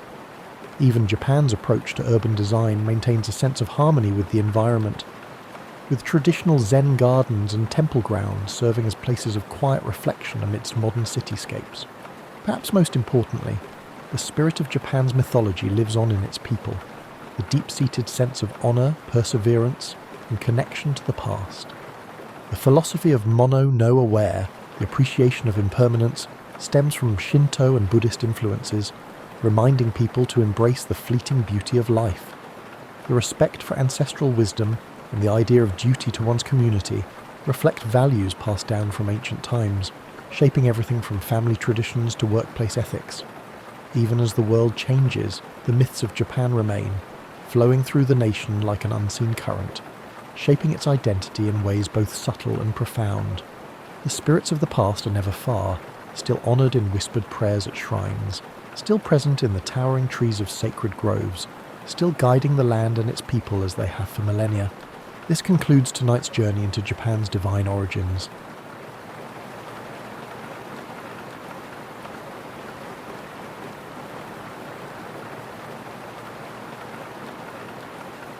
You are now seeing the birth of an industry that now makes hundreds of billions of dollars every year as you picture these old scenes. But more than that, you're seeing a behaviour that is uniquely human and goes beyond culture, geography, and time. The desire to change how we look, to show who we are through colour and pattern, and to take part in the ancient ritual of enhancement. These urges connect you directly to the cave dwellers who mixed ochre by firelight. When you next open a lipstick or eyeshadow palette, you're doing something that people have been doing since the beginning of time. The tools are better, the colours are more varied, and the techniques are more advanced, but the basic drive is still the same. You're changing yourself for a short time, just like people have done since we first looked at our reflection in still water and thought about how we might look different. As you get more comfortable in your blanket, let your mind drift down the Nile River to ancient Egypt, where the art of cosmetics reached heights that would not be reached for thousands of years. Imagine yourself walking through the busy streets of Thebes on a warm morning in 1350 BCE, when the famous boy king Tutankhamun was in charge. The sun is already rising toward its harsh noon position, but the city is still busy. The first thing you notice about the Egyptians you meet is their eyes. Everyone, from men to women to children to nobles to servants, wears dramatic eye makeup that makes their eyes look bigger, more intense, and almost supernatural in some way. The effect is amazing, as if you're in a room full of people who have borrowed the eyes of gods. This wasn't an accident. The Egyptians thought that the eyes were not only the windows to the soul but all butt lips, also to the divine world. The intricate eye makeup had practical, spiritual and aesthetic uses that were so closely linked that an ancient Egyptian would have thought it was strange to try to separate them. Kohl was the most famous part of Egyptian eye makeup. It was a dark substance that was put around the eyes in dramatic lines that went beyond the natural shape of the eyes. But kohl wasn't just one thing. It was made from a mix of things, each with its own uses and properties. Galena, a lead sulfide mineral that made a deep, shiny black, was the most common. Egyptians ground this mineral into a fine powder and then mixed it with animal fat, vegetable oil, or even honey to make a smooth paste. Making coal was almost like a religious ceremony. Families would have special grinding pallets that were often made of slate and shaped like fish, birds, or other important symbols. People took good care of the grinding stones and passed them down through the years like valuable heirlooms. The sound of stone scraping against stone to make coal would have been as common in Egyptian homes as the sound of coffee brewing is in ours. But Egyptians didn't only use black. They made a whole range of eye makeup colours, each with its own meaning and way of getting ready. Malachite, a green copper carbonate mineral, was ground into a fine powder to make bright green eyeshadow. Green wasn't just pretty, it was also a symbol of rebirth and fertility, which made it very popular with women who wanted to have children, or who were grieving the death of a loved one. Putting on Egyptian eye makeup was an art that needed skill, patience, and steady hands. Most wealthy families had special makeup applicators made of wood, ivory, or metal. These tools were often beautifully carved and decorated, making putting on makeup every day feel like a special event. The richest Egyptians might have their own makeup artists, who were skilled servants who could make the complicated designs that showed someone was from the upper class. Imagine a rich Egyptian woman starting her daily makeup routine. She sits on a low stool in front of a polished metal mirror. Around her are a lot of cosmetic containers made of alabaster, wood, and precious metals. Her makeup artist starts by washing her face with a mixture of animal fats and natron, a naturally occurring salt that acted as soap. The cleaning process is gentle but thorough, getting the skin ready for the day's makeup. The eye makeup is the most complicated and important part, so it goes first. The artist uses a thin reed or bronze applicator to draw precise lines of kohl around the woman's eyes. The lines go past the outer corners to make an almond shape that makes her features look even more beautiful. If the lines aren't perfectly straight, it will be clear right away that the work is bad. Next, the eyeshadow. The artist carefully puts green malachite powder on the woman's eyelids with a different applicator, blending it smoothly from the lash line to the brow bone. The green colour catches the light when she blinks, giving her eyes a soft glow that makes them look like they're on fire. But Egyptian makeup wasn't just for the eyes. Both men and women used a lot of other beauty products that anyone who is into beauty today would know about. They put red ochre and fat together to make rouge, which they put on their lips and cheeks. They used henna to colour their hair, nails, and sometimes even their palms and feet.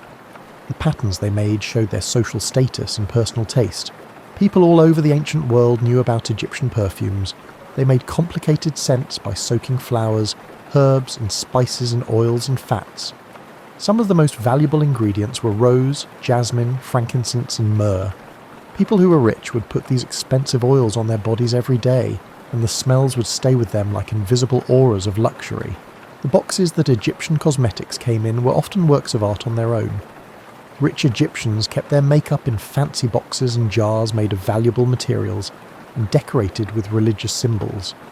These containers weren't just useful, they were also a sign of the owner's wealth and taste. Some cosmetic containers that were found in tombs are so beautiful that they are now on display in museums as examples of ancient craftsmanship. Egyptian cosmetics have a lot of religious meaning. Different gods and goddesses were linked to certain colours and patterns. The green eyeshadow was a tribute to Hathor, the goddess of beauty and love.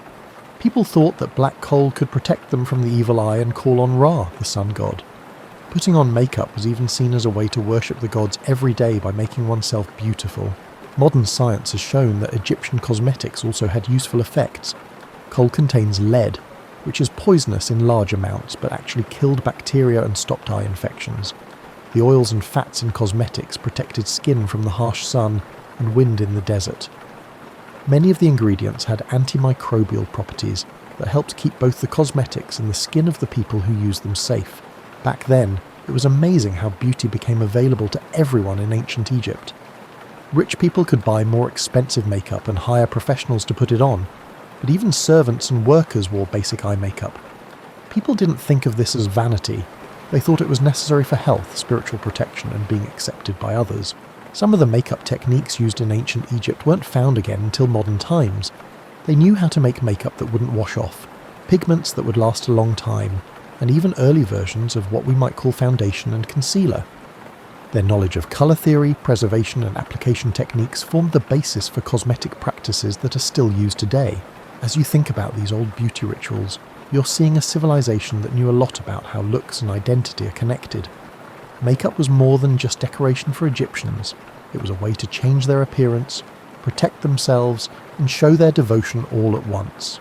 We can see the beginning of cosmetics as both art and business in their painted eyes and coloured lips. These products set standards for beauty that would last for thousands of years. As you travel through the ancient world, let your mind take you from the Nile River to the sun-drenched hills of Greece, around 450 BCE, when Athens was at its best. The Aegean Sea's salty breeze and olive blossoms make the air smell good. In this land that gave us democracy and philosophy, you'll find a very different idea of beauty, one that values natural perfection over dramatic change. On a nice morning, if you walk through the Agora of Athens, you'll notice something about the people around you that stands out. The Greeks look almost plain next to the Egyptians, who painted their bodies in very dramatic ways. But if you look closer, you'll see that this simple look hides a complex and carefully crafted style that still affects standards of beauty today. The Greek ideas of beauty were very philosophical. They believed in the idea of kalos, which meant both physical beauty and moral goodness. A person had to find a balance between their looks and their inner goodness to be truly beautiful. This meant that cosmetics weren't just about looking good.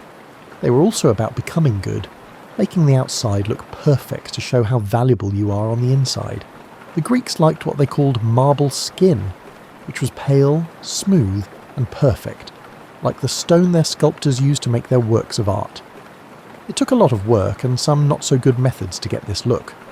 Rich Greek women would use mixtures of white lead and chalk on their skin to make it lighter. They knew that having pale skin meant you could relax and not have to work, since the sun's rays darkened the skin of workers and slaves. But making marble skin was more complicated than just putting on white makeup. Greek women had long, complicated beauty routines that started long before they touched their faces. They would bathe in milk, honey, and olive oil, which were all good for the skin and made it look slightly glowing. The milk's natural acids gently exfoliated the skin, the honey moisturized it and killed bacteria, and the olive oil formed a protective barrier that made the skin feel soft and smooth. Imagine a rich Athenian woman named Aspasia starting her beauty routine in the morning. She begins by taking a bath that smells like rose petals and scented oils. Her slaves have set the water to the right temperature and added herbs that are known to make skin softer. She takes her time soaking, letting the oils soak into her skin while the warm water opens her pores. After her bath, Aspasia goes to her private room to get her makeup.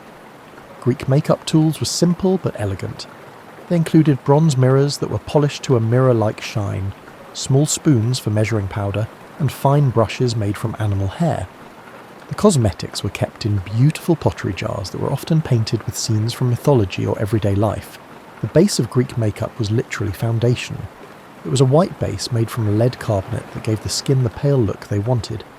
Aspasia's slave uses a damp cloth to carefully apply this to the skin until it looks smooth and porcelain-like. It takes skill to do this right. If you use too much makeup, it looks obvious and fake, and if you use too little, it doesn't work. Greek women didn't just want pale skin. They wanted their skin to look healthy and glowing under the white base. They did this by putting a light red colour on their cheeks with red ochre or crushed mulberries. The goal wasn't the bright colour that would become popular later. Instead, it was a soft flush that made people look healthy and full of life. The eyes were given careful but not too much attention. Greek women learned how to use kohl from their Egyptian neighbours, but they did it in a much more subtle way. Greek eye makeup didn't use the dramatic extensions that were popular in Egypt.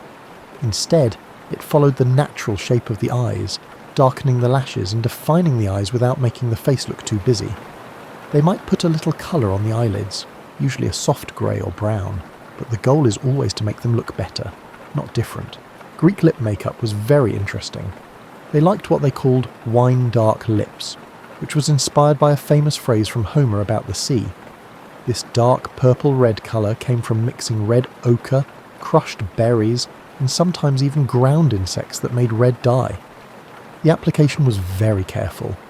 Greek women used small brushes to paint their lips into perfect shapes, usually smaller than their natural lip line, to get the look they wanted of delicate, refined features.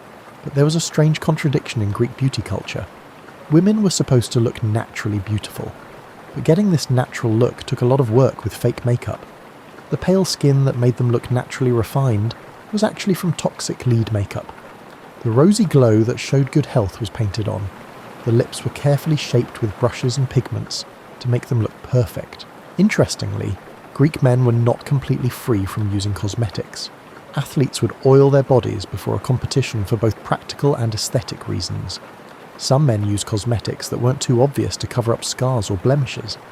It was also thought that any man who moved in high-class social circles needed to wear perfume. There were big changes in the way people used cosmetics when they moved from Greece to Rome.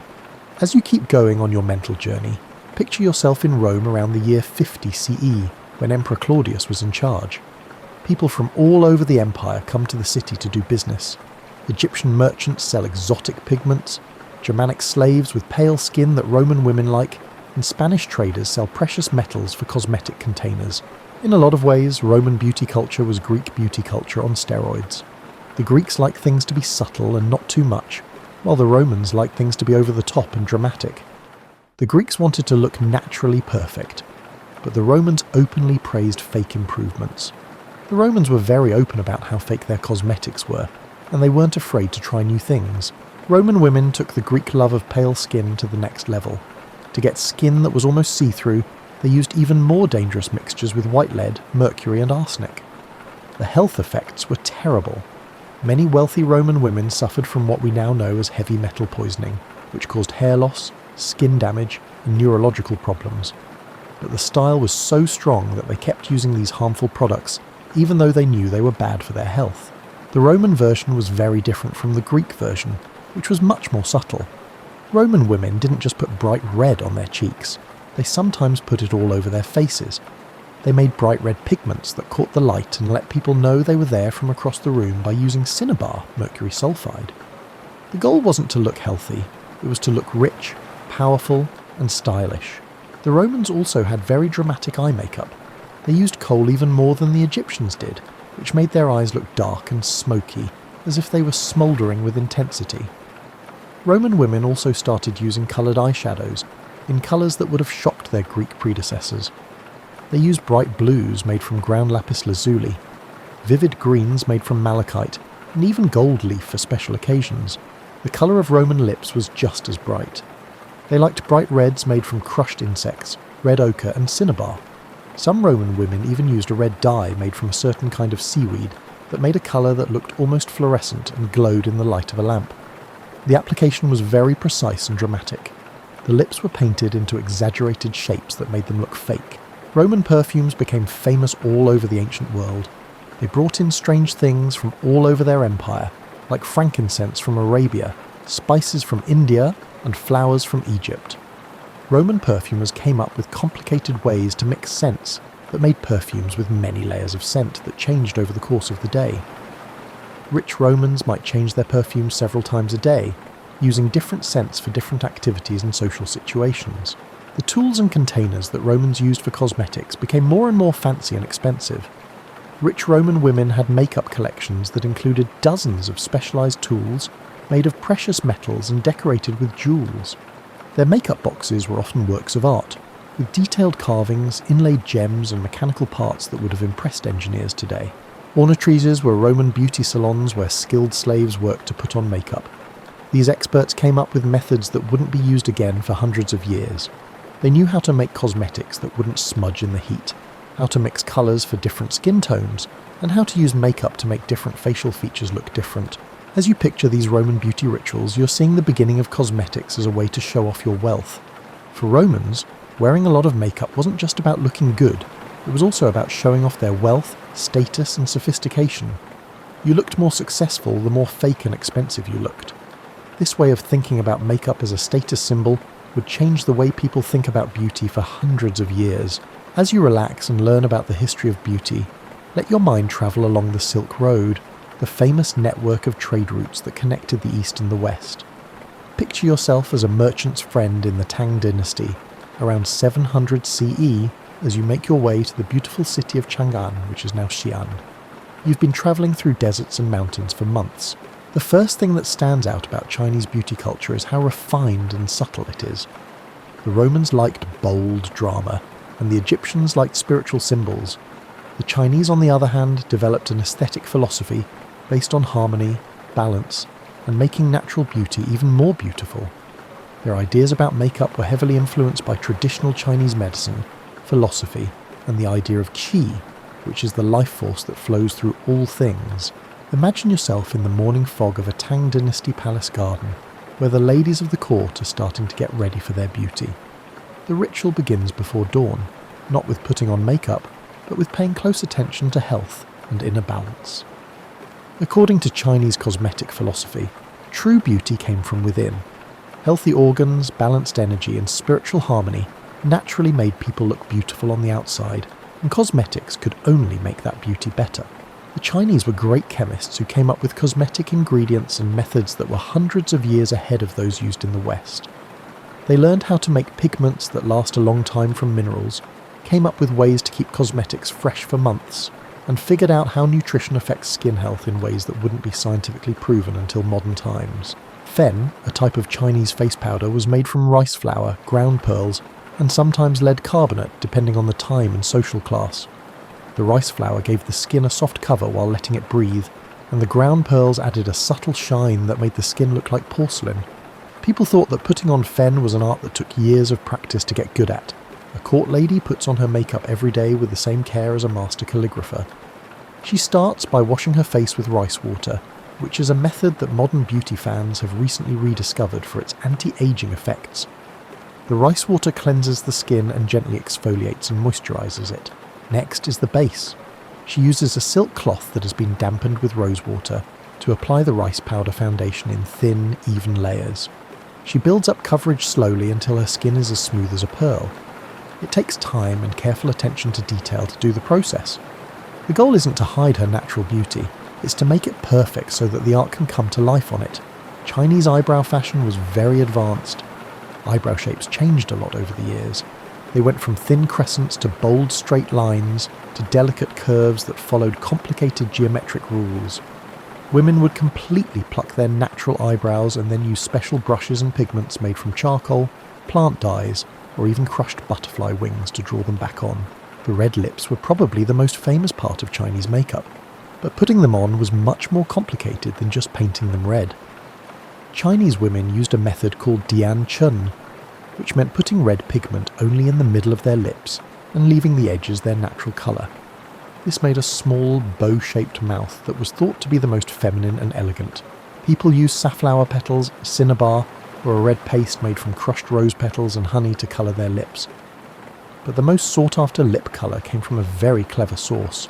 Women would press special paper that had been treated with red pigment against their lips to transfer the colour. This early type of lipstick paper was easy to carry, lasted a long time, and made the colour just right. They also came up with nail art techniques that wouldn't be seen in Western culture for hundreds of years. They made complicated designs on their nails with henna, ground flowers, and mineral pigments. Colours and patterns showed things like social status, marital status, and even political beliefs. The length and decoration of fingernails turned into a complicated visual language that people who knew how to read it could understand. In Chinese culture, perfume served more purposes than just smelling good. People thought that different scents could heal, change their mood, and even bring them good luck. Chinese perfumers made scents from incense that were worn in special pendants or sachets instead of being put directly on the skin. These portable perfumes let the wearer change their scent during the day based on what they were doing and who they were with. As you continue your mental journey east, you find yourself in Japan during the Heian period, 794 to 1185 CE, where you see one of the most unique and complex beauty cultures in history. During this time, Japanese court life came up with aesthetic practices that were so intricate and advanced that they changed Japanese beauty standards for more than 1,000 years. The makeup of Heian Japan was known for its sharp, dramatic contrasts and precise geometric patterns. The most noticeable thing was the pure white face powder made from rice flour, which made the skin look almost like a mask and made the makeup look even more fake. This wasn't meant to look natural, it was meant to look otherworldly, turning the person wearing it into something that looked like a work of art. Imagine a Heian court lady getting ready for a night at the imperial palace. She starts putting on her makeup in the middle of the afternoon, and she needs help from skilled servants who have been trained for years in the exact methods needed. The first step is to put on oshiroi, which is the white face powder that will be the base for everything else. To make a smooth paste, mix the white powder with water and then use special brushes to apply it in thin layers. The coverage has to be completely even and go beyond the natural hairline to make a smooth, white oval that hides the natural shape of the face. The effect is striking and a little strange. The woman's face becomes a blank canvas for art. Next are the eyebrows. In the Heian style, they were completely removed and redrawn as small oval shapes high on the forehead. People used charcoal or ink to paint these fake eyebrows, called hikimayu, in places that had nothing to do with where eyebrows naturally grow. These painted eyebrows had to be placed and shaped according to strict fashion rules that changed slightly over time. By today's standards, the eyes themselves don't get much attention. Heian women didn't use dramatic makeup to draw attention to their eyes. Instead, they often painted thin red lines along the inner corners of their eyes to make a subtle but noticeable accent. The goal was to make a soft, slightly sad face that was thought to be the most beautiful thing about women. But the most unique thing about Heian makeup was ohaguro, which is the practice of blackening the teeth. They did this by mixing iron filings and vinegar, which made the teeth a deep black colour. Far from being considered unattractive, blackened teeth were a mark of beauty, maturity, and high social status. Blackened teeth were a sign of refined femininity, and only married women and court ladies of a certain age would do it. The lips in Heian makeup were painted with red pigment made from safflower petals in the shape of a small bow. But these weren't painted over the natural lip line. Instead, white powder was put on the natural sole lips, but, and a small red shape was painted in the middle of the mouth. The end result was a tiny, perfect red accent that looked more like a flower petal than a mouth. During this time, Japanese incense culture was very advanced. Court ladies would use special boxes to burn different types of incense to make their clothes smell good. The scents would stay on silk robes for days. Different combinations of incense were linked to different seasons, feelings, and even themes in literature. A woman's scent became a part of who she was and how she expressed herself artistically. The tools that Japanese women used to do their makeup were works of art in their own right. The best animal hairs were used to make brushes, and the handles were made of bamboo and had beautiful designs on them. People made mirrors out of polished bronze, and the backs of many of them had beautiful art scenes on them. The containers for cosmetics were made from expensive materials and were meant to be as pretty as the cosmetics inside. When you move south to India, you come across another unique cosmetic tradition, tsul, that had combined lips. Spiritual meaning with beautiful looks. Indian beauty practices have been around for more than 5,000 years and are closely linked to Ayurvedic medicine, religion, and social customs. Indian cosmetics were known for their bright colours and natural ingredients that could be used for more than one thing. Turmeric, for instance, was used as a golden face powder that made the skin look beautiful and had antiseptic and anti-inflammatory properties. Sandalwood paste made a cool, fragrant base for makeup and kept the skin safe from the harsh Indian sun. Coal was the most famous part of Indian makeup, but Indian coal was different from Egyptian coal. Good Kombines kajal, jute or surma, also known as Indian coal, was made from soot from lamps, ghee, clarified butter, and a mix of medicinal herbs. Families often made the dish at home, using recipes that had been passed down through the years. Interestingly, Greek men were not completely free from using cosmetics. Athletes would oil their bodies before a competition for both practical and aesthetic reasons. Some men used cosmetics that weren't too obvious to cover up scars or blemishes. Henna was a big part of Indian beauty culture. It was used to make beautiful designs on hands and feet for special occasions. Putting on henna was a social event where women got together to help each other make intricate designs while telling stories and getting to know each other better. Henna art was a great way to celebrate certain events and times of year because it only lasts for a short time. Betel leaves made Indian lip colour by making a natural red stain when chewed. This practice had many benefits. It freshened breath, helped with digestion, and made lips the right shade of red.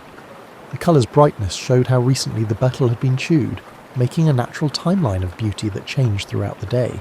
As you think about these different Asian beauty traditions, you're seeing cultures that understood something deep about how inner and outer beauty are connected, as well as how personal expression and cultural identity are connected. Each tradition came up with advanced methods and ideas about beauty that affected not only looks, but also health, spirituality, and social relationships. These old Asian beauty rituals were the start of modern beauty traditions that still shape the way people around the world use cosmetics. Their focus on natural ingredients, exact application methods, and the connection between beauty, health, and spirituality gives us timeless advice that is still useful today. As you get more comfortable under your blanket, think about the interesting social divisions that have always been a part of the world of beauty and cosmetics. Makeup has been both a bridge and a wall between social classes throughout history. It has made invisible lines that separate the rich from the poor, the noble from the common, and the sophisticated from the simple.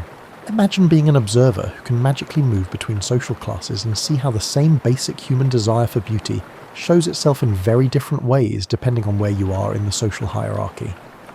This story about two worlds, one of luxury and one of everyday needs, tells us as much about people and how society works as it does about cosmetics.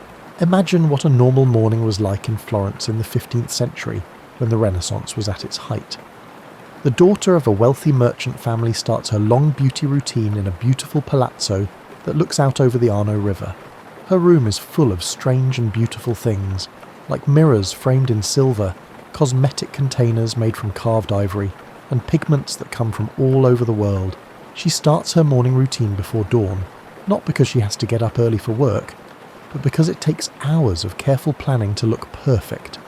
She begins with a bath in water that smells like roses, and is heated to the perfect temperature by servants who have been awake since midnight getting ready for this moment. The bath itself is a luxury, a big wooden tub lined with linen and placed so that the morning light comes through the silk curtains. After she bathes, she starts the long process of getting her trendy pale skin.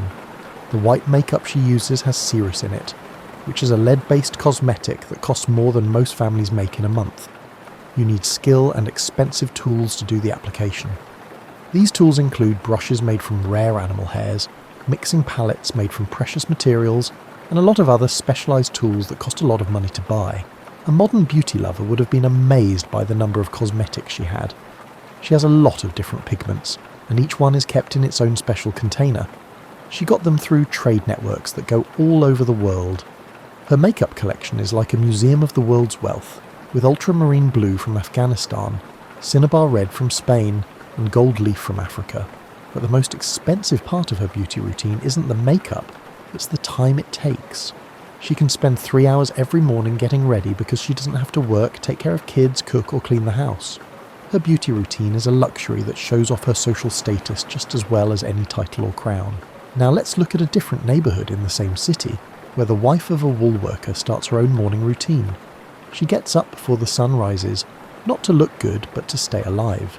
She has to feed the kids, finish her work, and take care of the house with resources that have to last a long time.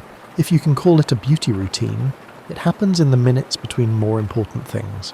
She might splash cold water on her face from a shared well, run her fingers through her hair to make it look nice, and maybe put on some homemade rouge made from crushed berries or red clay that she found near the city walls.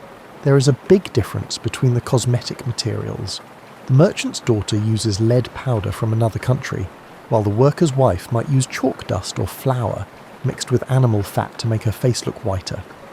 The rich woman puts valuable cinnabar on her lips, while the working woman uses the juice from red berries or the colour that comes from biting her lips over and over again. But this is where the story gets interesting.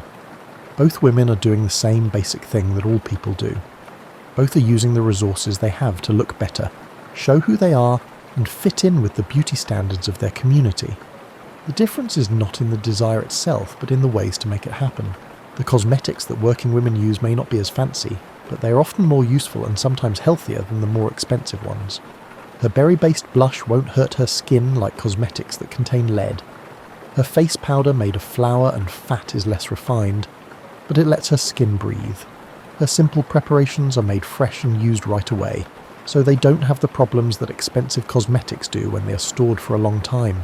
The social dynamics of cosmetic use have created some really interesting contradictions over the years. In many cultures, only rich people were allowed to wear the most dramatic and fake makeup. Working people were expected to look more natural. But getting that natural look often took just as much skill and work as making fake beauty look good. Think about ancient Rome, where a senator's wife might spend the whole morning putting on layers of white lead makeup, red cinnabar rouge and fancy eye paints. At the same time, she would criticise working women for using simple rouge or darkening their lashes with soot. People thought that the wealthy woman's fake look was elegant and proper, but looks than a lower-class woman tried to make herself look better, it was often seen as vain or pretentious. This double standard existed in part because makeup was a way for people to show off their social status. The expensive makeup and complicated application methods showed that the person wearing it had the money to buy luxury items and the time to use them right. A woman who showed up at dawn with perfectly applied makeup was saying that she had servants to wake her up, get her makeup ready, and help her with the complicated process of putting it on. Beauty tools also showed how wealthy someone was. Rich women had mirrors made of polished silver or bronze that were often decorated with detailed engravings and put in expensive frames. They made their makeup brushes out of animal hairs from faraway places and gave them handles made of ivory, gold, or rare woods. Their makeup containers were works of art in their own right, meant to show off their wealth and taste. Women who worked used much simpler tools. Their mirrors could be pieces of polished metal, or even a bowl of clear water. They often made their brushes out of things they had on hand, like frayed twigs, scraps of cloth, or even their own fingers. Their makeup containers were useful because they could hold both makeup and food or other things when they weren't needed. Archaeological evidence indicates that, notwithstanding these material disparities, working women frequently exhibited greater innovation in their cosmetic techniques compared to their affluent counterparts. Because they had to try out different materials, which led to discoveries about natural cosmetics that rich people, who could afford expensive imported ingredients, might never have made. In medieval Europe, the cosmetic divide became even bigger when religious leaders linked makeup to moral decay. The church taught that God made people perfectly, and trying to make God's creation better could be a sin. This religious view made things complicated for society because rich women kept using fancy makeup in private, while pretending in public that their beauty was completely natural. This religious restriction had an interesting effect on how cosmetics were made. Women learned how to make makeup that looked natural but made them look much better. They learned how to subtly lighten their skin, make their lips look naturally red, and darken their lashes in ways that looked like natural gifts rather than fake improvements. The growth of trade guilds in medieval cities gave working-class women more chances to get involved in the world of cosmetics. As part of their professional training, women who worked as perfumers, ointment makers, or cosmetic preparers could get better ingredients and learn more advanced methods. These women often acted as links between high-end and low-end beauty practices by finding ways to use expensive methods with cheap materials. Royal courts have always been places where new cosmetics were tested out. With unlimited resources and a lot of competition, people were always trying new things. Court ladies would compete to look the best and most fashionable, which caused makeup techniques and beauty standards to change quickly. The beauty routines that started in royal courts would eventually spread throughout society, but they would often be simpler and more useful. The French court of Versailles during the reign of Louis XIV is a great example of how elite cosmetic culture could get very complicated. Court ladies would spend hours each day putting on layers of white paint, rouge, and fancy decorations. For example, they would cut small patches from silk or velvet and put them on their faces in patterns that showed how they felt, what political party they belonged to, or whether they were available for romance. These court fashions were so fancy and costly that they kept anyone who wasn't very rich from fully participating. One pot of the best white face paint could cost as much as a servant's yearly pay. Because it took so long to do it right, only women with a lot of servants could get the full effect. But even the servants at Versailles made their own beauty products, making simpler versions of the latest fashions using things they could afford or get through their jobs. Kitchen maids used lard and flour to make their faces look like the white paint used by the rich. Laundresses made colourful makeup out of the leftover dyes from washing clothes. Seamstresses made their own beauty patches out of scraps of fabric. During times of social unrest, the difference between high-end and everyday cosmetics became even more clear. For instance, during the French Revolution, the elaborate makeup styles that were popular with the upper class became not only unfashionable, but also dangerous. Women who went out in public with the white face paint and rouge of the old regime could have been seen as enemies of the revolution. This made beauty practices more democratic because former aristocrats had to learn how to make simple, natural-looking makeup. At the same time, working women had more freedom to try out makeup techniques that were only available to the upper classes. The revolution literally changed the way French women looked, setting new standards that valued natural beauty and simplicity. The imperial court in ancient China came up with very complicated beauty practices that took years of training to learn how to do right. Court ladies would try to make their skin look perfect, their eyebrows look perfect, and their lips look beautiful. The imperial palace came up with these methods, which were kept secret by palace servants for generations and never shared with anyone outside the palace. But Chinese beauty culture also had a long history of everyday beauty practices that were open to everyone. Women in the village came up with their own ways to use local materials, like rice water for cleaning, flower petals for colour, and different plant extracts for skin care. These folk practices were often more useful and sometimes worked better than the fancy ones used in court. It wasn't just about money that elite and everyday cosmetics were different. It was also about risk. Wealthy women could try dangerous things like mercury, lead and arsenic, because they could get medical help when these things made them sick. Working women, who couldn't afford such medical care, had to find safer ways to use cosmetics that used natural ingredients and had fewer harmful side effects. This safety gap had long-term effects on the development of cosmetics. Working women who couldn't afford dangerous alternatives were the first to find and improve many of the best and safest cosmetic ingredients. Their useful new ideas eventually changed the way rich women used cosmetics, as they began to see the benefits of safer, more natural ways to look good. The tools and methods used to put on makeup also showed social divisions in interesting ways. Rich women could buy special tools for every part of putting on makeup. For example, they had different brushes for different types of paint, precise tools for making perfect shapes, and complicated storage systems for keeping their makeup collections in order. Women who worked came up with tools and methods that worked best for many different tasks. You could use one brush to put on both lip colour and blush. You could use a small mirror for both personal grooming and work that requires a lot of detail, like needlework. These useful new tools were often better than more specialised elite tools, so people from all walks of life started using them. As you think about these historical differences between elite and everyday beauty practices, you see more than just differences in how people use cosmetics. You see how human creativity adapts to new situations, how necessity leads to new ideas, and how the basic desire for beauty crosses social boundaries even when the ways to get it are very different. As you continue your peaceful journey through the night, let your mind wander to one of the most interesting parts of cosmetic history: the secret meanings, spiritual significance, and hidden messages that makeup has carried throughout human history. Cosmetics have been more than just decoration. They have been a complex language that could say anything from religious devotion to political allegiance, from being married to being protected by magic. Picture yourself as a skilled anthropologist who can read these pictures as you walk through a busy market in ancient Babylon around 600 BCE. The faces around you tell stories that go far beyond just making you look better. People who know what they're looking at can read the meaning of each painted eye, rouged cheek and carefully applied lip colour like pages from an illuminated manuscript. The woman with the blue-green eyeshadow isn't just following fashion. She's showing her love for Ishtar, the goddess of love and fertility. The exact shade of blue, which is made by mixing ground lapis lazuli with the right amount of malachite, shows not only her religion but also her hope for a successful pregnancy. The way she applied the colour, like wings that go a little past the outer corners of her eyes, shows that she recently made a big offering at Ishtar's temple.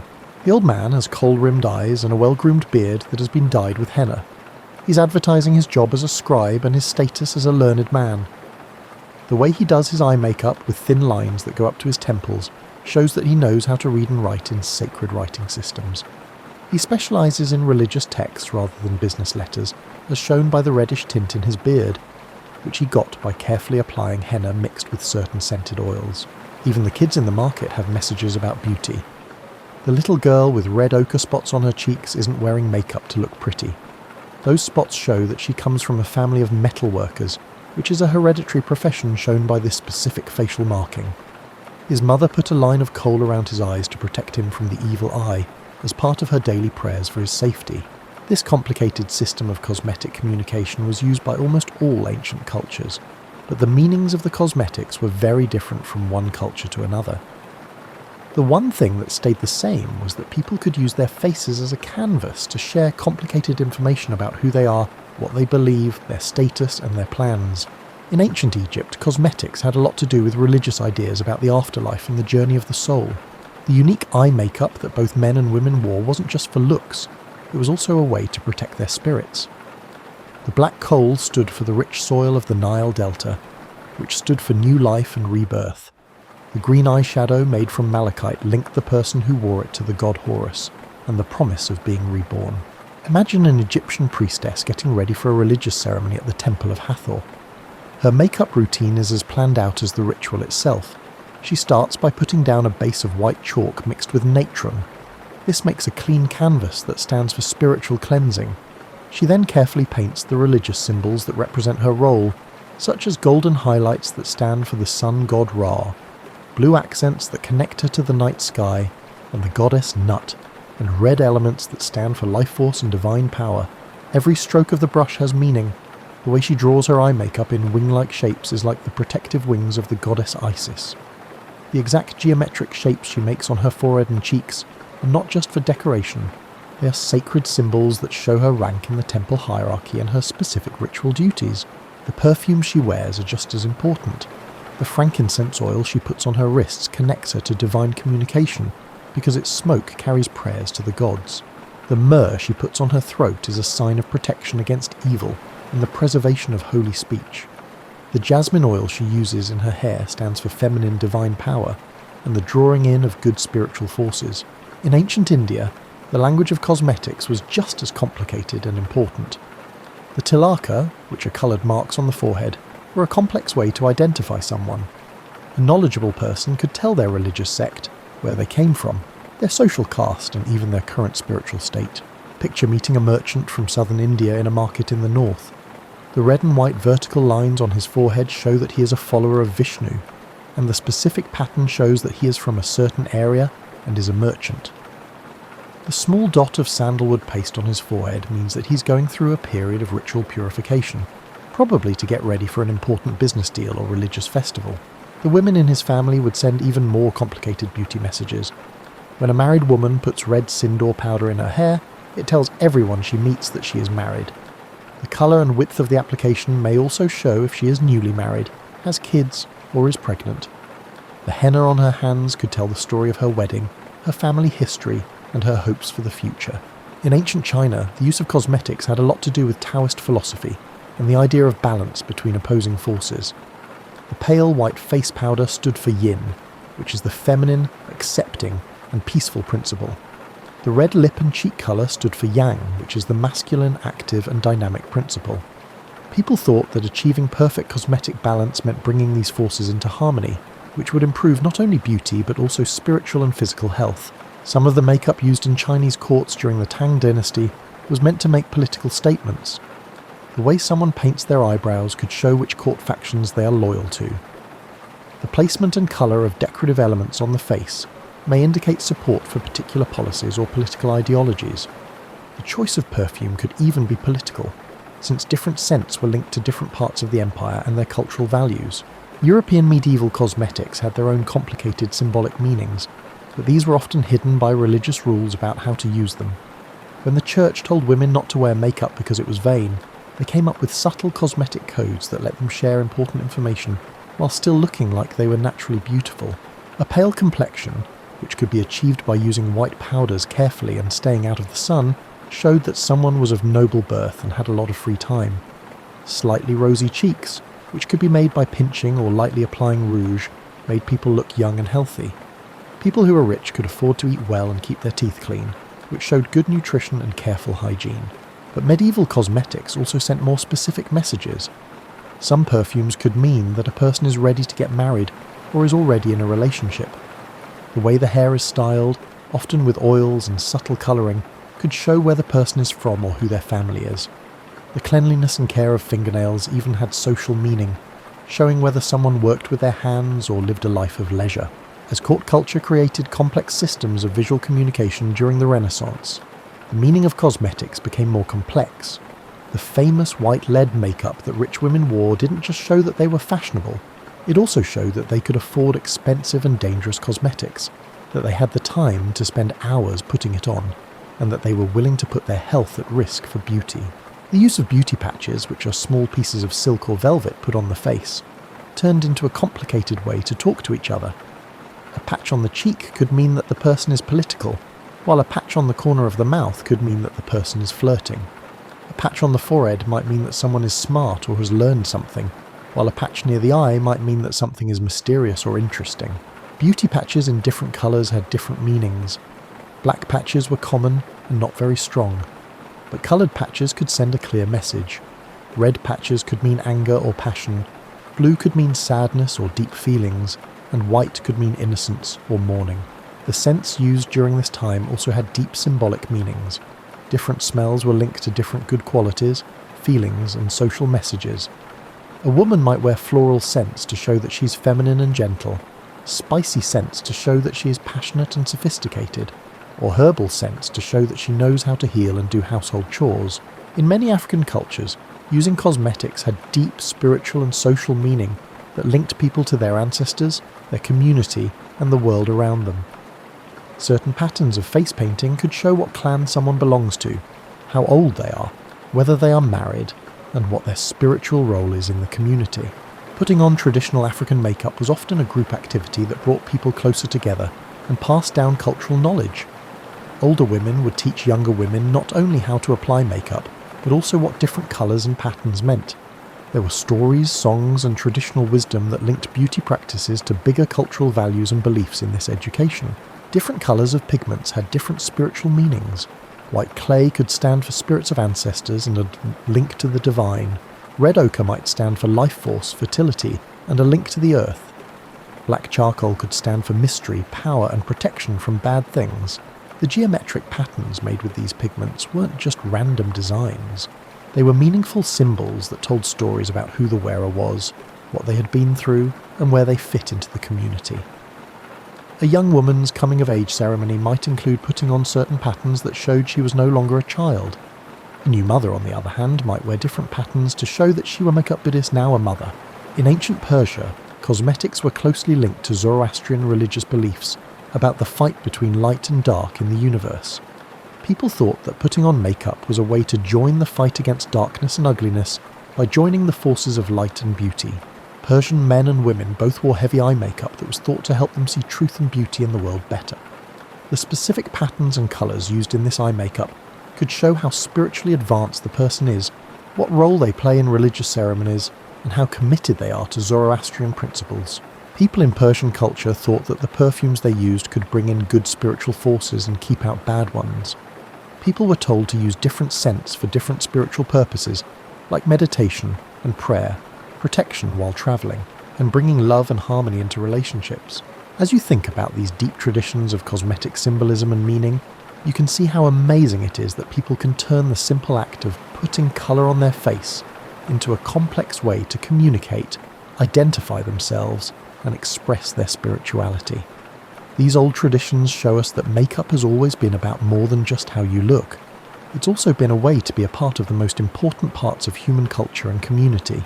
As you relax more deeply into your comfortable position, let your mind gently explore how these old beauty practices still affect and shape our modern world in ways that are both obvious and surprising. Makeup's story doesn't end with the fall of empires or the rise of new ones. Instead, it flows like an underground river, sometimes visible and sometimes hidden, but always there, bringing the knowledge and new ideas of our ancestors into our lives today. Think about your own morning routine for a moment. When you wash your face with a gentle cleanser, you're taking part in a ritual that goes back to ancient Egyptian priests who used natron and oils to clean themselves before going to see their gods. When you put on foundation to make your skin tone even, you're following a method that Chinese court ladies used to get porcelain-perfect skin by mixing rice powder with precious oils. When you look in the mirror while putting on makeup, you are doing something that people have been doing for hundreds of years. Even though your mirror is made of silvered glass instead of polished bronze or obsidian, and your makeup comes from labs instead of being ground by hand from minerals and plants, the basic experience is still the same. You're changing who you are and getting ready to face the world. You're taking part in the ancient dance between identity and appearance. Even though modern cosmetic science is very advanced, it keeps finding the wisdom that was already there in ancient beauty practices. People first noticed that retinoids could help with aging in oils from fish liver that were high in vitamin A. Egyptian women used sour milk and fruit acids to smooth their skin, so they knew that alpha-hydroxy acids could do the same. Ancient cultures used honey and plant mucilages to keep their skin soft and supple. which is similar to how hyaluronic acid works. Think about how the colours people liked in the past still affect the styles of makeup today. The red lips that were popular in ancient Rome and China are still a classic look that never really goes out of style. The dramatic eye makeup that ancient Egyptians invented comes back into style all the time, from the mod looks of the 1960s to the bold graphic styles of modern makeup artists. The idea that makeup can change a person's appearance has been around for a long time and is still driving new cosmetic products today. Like shamans in the past used face paint to talk to spirits, makeup artists today help people explore different parts of who they are. The traditions of face painting that started as religious rituals have had an impact on everything from Halloween makeup to special effects in movies and TV shows. Ancient colour symbolism is still present in small ways in modern culture. Red has been linked to power and passion since prehistoric times, when it was used in ochre paintings. This still affects how we see red lipstick and clothing. The link between white and purity, which was developed by ancient cultures from Egypt to China, is still important in bridal makeup and formal aesthetics. The social dynamics of ancient cosmetic culture are very similar to those of modern beauty practices. The difference between high-end and everyday cosmetics that existed in ancient civilizations is the same as the difference between high-end and drugstore beauty brands today. The same psychological drives that made ancient court ladies compete with each other by wearing elaborate makeup still drive modern beauty influencers and their fans. Modern cosmetic scientists are figuring out how to use old makeup techniques that took hundreds of years to develop and perfect. Using modern chemistry and manufacturing methods, we are recreating the long-lasting formulas that ancient cultures came up with through trial and error.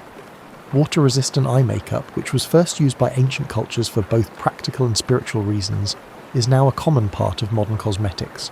The idea that cosmetics were medicine in ancient times still affects how beauty products are made today. The practice of using makeup to protect and heal skin, which goes back to ancient Egypt and traditional Asia, is what drives modern research into cosmeceuticals, which are products that mix cosmetics and medicine. This old wisdom is still true today. Sunscreen in foundation, anti-aging ingredients in concealer, and lip products that heal. Many modern sustainable beauty movements look to the past for ideas, bringing back old ingredients and methods that were lost when cosmetics became industrialized. Brands that focus on natural ingredients, traditional methods of making things, and having as little of an impact on the environment as possible are basically going back to the ideas that guided the development of cosmetics for thousands of years before the modern chemical industry. The ritualistic elements of ancient makeup applications still have psychological benefits that modern users instinctively grasp. The meditative quality of carefully putting on makeup, the feeling of changing and getting ready, and the connection to cultural traditions are all still important parts of the cosmetic experience today, just like they were for ancient practitioners. Old packaging and tools for applying makeup still have an effect on how cosmetics are made today. The beautiful containers that ancient cultures made to hold valuable cosmetics inspire modern packaging that focuses on luxury and craftsmanship. Brushes, sponges, and precise applicators are still used in the same way they were thousands of years ago. This shows that some new ideas are so good that they last through time. The age-old practice of passing down cosmetic recipes from one generation to the next is still going strong today. Even though people today don't grind their own pigments or mix their own formulas, they still share beauty knowledge through social media, beauty communities, and family traditions. This is how knowledge has always been passed down. There are strong echoes of ancient perfume traditions in modern times. Modern perfume makers are still influenced by the layering techniques that ancient Persian and Arab perfumers came up with. Using incense and aromatherapy to improve mood and spiritual practice is a direct link to ancient customs. Even modern perfume ads often use old ideas about how smell affects feelings, memories, and identity. The gender-fluid approach to cosmetics that was common in many ancient cultures is making a comeback in modern beauty culture. The old idea that makeup could make anyone look better, no matter what gender they were, fits with modern movements toward beauty standards that include everyone and non-binary ways to express yourself with cosmetics. The use of makeup for ceremonies and special events has not changed much since ancient times. Many of the makeup traditions for weddings come from old beauty practices for brides. Makeup for theatre and performance is still very much like the face painting that was done in ancient rituals. Even the makeup we wear every day for special occasions follows patterns set by ancient cultures for marking important events and changes. Using makeup to show social and professional roles is an old practice that has changed but is still used today. Professional makeup standards in many fields, from business to entertainment, carry on the old practice of using looks to show competence and status. The power look in today's business world comes directly from the old practice of using makeup to show that you are in charge and capable. Beauty standards from the past still affect modern makeup goals, but in different ways. The desire for perfect skin that people have had for a long time is what drives the development of modern foundations and concealers. The ancient focus on a bright, healthy-looking skin tone inspires today's highlighter and skincare makeup hybrid products. Ancient ways of making lips look better have an effect on everything from lip-plumping, isis-plumping products to cosmetic surgery. People still think of makeup as a way to express their culture, just like they did in ancient times. Traditional cosmetic practices from different cultures still work well with modern ones, making beautiful landscapes that honour both the past and the future. Henna art, traditional face painting, and cultural ceremonial makeup are still important and have an impact on mainstream beauty trends. Old ways of thinking about beauty that were based on seasons and cycles still have an effect on how people use cosmetics today. The old custom of changing your makeup and skincare routines based on the seasons, the moon, and different stages of life is similar to modern trends that emphasise more natural and responsive beauty practices. Seasonal colour palettes, which are often based on old ideas about how light and the environment affect how people look, are still very important in modern makeup marketing and choice. The old idea that beauty is something that people do together is still around today. Beauty parties, friends putting on makeup together, and groups getting ready for special events are all ways that the social side of beauty culture has stayed alive for thousands of years. Beauty communities on social media take this old practice into the digital world, making new versions of the old ways of sharing knowledge and helping each other that were common in ancient beauty culture. As you fall asleep, think about how your makeup routine in the morning will connect you to the vast river of human experience. When you put that first colour on your face, you'll be doing something that connects you to cave painters, Egyptian priests, Chinese court ladies, Roman matrons, and many more who knew that the face is the first canvas for art, identity, and change. Even though your makeup may be made in modern factories instead of being ground by hand from sacred minerals, the impulse is still the same: to show the world your best self, to take part in your culture's beauty traditions, and to enjoy the little daily magic of transformation that makeup brings. In this way, you take part in one of the oldest and most enduring art forms every morning. You become part of a story that started in caves long before people lived in them, and will go on as long as people care about beauty, identity, and the never-ending interesting link between who we are and how we choose to look to plumping at the world. The ancient history of cosmetics isn't really history at all. It's the present, lived out every day in millions of mirrors around the world, as timeless and real as the human face itself. While you relax even more in the evening, let your mind drift to the workshops and labs where ancient cosmetic makers worked their magic. These long-forgotten alchemists worked hundreds of years before modern chemistry. They came up with formulation methods that are so advanced that modern cosmetic scientists are still trying to figure out how they got such amazing results. Imagine yourself in the workshop of a cosmetic maker from ancient Egypt, maybe in the busy city of Memphis around 1200 BCE. The room smells like frankincense and the earthy smell of minerals being ground. Clay pots sit on wooden shelves, each one holding carefully chosen ingredients that took months or even years to prepare. The master cosmetic maker starts her day before dawn, not because she's in a hurry, but because the cool morning air is best for some of the preparations before the desert heat affects the delicate chemical processes she's in charge of. She treats her work with the respect of a priest and the accuracy of a mathematician. She knows that the difference between a cosmetic that makes you look better and one that hurts your skin can be as small as a grain of sand. Watch as she makes kohl using a method that has been passed down through her family for generations. She starts with galena, a lead sulfide mineral that gives kohl its unique deep black colour. But she doesn't just grind the mineral and mix it with oil. Instead, she follows a complicated process that scientists today are just starting to figure out. First, she heats the galena in a special furnace, and she knows how to control the temperature with a level of knowledge about metallurgy that wouldn't be out of place in a modern lab. The heat changes the mineral's crystal structure, which makes it safer to use around the eyes and improves its colour. She adds small amounts of other minerals while heating the metal, like a pinch of antimony here and a trace of silver there. This makes an alloy that is stronger than the sum of its parts. After that, the grinding process takes hours of careful work. She makes a powder from the treated mineral that is so fine it feels like silk between her fingers by using a palette made of carefully chosen stone. The consistency has to be just right. If it's too coarse, the coal will scratch the delicate skin around the eyes, and if it's too fine, it won't stay on or cover well. The mixing of the final formula is where science and art really come together. She mixes the powdered mineral with a carefully balanced blend of animal fats, plant oils, and fragrant resins. The fats help the pigment stick to the skin and make it easier to apply. The oils keep the mixture from drying out too quickly, and the resins act as natural preservatives and add a light scent. But the right amounts are very important, and they change with the season, the use, and even the moon phase. Summer versions have more oils to keep the coal from drying out in the heat, and winter versions have more fats to protect it from cold winds. Coal made for everyday use is different from coal made for religious ceremonies or special events. The ancient Egyptians knew something that modern cosmetic science has rediscovered. How ingredients are put together is often more important than the ingredients themselves. They came up with ways to make stable emulsions, control particle size, and get consistent colour that are just as good as what modern manufacturing methods can do. They knew a lot more than just coal.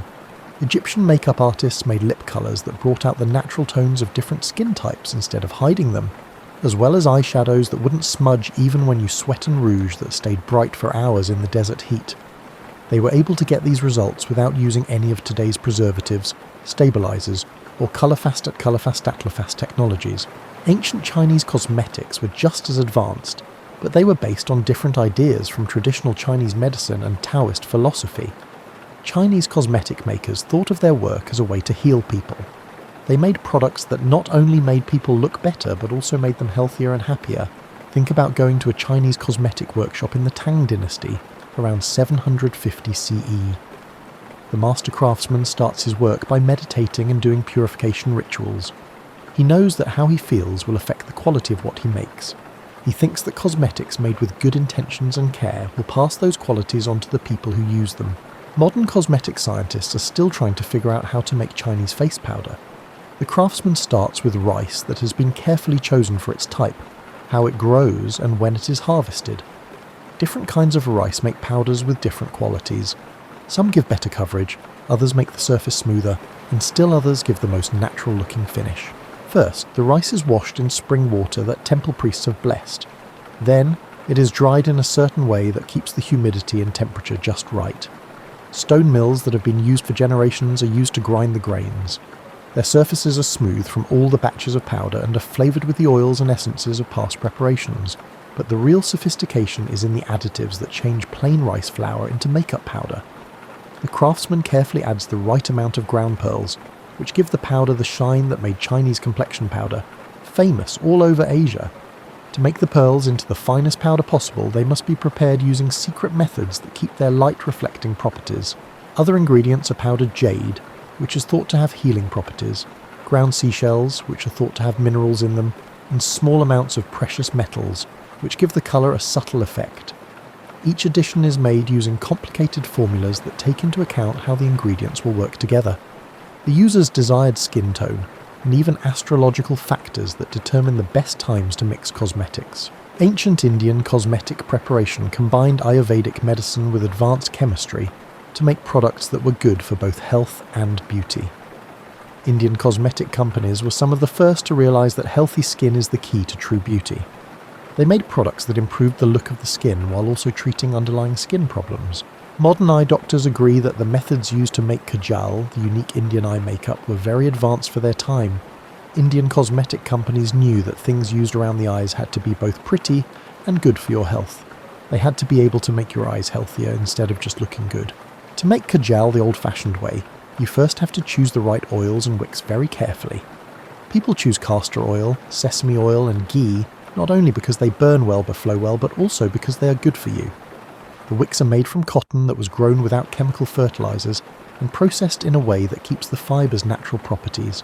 The burning happens in special lamps that control the temperature and heavy and airflow to make the cleanest soot possible. The craftsman watches over the flames all night, making sure the wicks are in the right place and that the soot is of good quality. Different stages of the burning process make soot with different properties. Early soot is finer and better for everyday use, while later soot has more dramatic colour and lasts longer. At the same time, she would criticise working women for using simple rouge or darkening their lashes with soot. Cosmetic makers in ancient Persia made complex perfumes that stayed stable for years and could be layered to make new, more complex scents. Their knowledge of how to extract, preserve and mix essential oils had an impact on perfume making all over the Islamic world, and it eventually made its way to Europe through trade and conquest. The Persians made perfume by finding a balance between sweet and bitter, light and heavy, and warming and cooling.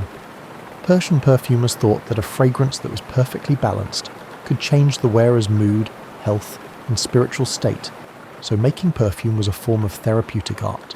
Ancient Roman cosmetics were made on a scale that wouldn't be seen again until the modern era. Roman workshops made cosmetics for use all over the empire. They came up with standard recipes and ways of making them that made sure the quality was the same no matter where you were. Roman cosmetic makers were some of the first to realise how important it was to check the quality of their products and make sure that each batch was the same. They came up with ways to test that rouge would keep its colour, that face powder would cover evenly, and that perfumes would smell the same no matter where they were made, whether in Rome or far-off provinces. The Romans had a very advanced way of keeping cosmetics fresh. They knew that cosmetics had to stay stable during long sea trips to faraway markets, even when the temperature and humidity changed, and the physical stresses of travel occurred. They learned how to use natural antimicrobials and airtight packaging to keep their products fresh for months or even years. As you picture these old cosmetic workshops, you can see the beginning of an industry that combined art, science and business in ways that are still used by modern cosmetic companies. These ancient formulators set the stage for figuring out how ingredients work together, how to get the same results every time, and how to make products that make people look better while also keeping them safe and healthy. Their methods, which have been improved over hundreds of years of trial and error and passed down through generations of skilled craftsmen, are a treasure trove of information that modern cosmetic science is still discovering and rediscovering. In a lot of cases, these old formulators got results that modern companies have a hard time getting with modern technology and synthetic ingredients. Their makeup containers were useful because they could hold both makeup and food or other things when they weren't needed. Imagine yourself in the private rooms of a rich Roman woman named Livia, where the first light of dawn comes through silk curtains. As her personal slaves get ready for the day's transformation ritual, the room is already buzzing with quiet activity. This isn't just putting on makeup, it's a carefully planned ceremony that will take several hours and involve a lot of people, each of whom is an expert in a different part of the process of making someone look better. Sophia, a Greek woman who was chosen for her artistic skills, is Livia's main cosmetic slave. She starts by looking at her mistress's skin in the morning light. People in ancient Rome knew that makeup had to be put on in a way that worked with each person's unique features, skin tone, and the needs of the day. Sophia runs her experienced fingers gently over Livia's face, looking for changes in the texture of her skin, new blemishes that need to be covered, or areas that need extra care. The first step in getting ready is to wash, but not with a quick splash of water like people do now. A warm mixture of milk, honey and ground almonds is used to gently clean Livia's face. The milk has mild acids that get rid of dead skin cells. The honey is a natural antiseptic and moisturiser, and the almonds gently rub the skin to make it smoother. Sophia uses her hands to apply this mixture in circles, which she has learned how to do perfectly over the years. The massage part of the cleansing is almost as important as the cleansing itself. The gentle pressure gets blood flowing to the skin, giving it a natural glow that will be the base for the day's makeup. After cleaning, it's time to put on the base, and this is where ancient Roman techniques show how advanced they were.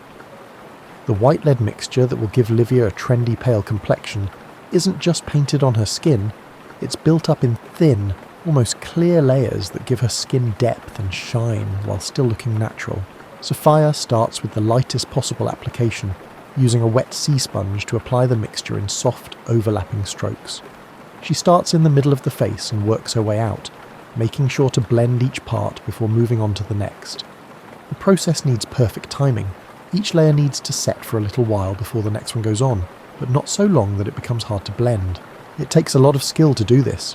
Sophia has to decide how opaque each layer is, how the mixture will look on Livia's skin tone, and how the final result will look in different types of light during the day. If you put on too much makeup, it will look like a mask and not real. If you don't use enough, it won't look like the porcelain that Roman fashion calls for. While the base is being built, another slave gets the rouge ready to put colour back into Livia's cheeks, which have become pale. It's not as easy as just opening a container and putting on colour. The rouge needs to be mixed fresh every day to get the best colour and consistency.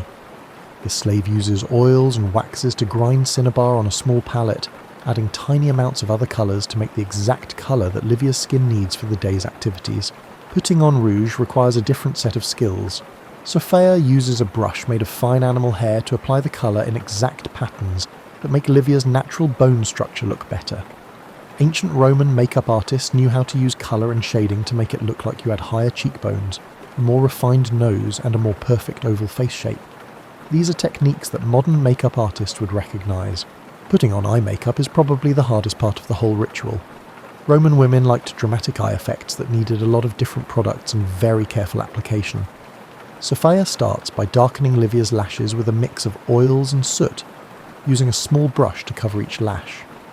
The method is similar to how people put on mascara today, but it takes a lot more skill because the product doesn't have the synthetic polymers that make modern mascara easier to put on. Next, the eyeshadow is put on in layers to give it depth and dimension. Sophia uses different colours on different parts of the eyelid. For example, she uses a lighter shade near the inner corner to make the eyes look bigger and brighter, a medium shade across the main lid area, and a darker shade in the crease to make the eyes look deeper set. The last step in putting on eye makeup is to put kohl around the eye itself. You need the steadiest hand and the most accurate technique for this because any mistakes will be obvious right away and hard to fix. Sophia uses a thin bronze rod to apply the kohl in smooth, even lines that follow the natural shape of Livia's eyes, and go a little past the outer corners to make the dramatic look that Roman fashion likes. Livia stays almost still the whole time, which is something that rich Roman women learned as kids. People thought that being able to sit still for hours while makeup was put on was a sign of refinement and self-control. But this isn't just free time. Livia uses these hours to think, plan her day, and sometimes even dictate letters to scribes while she changes. The last part of putting on makeup is painting the lips with a red pigment made from crushed insects and plant dyes. Sophia uses a small brush to make the perfect shape for her lips. She often paints outside or inside the natural lip line to get the proportions that Roman beauty standards call for. But the ritual doesn't end when the makeup is done. People put the finishing touches on Livia's hair with scented oils while they painted her face. She has carefully arranged her clothes to go with her finished look. She even picks out her jewellery to go with the colours and style of her makeup. Now imagine yourself in ancient Japan, where the ritual for putting on makeup is even more complicated and full of meaning. Before midnight and until dawn, a Heian court lady's private quarters are transformed in one of history's most elaborate beauty rituals. The Japanese way of putting on makeup was based on the idea of layers, not just layers of makeup, but also layers of meaning, symbolism and artistic expression. Each part of the look was carefully chosen to go with the clothes, accessories, perfume, and even the weather and season of the day. The attendants of the court lady start the process by cleaning and conditioning her skin with a series of treatments that take several hours to finish. They gently scrub her skin with rice bran mixed with different flower waters, and then they put camellia oil on her skin to keep it moist and safe. It takes years of practice to master the art of putting on the white face powder that is a big part of Heian makeup. You should be able to see no brush marks or uneven areas when you apply the powder.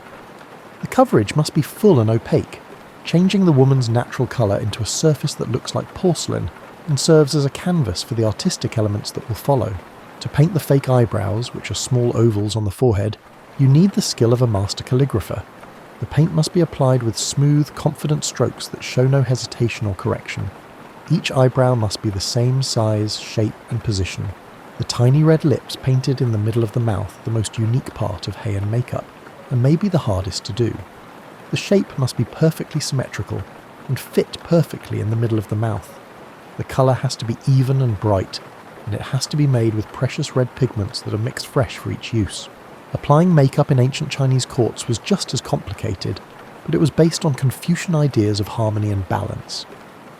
The process started with meditation and purification rituals that got both the person applying and the person receiving ready for the change that was about to happen. Chinese makeup application focused on enhancing natural beauty rather than changing it. The goal was to make the look seem almost natural, but it actually took hours of skilled work to get there. This paradox, making something look natural with artificial means, took a lot of skill and knowledge of how different colours and techniques would work with each person's features. In ancient India, putting on makeup was often a group activity that made people feel closer to each other and made things look better. Women would get together to help each other get ready for festivals, weddings and other special events. They would share tips, stories and knowledge while making elaborate henna and makeup designs. When people used traditional Indian makeup, they put it on their whole body, not just their face. Henna designs on hands and feet could take a long time to finish and needed the steady hand of a skilled artist. The complicated geometric and floral patterns weren't just for show. They told stories about the person's family, hopes, and important events in their life. Aromatherapy was often a part of ancient Middle Eastern makeup rituals. For example, certain perfumes and incenses were burned while putting on makeup to improve mood and create the desired mental state. People thought that the smells could change not only how the person looked but also their personality and aura. As you picture these complicated application rituals, you see that people know that real beauty is more than just putting colour on the face. These old ways of doing things knew that the process of change was just as important as the end result. The time spent getting ready, the skill of the artisans who worked on it, and the purpose behind the change all played a role in the final effect. These rituals made places for meditation, socializing, art and personal growth that our fast-paced modern world often misses when it comes to beauty. These old ways of doing things remind us that beauty isn't just about how we look. It's also about taking the time to honour ourselves and our place in the larger human community. Picture one last scene before you go to sleep. You're looking into a mirror that can show you not only your own reflection, but also the voices of everyone who has ever looked into a mirror to get ready for the day. You can see the cave painter looking at their ochre-painted cheeks in a pool of still water on that silvered surface.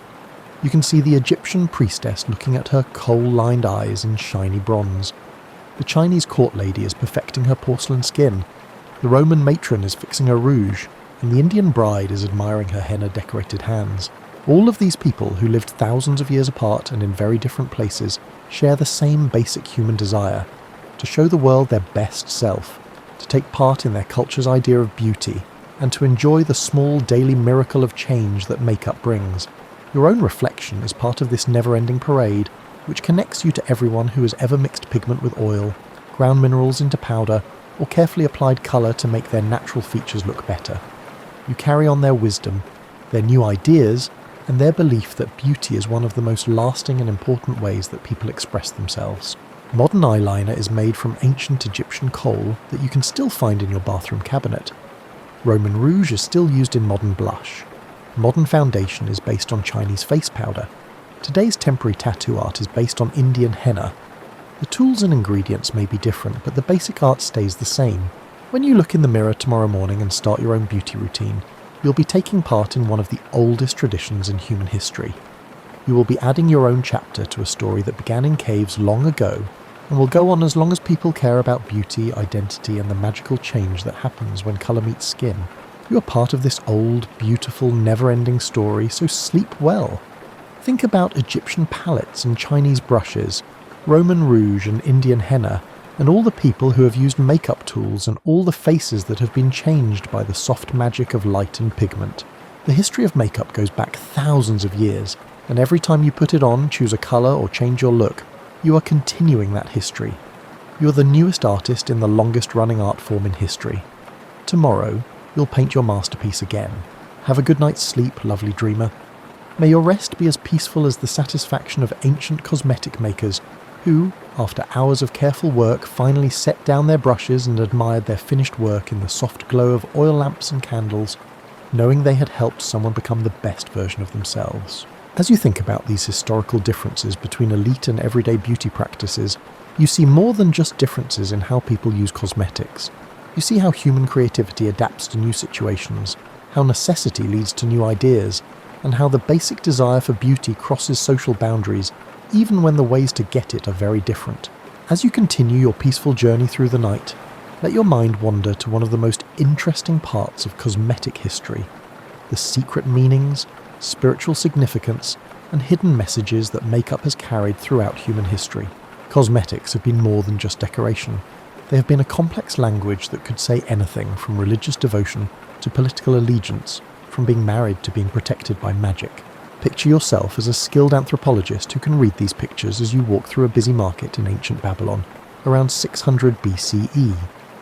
The faces around you tell stories that go far beyond just making you look better. People who know what they're looking at can read the meaning of each painted eye, rouged cheek, and carefully applied lip colour like pages from an illuminated manuscript. The woman with the blue-green eyeshadow isn't just following fashion, she's showing her love for Ishtar, the goddess of love and fertility. The exact shade of blue, which is made by mixing ground lapis lazuli with the right amount of malachite, shows not only her religion, but also her hope for a successful pregnancy. The way she applied the colour, like wings that go a little past the outer corners of her eyes, shows that she recently made a big offering at Ishtar's temple. The old man has kohl-rimmed eyes and a well-groomed beard that has been dyed with henna. He is advertising his job as a scribe and his status as a learned man. The way he does his eye makeup with thin lines that go up to his temples shows that he knows how to read and write in sacred writing systems. He specialises in religious texts rather than business letters, as shown by the reddish tint in his beard, which he got by carefully applying henna mixed with certain scented oils. Even the kids in the market have messages about beauty. The little girl with red ochre spots on her cheeks isn't wearing makeup to look pretty.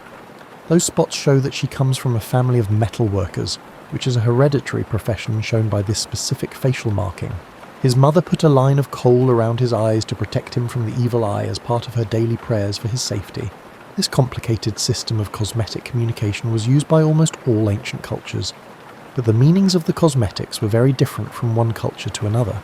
The one thing that stayed the same was that people could use their faces as a canvas to share complicated information about who they are, what they believe, their status, and their plans. In ancient Egypt, cosmetics had a lot to do with religious ideas about the afterlife and the journey of the soul. The unique eye makeup that both men and women wore wasn't just for looks, it was also a way to protect their spirits. The black coal stood for the rich soil of the Nile Delta, which stood for new life and rebirth. The green eyeshadow made from malachite linked the person who wore it to the god Horus and the promise of being reborn. Imagine an Egyptian priestess getting ready for a religious ceremony at the Temple of Hathor. Her makeup routine is as planned out as the ritual itself. She starts by putting down a base of white chalk mixed with natron. This makes a clean canvas that stands for spiritual cleansing. She then carefully paints the religious symbols that represent her role, such as golden highlights that stand for the sun god Ra, blue accents that connect her to the night sky and the goddess Nut, and red elements that stand for life force and divine power. Every stroke of the brush has meaning. The way she draws her eye makeup in wing-like shapes is like the protective wings of the goddess Isis. The exact geometric shapes she makes on her forehead and cheeks are not just for decoration. They are sacred symbols that show her rank in the temple hierarchy and her specific ritual duties. The perfumes she wears are just as important. The frankincense oil she puts on her wrists connects her to divine communication because its smoke carries prayers to the gods. The myrrh she puts on her throat is a sign of protection against evil and the preservation of holy speech. The jasmine oil she uses in her hair stands for feminine divine power and the drawing in of good spiritual forces. In ancient India, the language of cosmetics was just as complicated and important. The tilaka, which are coloured marks on the forehead, were a complex way to identify someone. A knowledgeable person could tell their religious sect, where they came from, their social caste, and even their current spiritual state. Picture meeting a merchant from southern India in a market in the north. The red and white vertical lines on his forehead show that he is a follower of Vishnu, and the specific pattern shows that he is from a certain area and is a merchant. The small dot of sandalwood paste on his forehead means that he is going through a period of ritual purification, probably to get ready for an important business deal or religious festival. The women in his family would send even more complicated beauty messages. When a married woman puts red sindoor powder in her hair, it tells everyone she meets that she is married. The colour and width of the application may also show if she's newly married, has kids, or is pregnant. The henna on her hands could tell the story of her wedding, her family history, and her hopes for the future. In ancient China, the use of cosmetics had a lot to do with Taoist philosophy and the idea of balance between opposing forces. The pale white face powder stood for yin, which is the feminine, accepting and peaceful principle. The red lip and cheek colour stood for yang, which is the masculine, active and dynamic principle. People thought that achieving perfect cosmetic balance meant bringing these forces into harmony, which would improve not only beauty but also spiritual and physical health. Some of the makeup used in Chinese courts during the Tang dynasty was meant to make political statements. The way someone paints their eyebrows could show which court factions they are loyal to. The placement and colour of decorative elements on the face may indicate support for particular policies or political ideologies. The choice of perfume could even be political, since different scents were linked to different parts of the empire and their cultural values. European medieval cosmetics had their own complicated symbolic meanings, but these were often hidden by religious rules about how to use them. When the church told women not to wear makeup because it was vain, they came up with subtle cosmetic codes that let them share important information while still looking like they were naturally beautiful. A pale complexion, which could be achieved by using white powders carefully and staying out of the sun, showed that someone was of noble birth and had a lot of free time. Slightly rosy cheeks, which could be made by pinching or lightly applying rouge, made people look young and healthy. People who were rich could afford to eat well and keep their teeth clean, which showed good nutrition and careful hygiene. But medieval cosmetics also sent more specific messages. Some perfumes could mean that a person is ready to get married or is already in a relationship. The way the hair is styled, often with oils and subtle colouring, could show where the person is from or who their family is. The cleanliness and care of fingernails even had social meaning, showing whether someone worked with their hands or lived a life of leisure. As court culture created complex systems of visual communication during the Renaissance, the meaning of cosmetics became more complex.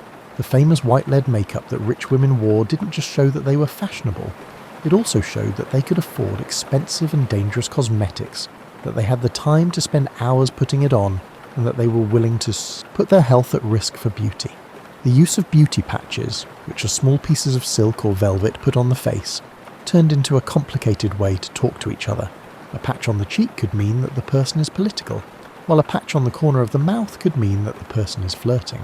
A patch on the forehead might mean that someone is smart or has learned something, while a patch near the eye might mean that something is mysterious or interesting. Beauty patches in different colours had different meanings.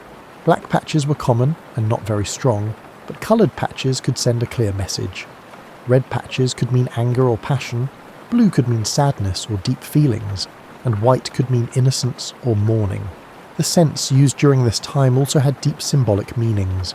Different smells were linked to different good qualities, feelings, and social messages. A woman might wear floral scents to show that she's feminine and gentle, spicy scents to show that she's passionate and sophisticated, or herbal scents to show that she knows how to heal and do household chores. In many African cultures, using cosmetics had deep spiritual and social meaning that linked people to their ancestors, their community, and the world around them. Certain patterns of face painting could show what clan someone belongs to, how old they are, whether they are married, and what their spiritual role is in the community. Putting on traditional African makeup was often a group activity that brought people closer together and passed down cultural knowledge. Older women would teach younger women not only how to apply makeup, but also what different colours and patterns meant. There were stories, songs, and traditional wisdom that linked beauty practices to bigger cultural values and beliefs in this education. Different colours of pigments had different spiritual meanings. White clay could stand for spirits of ancestors and a link to the divine. Red ochre might stand for life force, fertility, and a link to the earth. Black charcoal could stand for mystery, power, and protection from bad things. The geometric patterns made with these pigments weren't just random designs. They were meaningful symbols that told stories about who the wearer was, what they had been through, and where they fit into the community. A young woman's coming-of-age ceremony might include putting on certain patterns that showed she was no longer a child. A new mother, on the other hand, might wear different patterns to show that she will make up but is now a mother. In ancient Persia, cosmetics were closely linked to Zoroastrian religious beliefs about the fight between light and dark in the universe. People thought that putting on makeup was a way to join the fight against darkness and ugliness by joining the forces of light and beauty. Persian men and women both wore heavy eye makeup that was thought to help them see truth and beauty in the world better. The specific patterns and colours used in this eye makeup could show how spiritually advanced the person is, what role they play in religious ceremonies, and how committed they are to Zoroastrian principles. People in Persian culture thought that the perfumes they used could bring in good spiritual forces and keep out bad ones. People were told to use different scents for different spiritual purposes, like meditation and prayer, protection while travelling, and bringing love and harmony into relationships. As you think about these deep traditions of cosmetic symbolism and meaning, you can see how amazing it is that people can turn the simple act of putting colour on their face into a complex way to communicate, identify themselves, and express their spirituality. These old traditions show us that makeup has always been about more than just how you look. It's also been a way to be a part of the most important parts of human culture and community. As you relax more deeply into your comfortable position, let your mind gently explore how these old beauty practices still affect and shape our modern world in ways that are both obvious and surprising. Makeup's story doesn't end with the fall of empires or the rise of new ones. Instead, it flows like an underground river, sometimes visible and sometimes hidden, but always there, bringing the knowledge and new ideas of our ancestors into our lives today. Think about your own morning routine for a moment. When you wash your face with a gentle cleanser, you're taking part in a ritual that goes back to ancient Egyptian priests who used natron and oils to clean themselves before going to see their gods. When you put on foundation to make your skin tone even, you're following a method that Chinese court ladies used to get porcelain perfect skin by mixing rice powder with precious oils. When you look in the mirror while putting on makeup, you're doing something that people have been doing for hundreds of years. Even though your mirror is made of silvered glass instead of polished bronze or obsidian, and your makeup comes from labs instead of being ground by hand from minerals and plants, the basic experience is still the same. You are changing who you are and getting ready to face the world.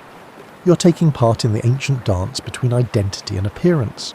Even though modern cosmetic science is very advanced, it keeps finding the wisdom that was already there in ancient beauty practices. People first noticed that retinoids could help with aging in oils from fish liver that were high in vitamin A. Egyptian women used sour milk and fruit acids to smooth their skin, so they knew that alpha hydroxy acids could do the same. Ancient cultures used honey and plant mucilages to keep their skin soft and supple, which is similar to how hyaluronic acid works.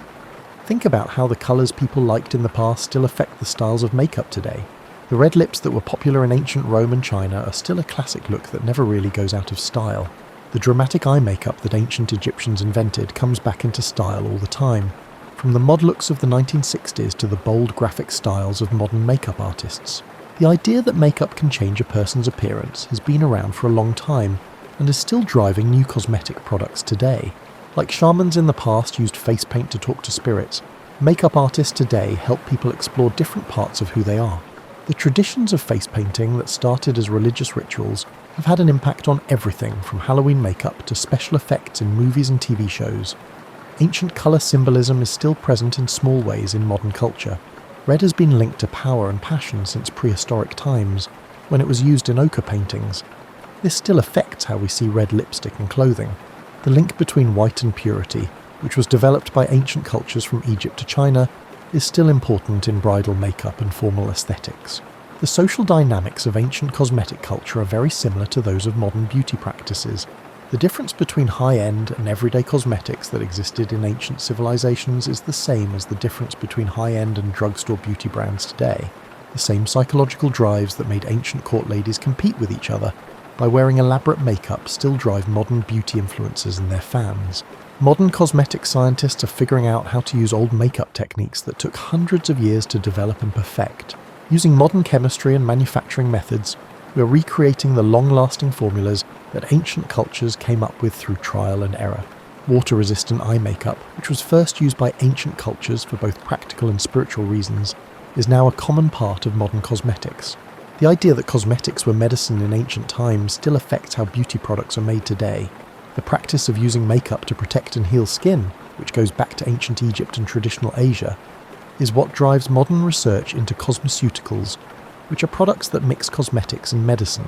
This old wisdom is still true today: sunscreen and foundation, anti-aging ingredients and concealer, and lip products that heal. Many modern sustainable beauty movements look to the past for ideas, bringing back old ingredients and methods that were lost when cosmetics became industrialized. Brands that focus on natural ingredients, traditional methods of making things, and having as little of an impact on the environment as possible are basically going back to the ideas that guided the development of cosmetics for thousands of years before the modern chemical industry. The ritualistic elements of ancient makeup applications still have psychological benefits that modern users instinctively grasp. The meditative quality of carefully putting on makeup The feeling of changing and getting ready, and the connection to cultural traditions are all still important parts of the cosmetic experience today, just like they were for ancient practitioners. Old packaging and tools for applying makeup still have an effect on how cosmetics are made today. The beautiful containers that ancient cultures made to hold valuable cosmetics inspire modern packaging that focuses on luxury and craftsmanship. Brushes, sponges, and precise applicators are still used in the same way they were thousands of years ago. This shows that some new ideas are so good that they last through time. The age-old practice of passing down cosmetic recipes from one generation to the next is still going strong today. Even though people today don't grind their own pigments or mix their own formulas, they still share beauty knowledge through social media, beauty communities, and family traditions. This is how knowledge has always been passed down. There are strong echoes of ancient perfume traditions in modern times. Modern perfume makers are still influenced by the layering techniques that ancient Persian and Arab perfumers came up with. Using incense and aromatherapy to improve mood and spiritual practice is a direct link to ancient customs. Even modern perfume ads often use old ideas about how smell affects feelings, memories, and identity. The gender-fluid approach to cosmetics that was common in many ancient cultures is making a comeback in modern beauty culture. The old idea that makeup could make anyone look better, no matter what gender they were, fits with modern movements toward beauty standards that include everyone and non-binary ways to express yourself with cosmetics. The use of makeup for ceremonies and special events has not changed much since ancient times.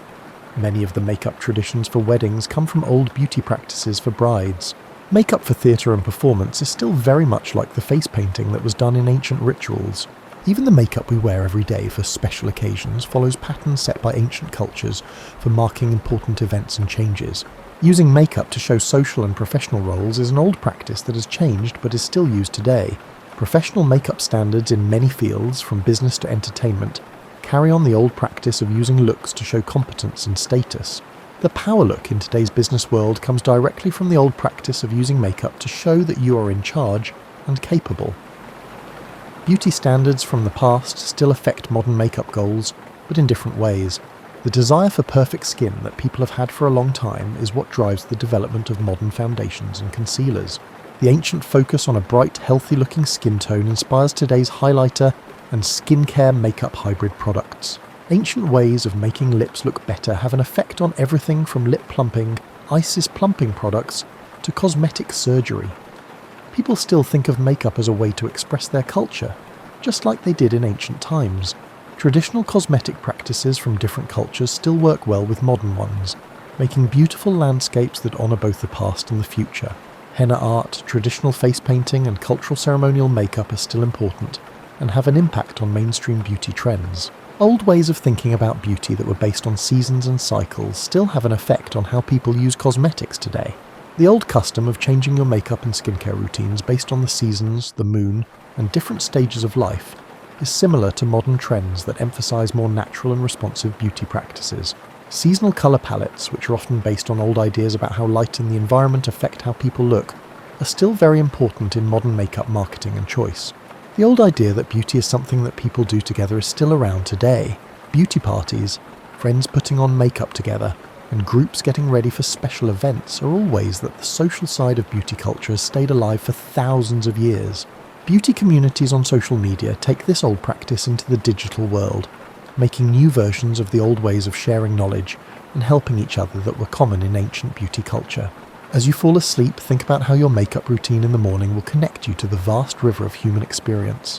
When you put that first colour on your face, you'll be doing something that connects you to cave painters, Egyptian priests, Chinese court ladies, Roman matrons, and many more who knew that the face is the first canvas for art, identity, and change. Even though your makeup may be made in modern factories instead of being ground by hand from sacred minerals, the impulse is still the same: to show the world your best self, to take part in your culture's beauty traditions, and to enjoy the little, daily magic of transformation that makeup brings. In this way, you take part in one of the oldest and most enduring art forms every morning. You become part of a story that started in caves long before people lived in them, and will go on as long as people care about beauty, identity, and the never-ending interesting link between who we are and how we choose to look to plumping at the world. The ancient history of cosmetics isn't really history at all. It's the present, lived out every day in millions of mirrors around the world, as timeless and real as the human face itself. While you relax even more in the evening, let your mind drift to the workshops and labs where ancient cosmetic makers worked their magic. These long-forgotten alchemists worked hundreds of years before modern chemistry. They came up with formulation methods that are so advanced that modern cosmetic scientists are still trying to figure out how they got such amazing results. Imagine yourself in the workshop of a cosmetic maker from ancient Egypt, maybe in the busy city of Memphis around 1200 BCE. The room smells like frankincense and the earthy smell of minerals being ground. Clay pots sit on wooden shelves, each one holding carefully chosen ingredients that took months or even years to prepare. The master cosmetic maker starts her day before dawn, not because she's in a hurry, but because the cool morning air is best for some of the preparations before the desert heat affects the delicate chemical processes she's in charge of. She treats her work with the respect of a priest and the accuracy of a mathematician. She knows that the difference between a cosmetic that makes you look better and one that hurts your skin can be as small as a grain of sand. Watch as she makes coal using a method that has been passed down through her family for generations. She starts with galena, a lead sulfide mineral that gives coal its unique, deep black colour. But she doesn't just grind the mineral and mix it with oil. Instead, she follows a complicated process that scientists today are just starting to figure out. First, she heats the galena in a special furnace, and she knows how to control the temperature with a level of knowledge about metallurgy that wouldn't be out of place in a modern lab. The heat changes the mineral's crystal structure, which makes it safer to use around the eyes and improves its colour. She adds small amounts of other minerals while heating the metal, like a pinch of antimony here and a trace of silver there.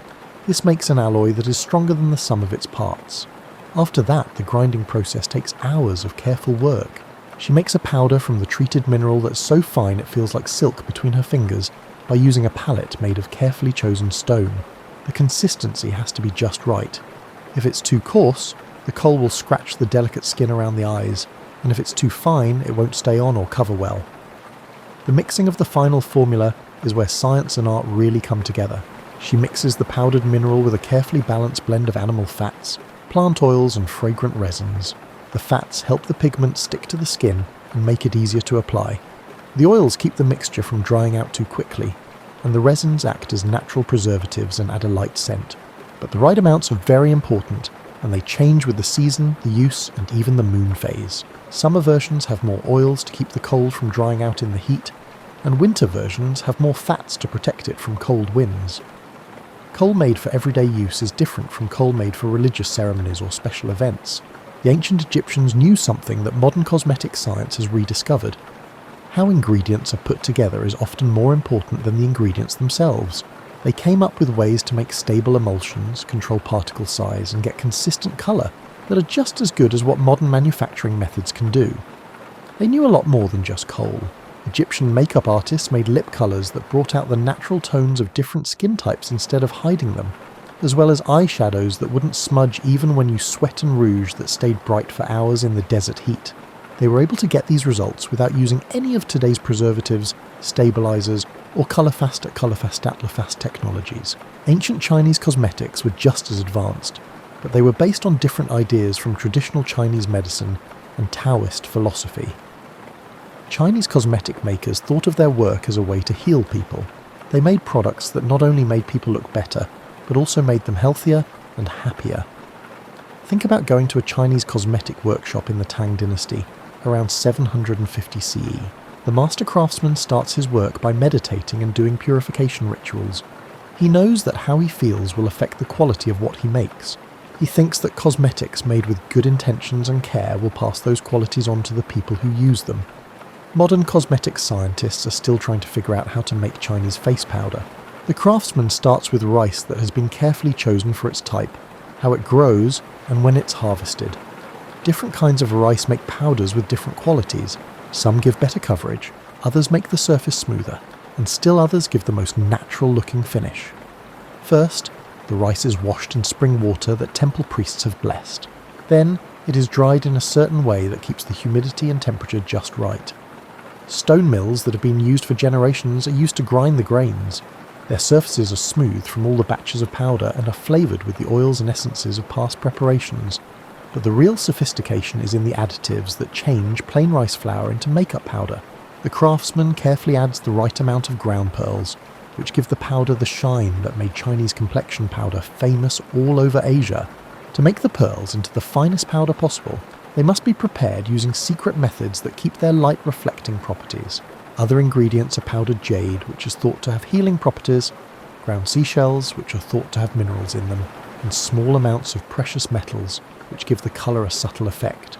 Each addition is made using complicated formulas that take into account how the ingredients will work together, the user's desired skin tone, and even astrological factors that determine the best times to mix cosmetics. Ancient Indian cosmetic preparation combined Ayurvedic medicine with advanced chemistry to make products that were good for both health and beauty. Indian cosmetic companies were some of the first to realise that healthy skin is the key to true beauty. They made products that improved the look of the skin while also treating underlying skin problems. Modern eye doctors agree that the methods used to make kajal, the unique Indian eye makeup, were very advanced for their time. Indian cosmetic companies knew that things used around the eyes had to be both pretty and good for your health. They had to be able to make your eyes healthier instead of just looking good.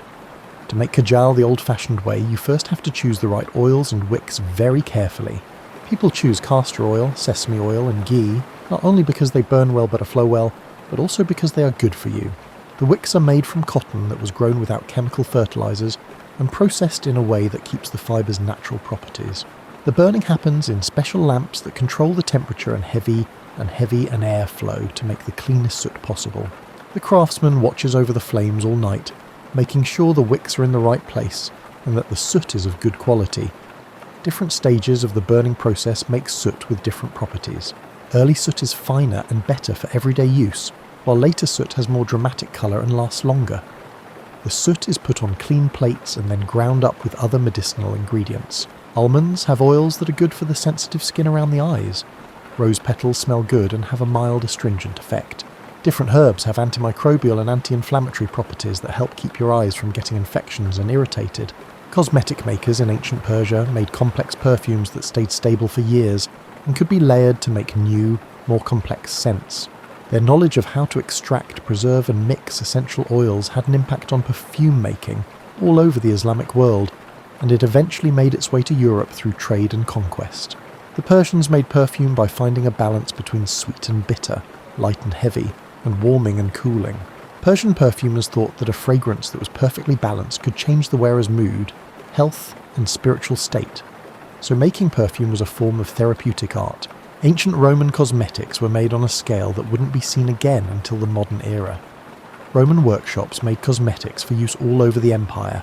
They came up with standard recipes and ways of making them that made sure the quality was the same no matter where you were. Roman cosmetic makers were some of the first to realise how important it was to check the quality of their products and make sure that each batch was the same. They came up with ways to test that rouge would keep its colour, that face powder would cover evenly, and that perfumes would smell the same no matter where they were made, whether in Rome or far-off provinces. The Romans had a very advanced way of keeping cosmetics fresh. They knew that cosmetics had to stay stable during long sea trips to faraway markets, even when the temperature and humidity changed, and the physical stresses of travel occurred. They learned how to use natural antimicrobials and airtight packaging to keep their products fresh for months or even years.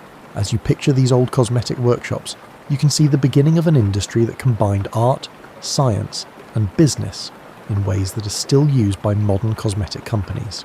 These ancient formulators set the stage for figuring out how ingredients work together, how to get the same results every time, and how to make products that make people look better, while also keeping them safe and healthy. Their methods, which have been improved over hundreds of years of trial and error and passed down through generations of skilled craftsmen, are a treasure trove of information that modern cosmetic science is still discovering and rediscovering. In a lot of cases, these old formulators got results that modern companies have a hard time getting with modern technology and synthetic ingredients. As you drift deeper into the peaceful embrace of the evening, let your mind take you to the most personal parts of ancient beauty culture. The daily routines of putting on makeup that made ordinary people look like their ideal selves. These weren't rushed routines that had to fit into busy modern lives. They were sacred ceremonies that honoured the link between inner beauty and outer expression. Imagine yourself in the private rooms of a rich Roman woman named Livia, where the first light of dawn comes through silk curtains. As her personal slaves get ready for the day's transformation ritual, The room is already buzzing with quiet activity. This isn't just putting on makeup. It's a carefully planned ceremony that will take several hours and involve a lot of people, each of whom is an expert in a different part of the process of making someone look better. Sophia, a Greek woman who was chosen for her artistic skills, is Livia's main cosmetic slave. She starts by looking at her mistress's skin in the morning light. People in ancient Rome knew that makeup had to be put on in a way that worked with each person's unique features, skin tone, and the needs of the day. Sophia runs her experienced fingers gently over Livia's face, looking for changes in the texture of her skin, new blemishes that need to be covered, or areas that need extra care. The first step in getting ready is to wash, but not with a quick splash of water like people do now. A warm mixture of milk, honey, and ground almonds is used to gently clean Livia's face. The milk has mild acids that get rid of dead skin cells. The honey is a natural antiseptic and moisturizer, and the almonds gently rub the skin to make it smoother. Sophia uses her hands to apply this mixture in circles, which she has learned how to do perfectly over the years. The massage part of the cleansing is almost as important as the cleansing itself. The gentle pressure gets blood flowing to the skin, giving it a natural glow that will be the base for the day's makeup. After cleaning, it's time to put on the base, and this is where ancient Roman techniques show how advanced they were. The white lead mixture that will give Livia a trendy pale complexion isn't just painted on her skin, it's built up in thin, almost clear layers that give her skin depth and shine while still looking natural. Sophia starts with the lightest possible application, using a wet sea sponge to apply the mixture in soft, overlapping strokes. She starts in the middle of the face and works her way out, making sure to blend each part before moving on to the next. The process needs perfect timing. Each layer needs to set for a little while before the next one goes on, but not so long that it becomes hard to blend. It takes a lot of skill to do this. Sophia has to decide how opaque each layer is, how the mixture will look on Livia's skin tone, and how the final result will look in different types of light during the day. If you put on too much makeup, it will look like a mask and not real. If you don't use enough, it won't look like the porcelain that Roman fashion calls for. While the base is being built, another slave gets the rouge ready to put colour back into Livia's cheeks, which have become pale. It's not as easy as just opening a container and putting on colour. The rouge needs to be mixed fresh every day to get the best colour and consistency. The slave uses oils and waxes to grind cinnabar on a small palette, adding tiny amounts of other colours to make the exact colour that Livia's skin needs for the day's activities. Putting on rouge requires a different set of skills. Sophia uses a brush made of fine animal hair to apply the colour in exact patterns that make Livia's natural bone structure look better. Ancient Roman makeup artists knew how to use colour and shading to make it look like you had higher cheekbones, a more refined nose, and a more perfect oval face shape. These are techniques that modern makeup artists would recognise. Putting on eye makeup is probably the hardest part of the whole ritual. Roman women liked dramatic eye effects that needed a lot of different products and very careful application. Sophia starts by darkening Livia's lashes with a mix of oils and soot, using a small brush to cover each lash.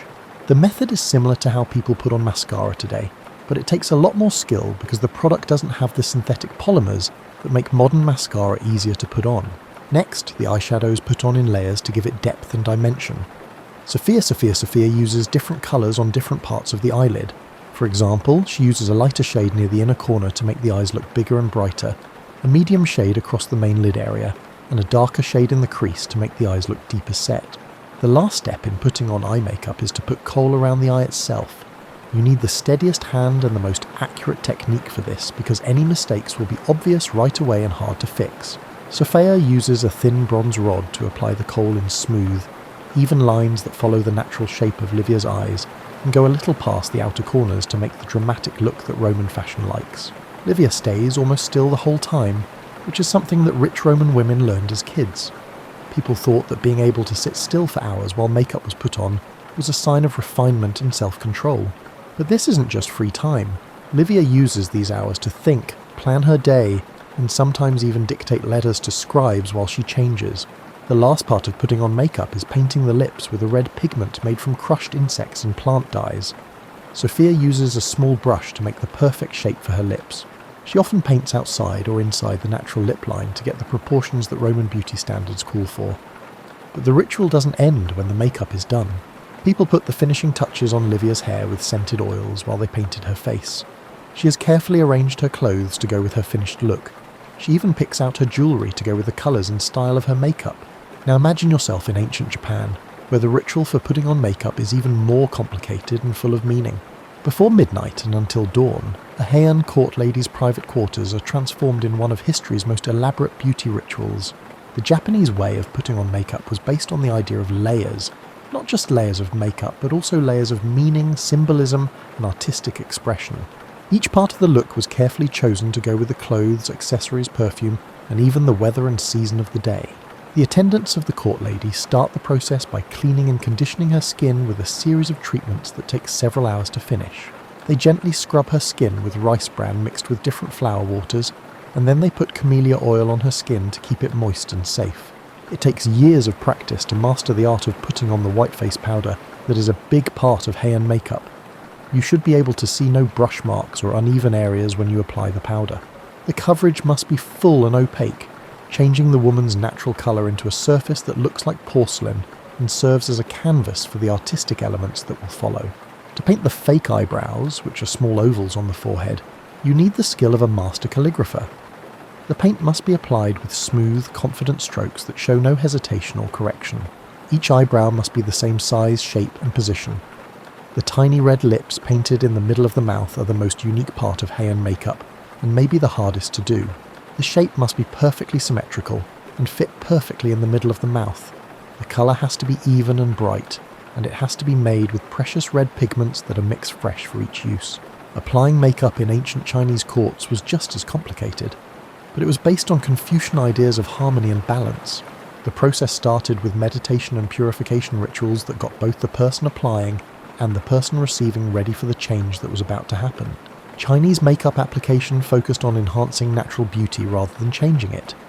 The goal was to make the look seem almost natural, but it actually took hours of skilled work to get there. This paradox, making something look natural with artificial means, took a lot of skill and knowledge of how different colours and techniques would work with each person's features. In ancient India, putting on makeup was often a group activity that made people feel closer to each other and made things look better. Women would get together to help each other get ready for festivals, weddings and other special events. They would share tips, stories and knowledge while making elaborate henna and makeup designs. When people used traditional Indian makeup, they put it on their whole body, not just their face. Henna designs on hands and feet could take a long time to finish and needed the steady hand of a skilled artist. The complicated geometric and floral patterns weren't just for show. They told stories about the person's family, hopes, and important events in their life. Aromatherapy was often a part of ancient Middle Eastern makeup rituals. For example, certain perfumes and incenses were burned while putting on makeup to improve mood and create the desired mental state. People thought that the smells could change not only how the person looked, but also their personality and aura. As you picture these complicated application rituals, you see that people know that real beauty is more than just putting colour on the face.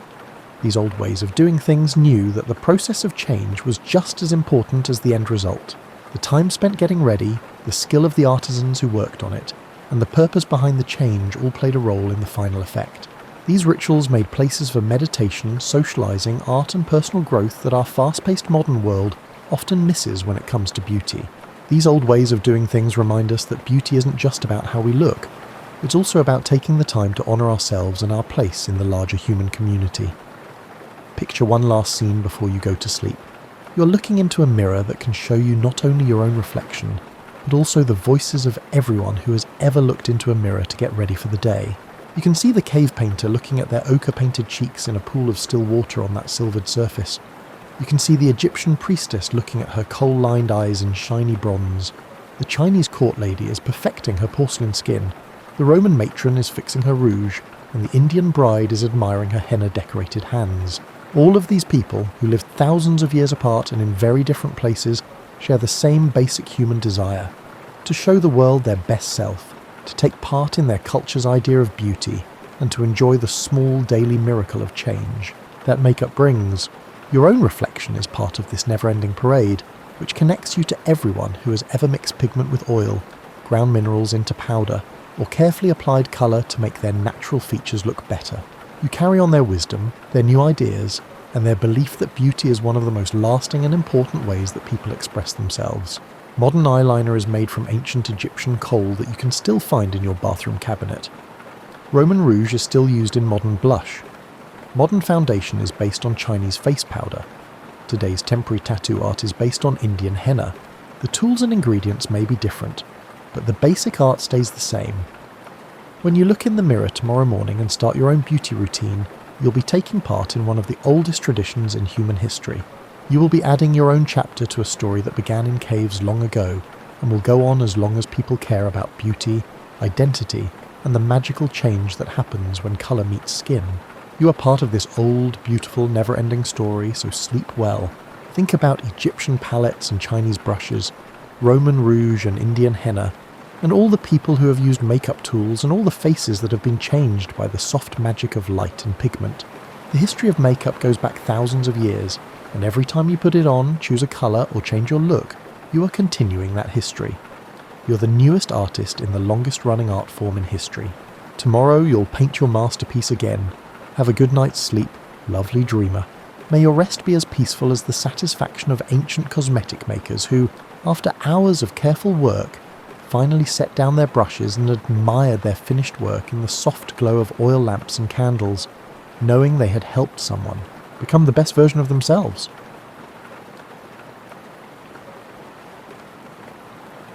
Have you ever noticed that sometimes a person you get along with begins to make small demands that appear reasonable?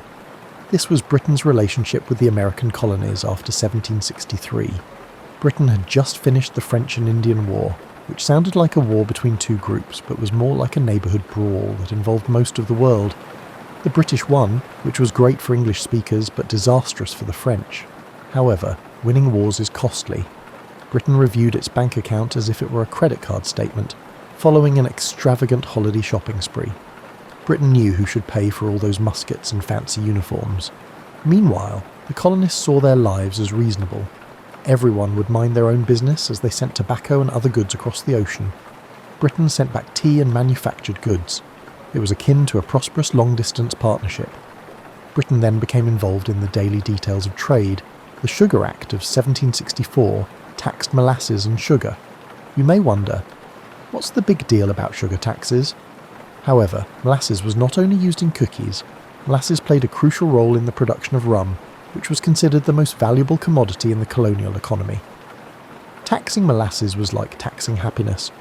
The colonists grumbled about the tax but believed it would be temporary. The Stamp Act of 1765 required tax stamps on almost all colonial paper. Buy a newspaper? Stamp duty. Need a will? Stamp duty. Are you enjoying a game of cards? It's stamp tax. Britain seemed to believe that the abundance of trees was excessive and required regulation. The colonists had a philosophical disagreement with the arrangement, which made things fascinating.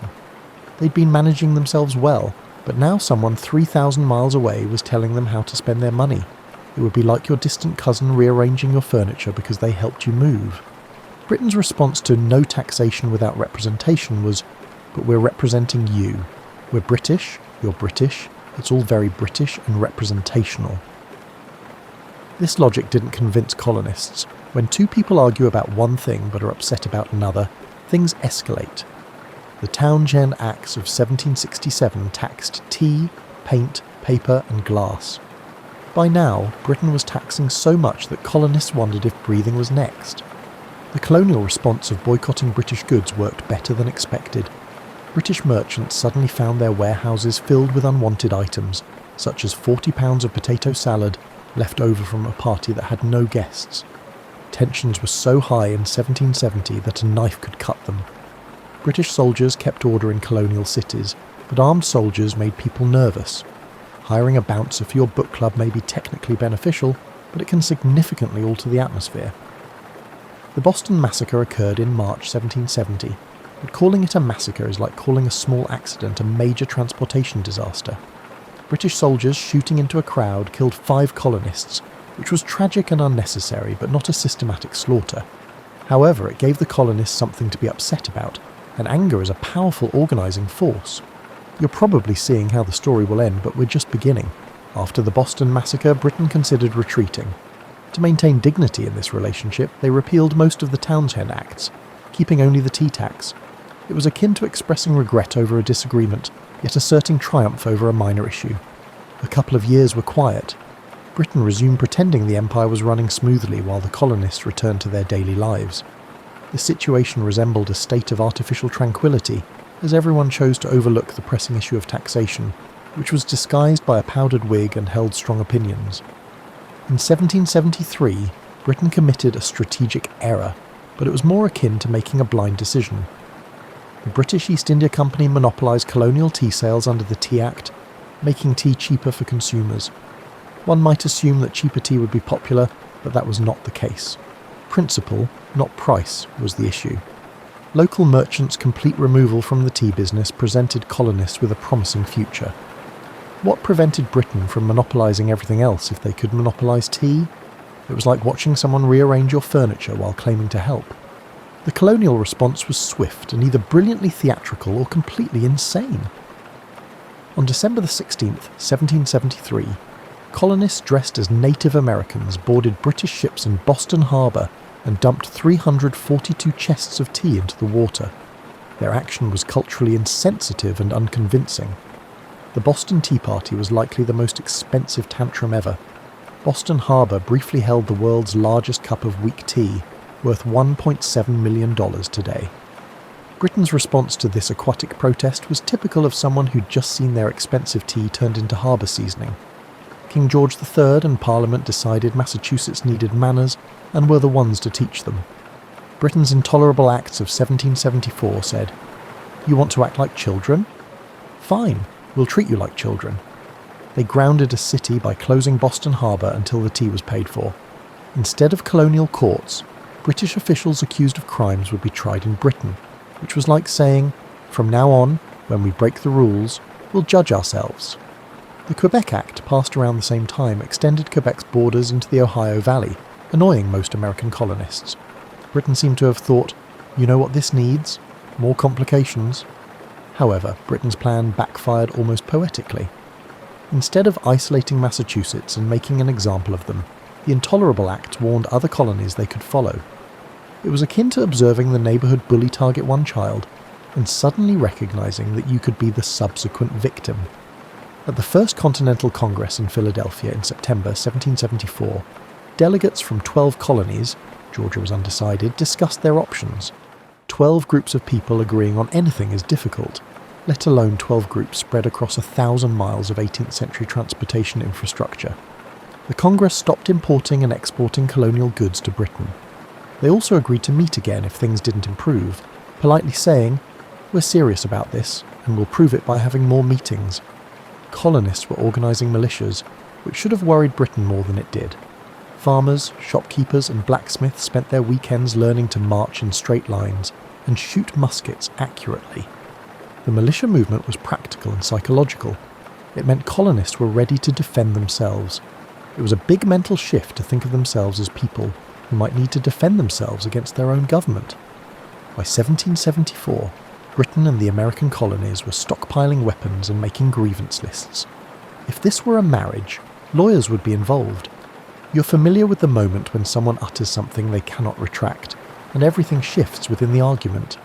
It happened on April 19th, 1775, in two small Massachusetts towns that most people in Britain and the American colonies had never heard of. General Thomas Gage, the British commander in Boston, was ordered to suppress the colonial rebellion by seizing weapons and arresting the leaders. He took a leisurely evening stroll with 700 of his closest friends to retrieve the colonists' military supplies from Concord, 20 miles from Boston. The plan was simple: march to Concord at night, grab the weapons, arrest Samuel Adams and John Hancock if they were there, and return for breakfast. It was the kind of plan that looks great on paper, but falls apart in practice. The colonists had a fantastic neighbourhood watch system. Paul Revere, William Dawes, and other riders patrolled the countryside to warn of the British. Revere's midnight ride is legendary, but he was captured halfway to Concord, proving that even famous historical events don't always go as planned. British troops arrived at Lexington at sunrise to discover 70 colonial militiamen on the village green. The militia was armed but outnumbered, making this a tense neighbourhood dispute rather than a military conflict. Who fired the first Lexington shot is unknown. It could have been a British soldier, a colonial militiaman, or a musket accident, which happened more often than you'd think with 18th century firearms. We know that 8 colonists died and 1 British soldier was wounded after the smoke cleared. British troops continued to Concord, where things improved initially. They managed to move most of the valuable military supplies, but they also destroyed some. Their day went awry when they returned to Boston. The colonial militia kept busy while the British searched Concord. With word of the Lexington fighting spreading, militia units converged from all directions. The British encountered the Concord militia as well as nearby farmers and shopkeepers armed with muskets who then fled. The retreat from Concord to Boston became a day-long battle. The British found it unsporting for the colonial militia to hide behind trees and stone walls, shoot at officers, and not line up in neat formations to be shot at. It was like a game where the other side changed the rules. The British limped back into Boston with 273 casualties to 95 colonial losses. More importantly, they learned that colonial militia were different from European armies. The colonists didn't understand that war should be gentlemanly. The colonies heard Lexington and Concord news faster than small-town gossip. Connecticut and New Hampshire militia marched toward Boston within days. The British were besieged in their own stronghold, which was unexpected. In May 1775, the Second Continental Congress met in Philadelphia and faced a simpler but more complicated situation than the first. Since the shooting had begun, they didn't have to debate armed resistance's legitimacy. They were running a war without realizing it, making it more complicated. Congress appointed a committee, as politicians do in confusing situations. They appointed several committees, but the most important one organized the colonial military forces into an army. After some debate, they chose George Washington, a Virginia planter with military experience and a good horse. Washington accepted the appointment with the reluctant grace politicians have perfected since. That he didn't feel qualified for the job but would do his best was either humility or political theatre. Probably both. The Battle of Bunker Hill in June 1775 showed that colonial forces could defeat professional British troops with good defence and enough ammunition. After inflicting heavy casualties on the British, the colonists retreated. A defeat that felt like a victory was exactly what colonial morale needed. The American colonies were in open rebellion against Britain by 1775, though nobody wanted to call it that. Admitting you've made a big decision can be harder than choosing it. In early 1776, the American colonies were fighting Britain, organising their own government and printing their own money, but they were still trying to reconcile. It was like someone who moved out of their parents' house, got a new apartment, and started a new job but insist they're staying with friends until things work out at home. In January 1776, Thomas Paine published Common Sense and said what everyone was thinking. In the 18th century, most political writing sounded like it was meant to put people to sleep, but Paine could explain complex political ideas in simple language. Common Sense argued that independence was necessary and desirable. Paine noted that kings were usually useless or harmful. It was absurd to think that one person should rule millions of others based on their parents. It was like entrusting your finances to someone whose great-grandfather was good with money.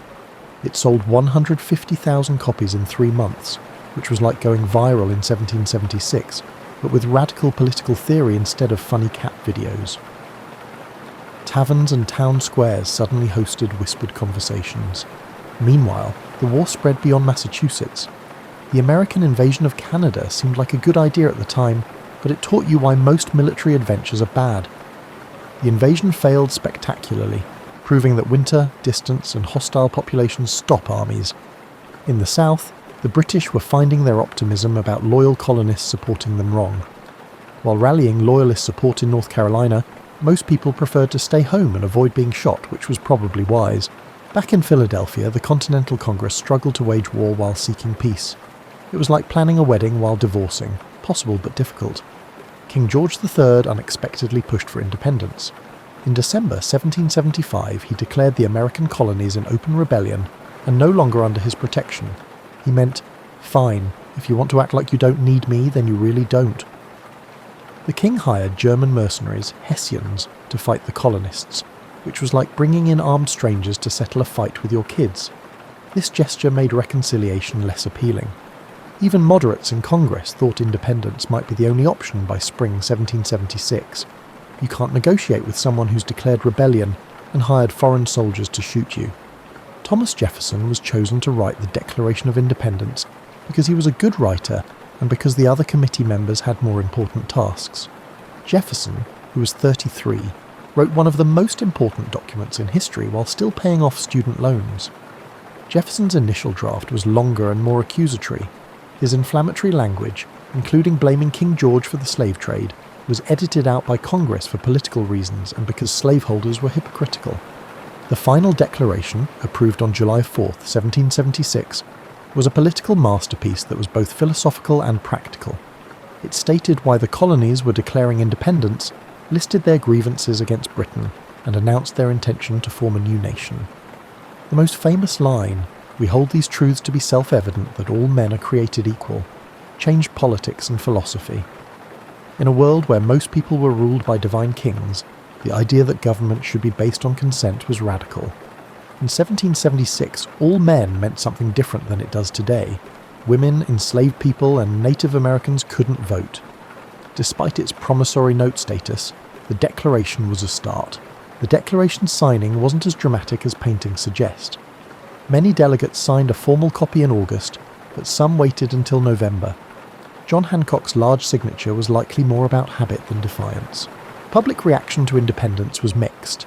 Patriots held bonfires, bell ringing and readings. In a new nation that had declared their former government illegitimate, loyalists worried about their future. Many wanted to know if they'd finally stop arguing about taxes. The Declaration of Independence turned the colonial rebellion into a national liberation war. No turning back, independence or defeat, no middle ground. Declaring independence was simple. Winning independence required defeating the world's strongest military force, which was like challenging the neighbourhood bully to a fight and discovering that he was a professional wrestler with several angry friends.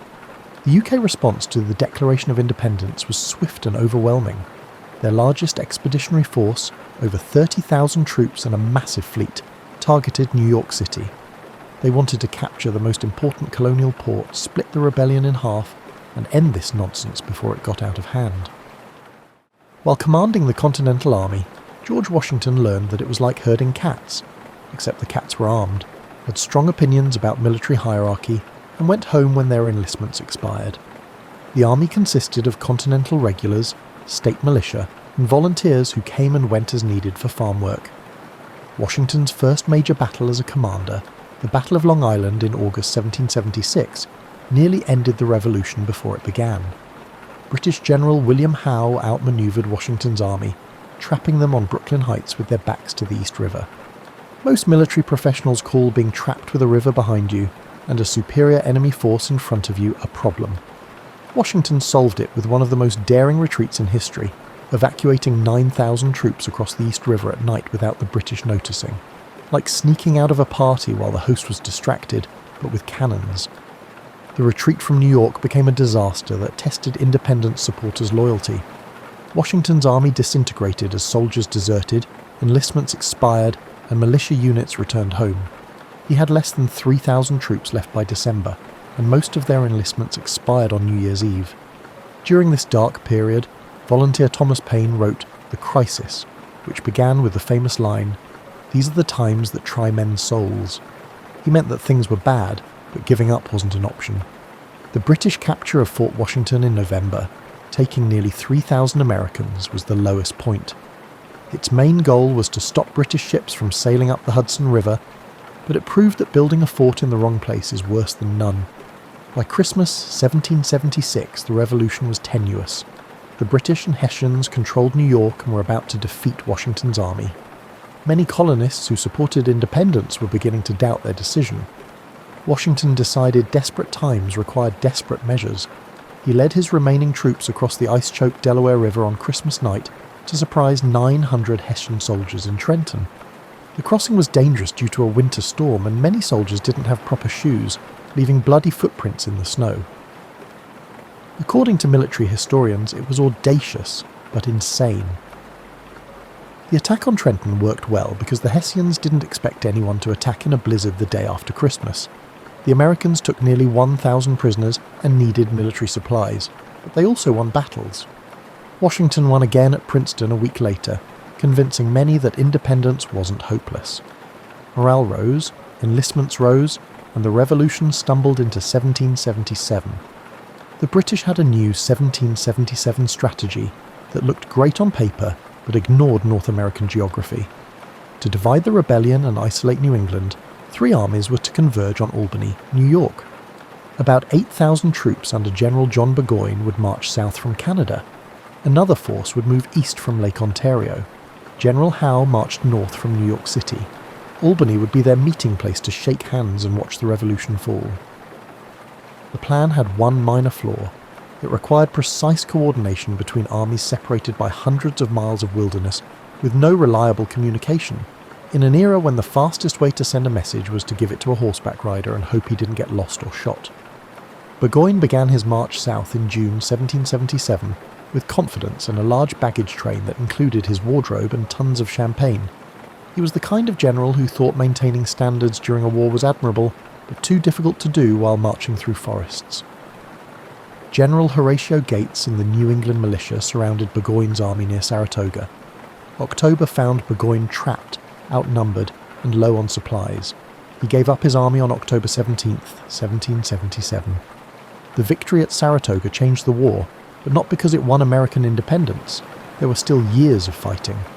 Instead, it convinced France that the Americans might win, making supporting them worth annoying Britain.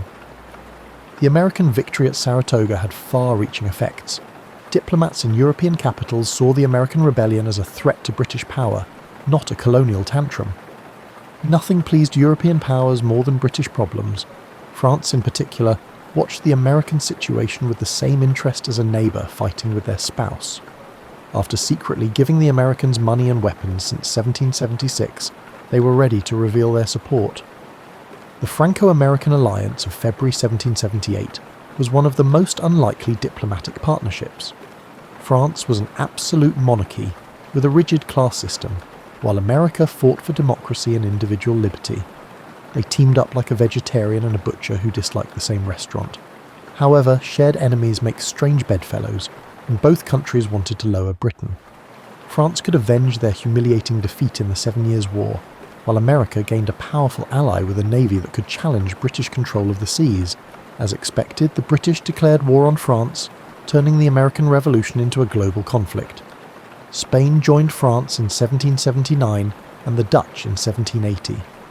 Britain suddenly found itself fighting colonial rebels in most of Europe, which was like fighting everyone at the bar in the 18th century.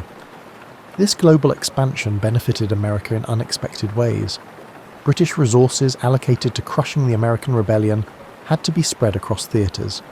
To defend British Caribbean and Mediterranean possessions, ships that could have blocked American ports were needed.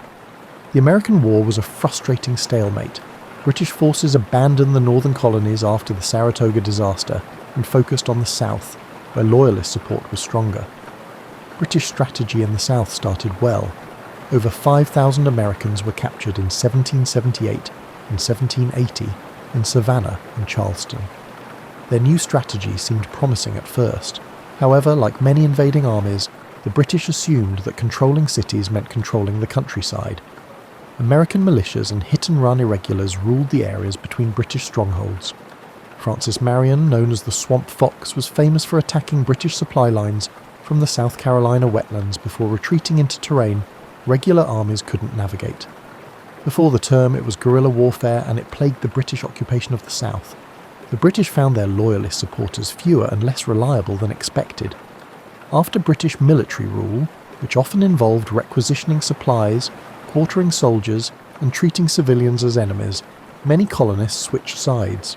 The Battle of Kings Mountain in October 1780, where American militia surrounded and defeated Loyalist troops, changed the Southern campaign.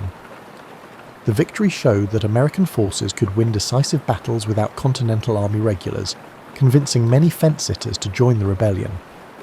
In late 1780, General Nathaniel Greene took command of American forces in the South and devised a counterintuitive but effective strategy. He used constant movement and carefully chosen battles to wear down British forces instead of defending territory. Greene famously said, "We fight, get beat, rise, and fight again." It wasn't a heroic military philosophy, but it worked. The British could win battles, but not Greene's attrition war. British General Cornwallis chased American forces across the Carolinas in 1781 in a futile attempt to win a decisive battle. His army was shrinking due to casualties, disease and desertion, while the Americans were multiplying with each defeat. Cornwallis realised the South couldn't be pacified while Virginia supplied and reinforced the rebellion. He marched his army north into Virginia to cut off American supplies and force a final battle. Cornwallis established a base at Yorktown, Virginia, to receive British naval support for his army. This reasonable plan relied on Britain controlling the seas, a safe assumption for most of the war. All of America's diplomatic patience paid off in 1781. The French fleet under Admiral de Grasse arrived in American waters to aid the final push for victory. Washington saw a rare opportunity when Cornwallis fortified Yorktown. Cornwallis would be trapped like Burgoyne at Saratoga if the French Navy controlled Chesapeake Bay, while American and French ground forces besieged Yorktown. Secretly transporting American and French forces from New York to Virginia was difficult, but it worked. Cornwallis was surrounded by 16,000 American and French troops in late September 1781, and French ships controlled his escape route. The American Revolution ended with the 3-week siege of Yorktown. Cornwallis surrendered his army on October 19, 1781, ending Britain's last major American force. The British band supposedly played The World Turned Upside Down during the surrender ceremony, which would have been symbolic. They probably played something more conventional, but the sentiment was right. War is often easier to win than to end. After Yorktown, everyone knew British defeat was inevitable, but turning military victory into political independence required delicate diplomatic manoeuvring that made actual fighting seem easy. British political denial after Cornwallis's surrender was masterful. The Prime Minister, Lord North, said he felt like he had been shot in the chest after losing an army. British officials maintained the war would continue. That optimism lasted about as long as expected. British public opinion, which had never supported the American war, decisively opposed a losing war. Members of Parliament asked uncomfortable questions about why they were spending so much to fight people who clearly didn't want to be Empire partners. Lord North's government fell in March 1782, replaced by a peace-minded ministry. Negotiations were easier because Lord Rockingham, the new Prime Minister, opposed the American war from the start. 18th century peace talks were complicated, making modern diplomatic negotiations seem simple.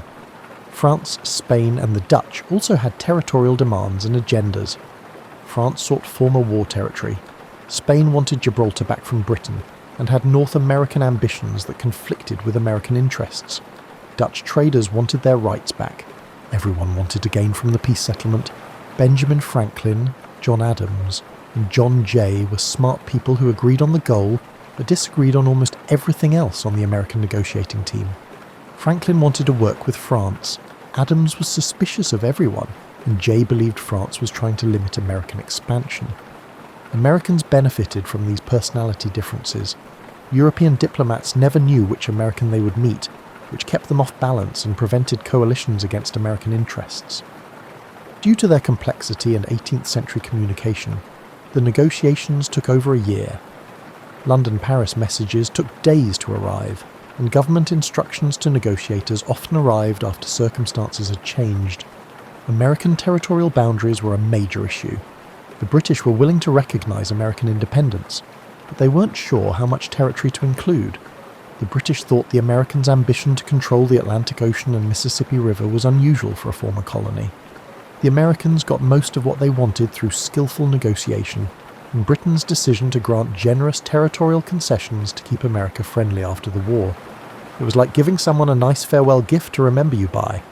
On September 3, 1783, the Treaty of Paris ended the American Revolution and recognised US independence. From the Atlantic to the Mississippi River and Canada to Florida, the new nation was one of the world's largest on paper. Britain agreed to withdraw all its military forces from America, but it took years. Some British posts in the Northwest Territory weren't evacuated until the 1790s, causing tensions but not threatening American independence. The peace process was complicated by other issues addressed in the treaty. Repaying American debts before the war to British merchants was reasonable but difficult to enforce. American state governments ignored the oath to treat wartime British loyalists fairly. The peace treaty's announcement was celebrated but underwhelming in America. Many people were used to war after 8 years and didn't know what peacetime was like. The Continental Army was quickly disbanded because Congress couldn't pay the soldiers and because Americans were wary of standing armies. Washington's emotional farewell to his officers at Fraunces Tavern in New York ended a shared experience that had united 13 colonies into one nation. In America and Europe, Washington's commission resignation and return to private life were notable. If Washington voluntarily gave up power, he would be the greatest man in the world according to King George III, who had spent 8 years trying to defeat him. After the American Revolution, the hard work of nation building began. The 13 former colonies had won their independence, but they had to figure out how to govern themselves, pay their debts, and build a society from the diverse regions, cultures, and interests of the new United States. After years of roommates, the end of the war was like moving into your own apartment, exciting and liberating, but also quiet and full of unanticipated responsibilities. The colonists were too busy fighting British rule to plan ahead. Peacetime governance was failing under the Articles of Confederation, which had ruled the nation during the war. The federal government couldn't tax, regulate, or enforce its laws. It was like managing a household where no one agreed on who paid the bills or made the rules. A story for another night. Rest and contemplate how a group of colonial subjects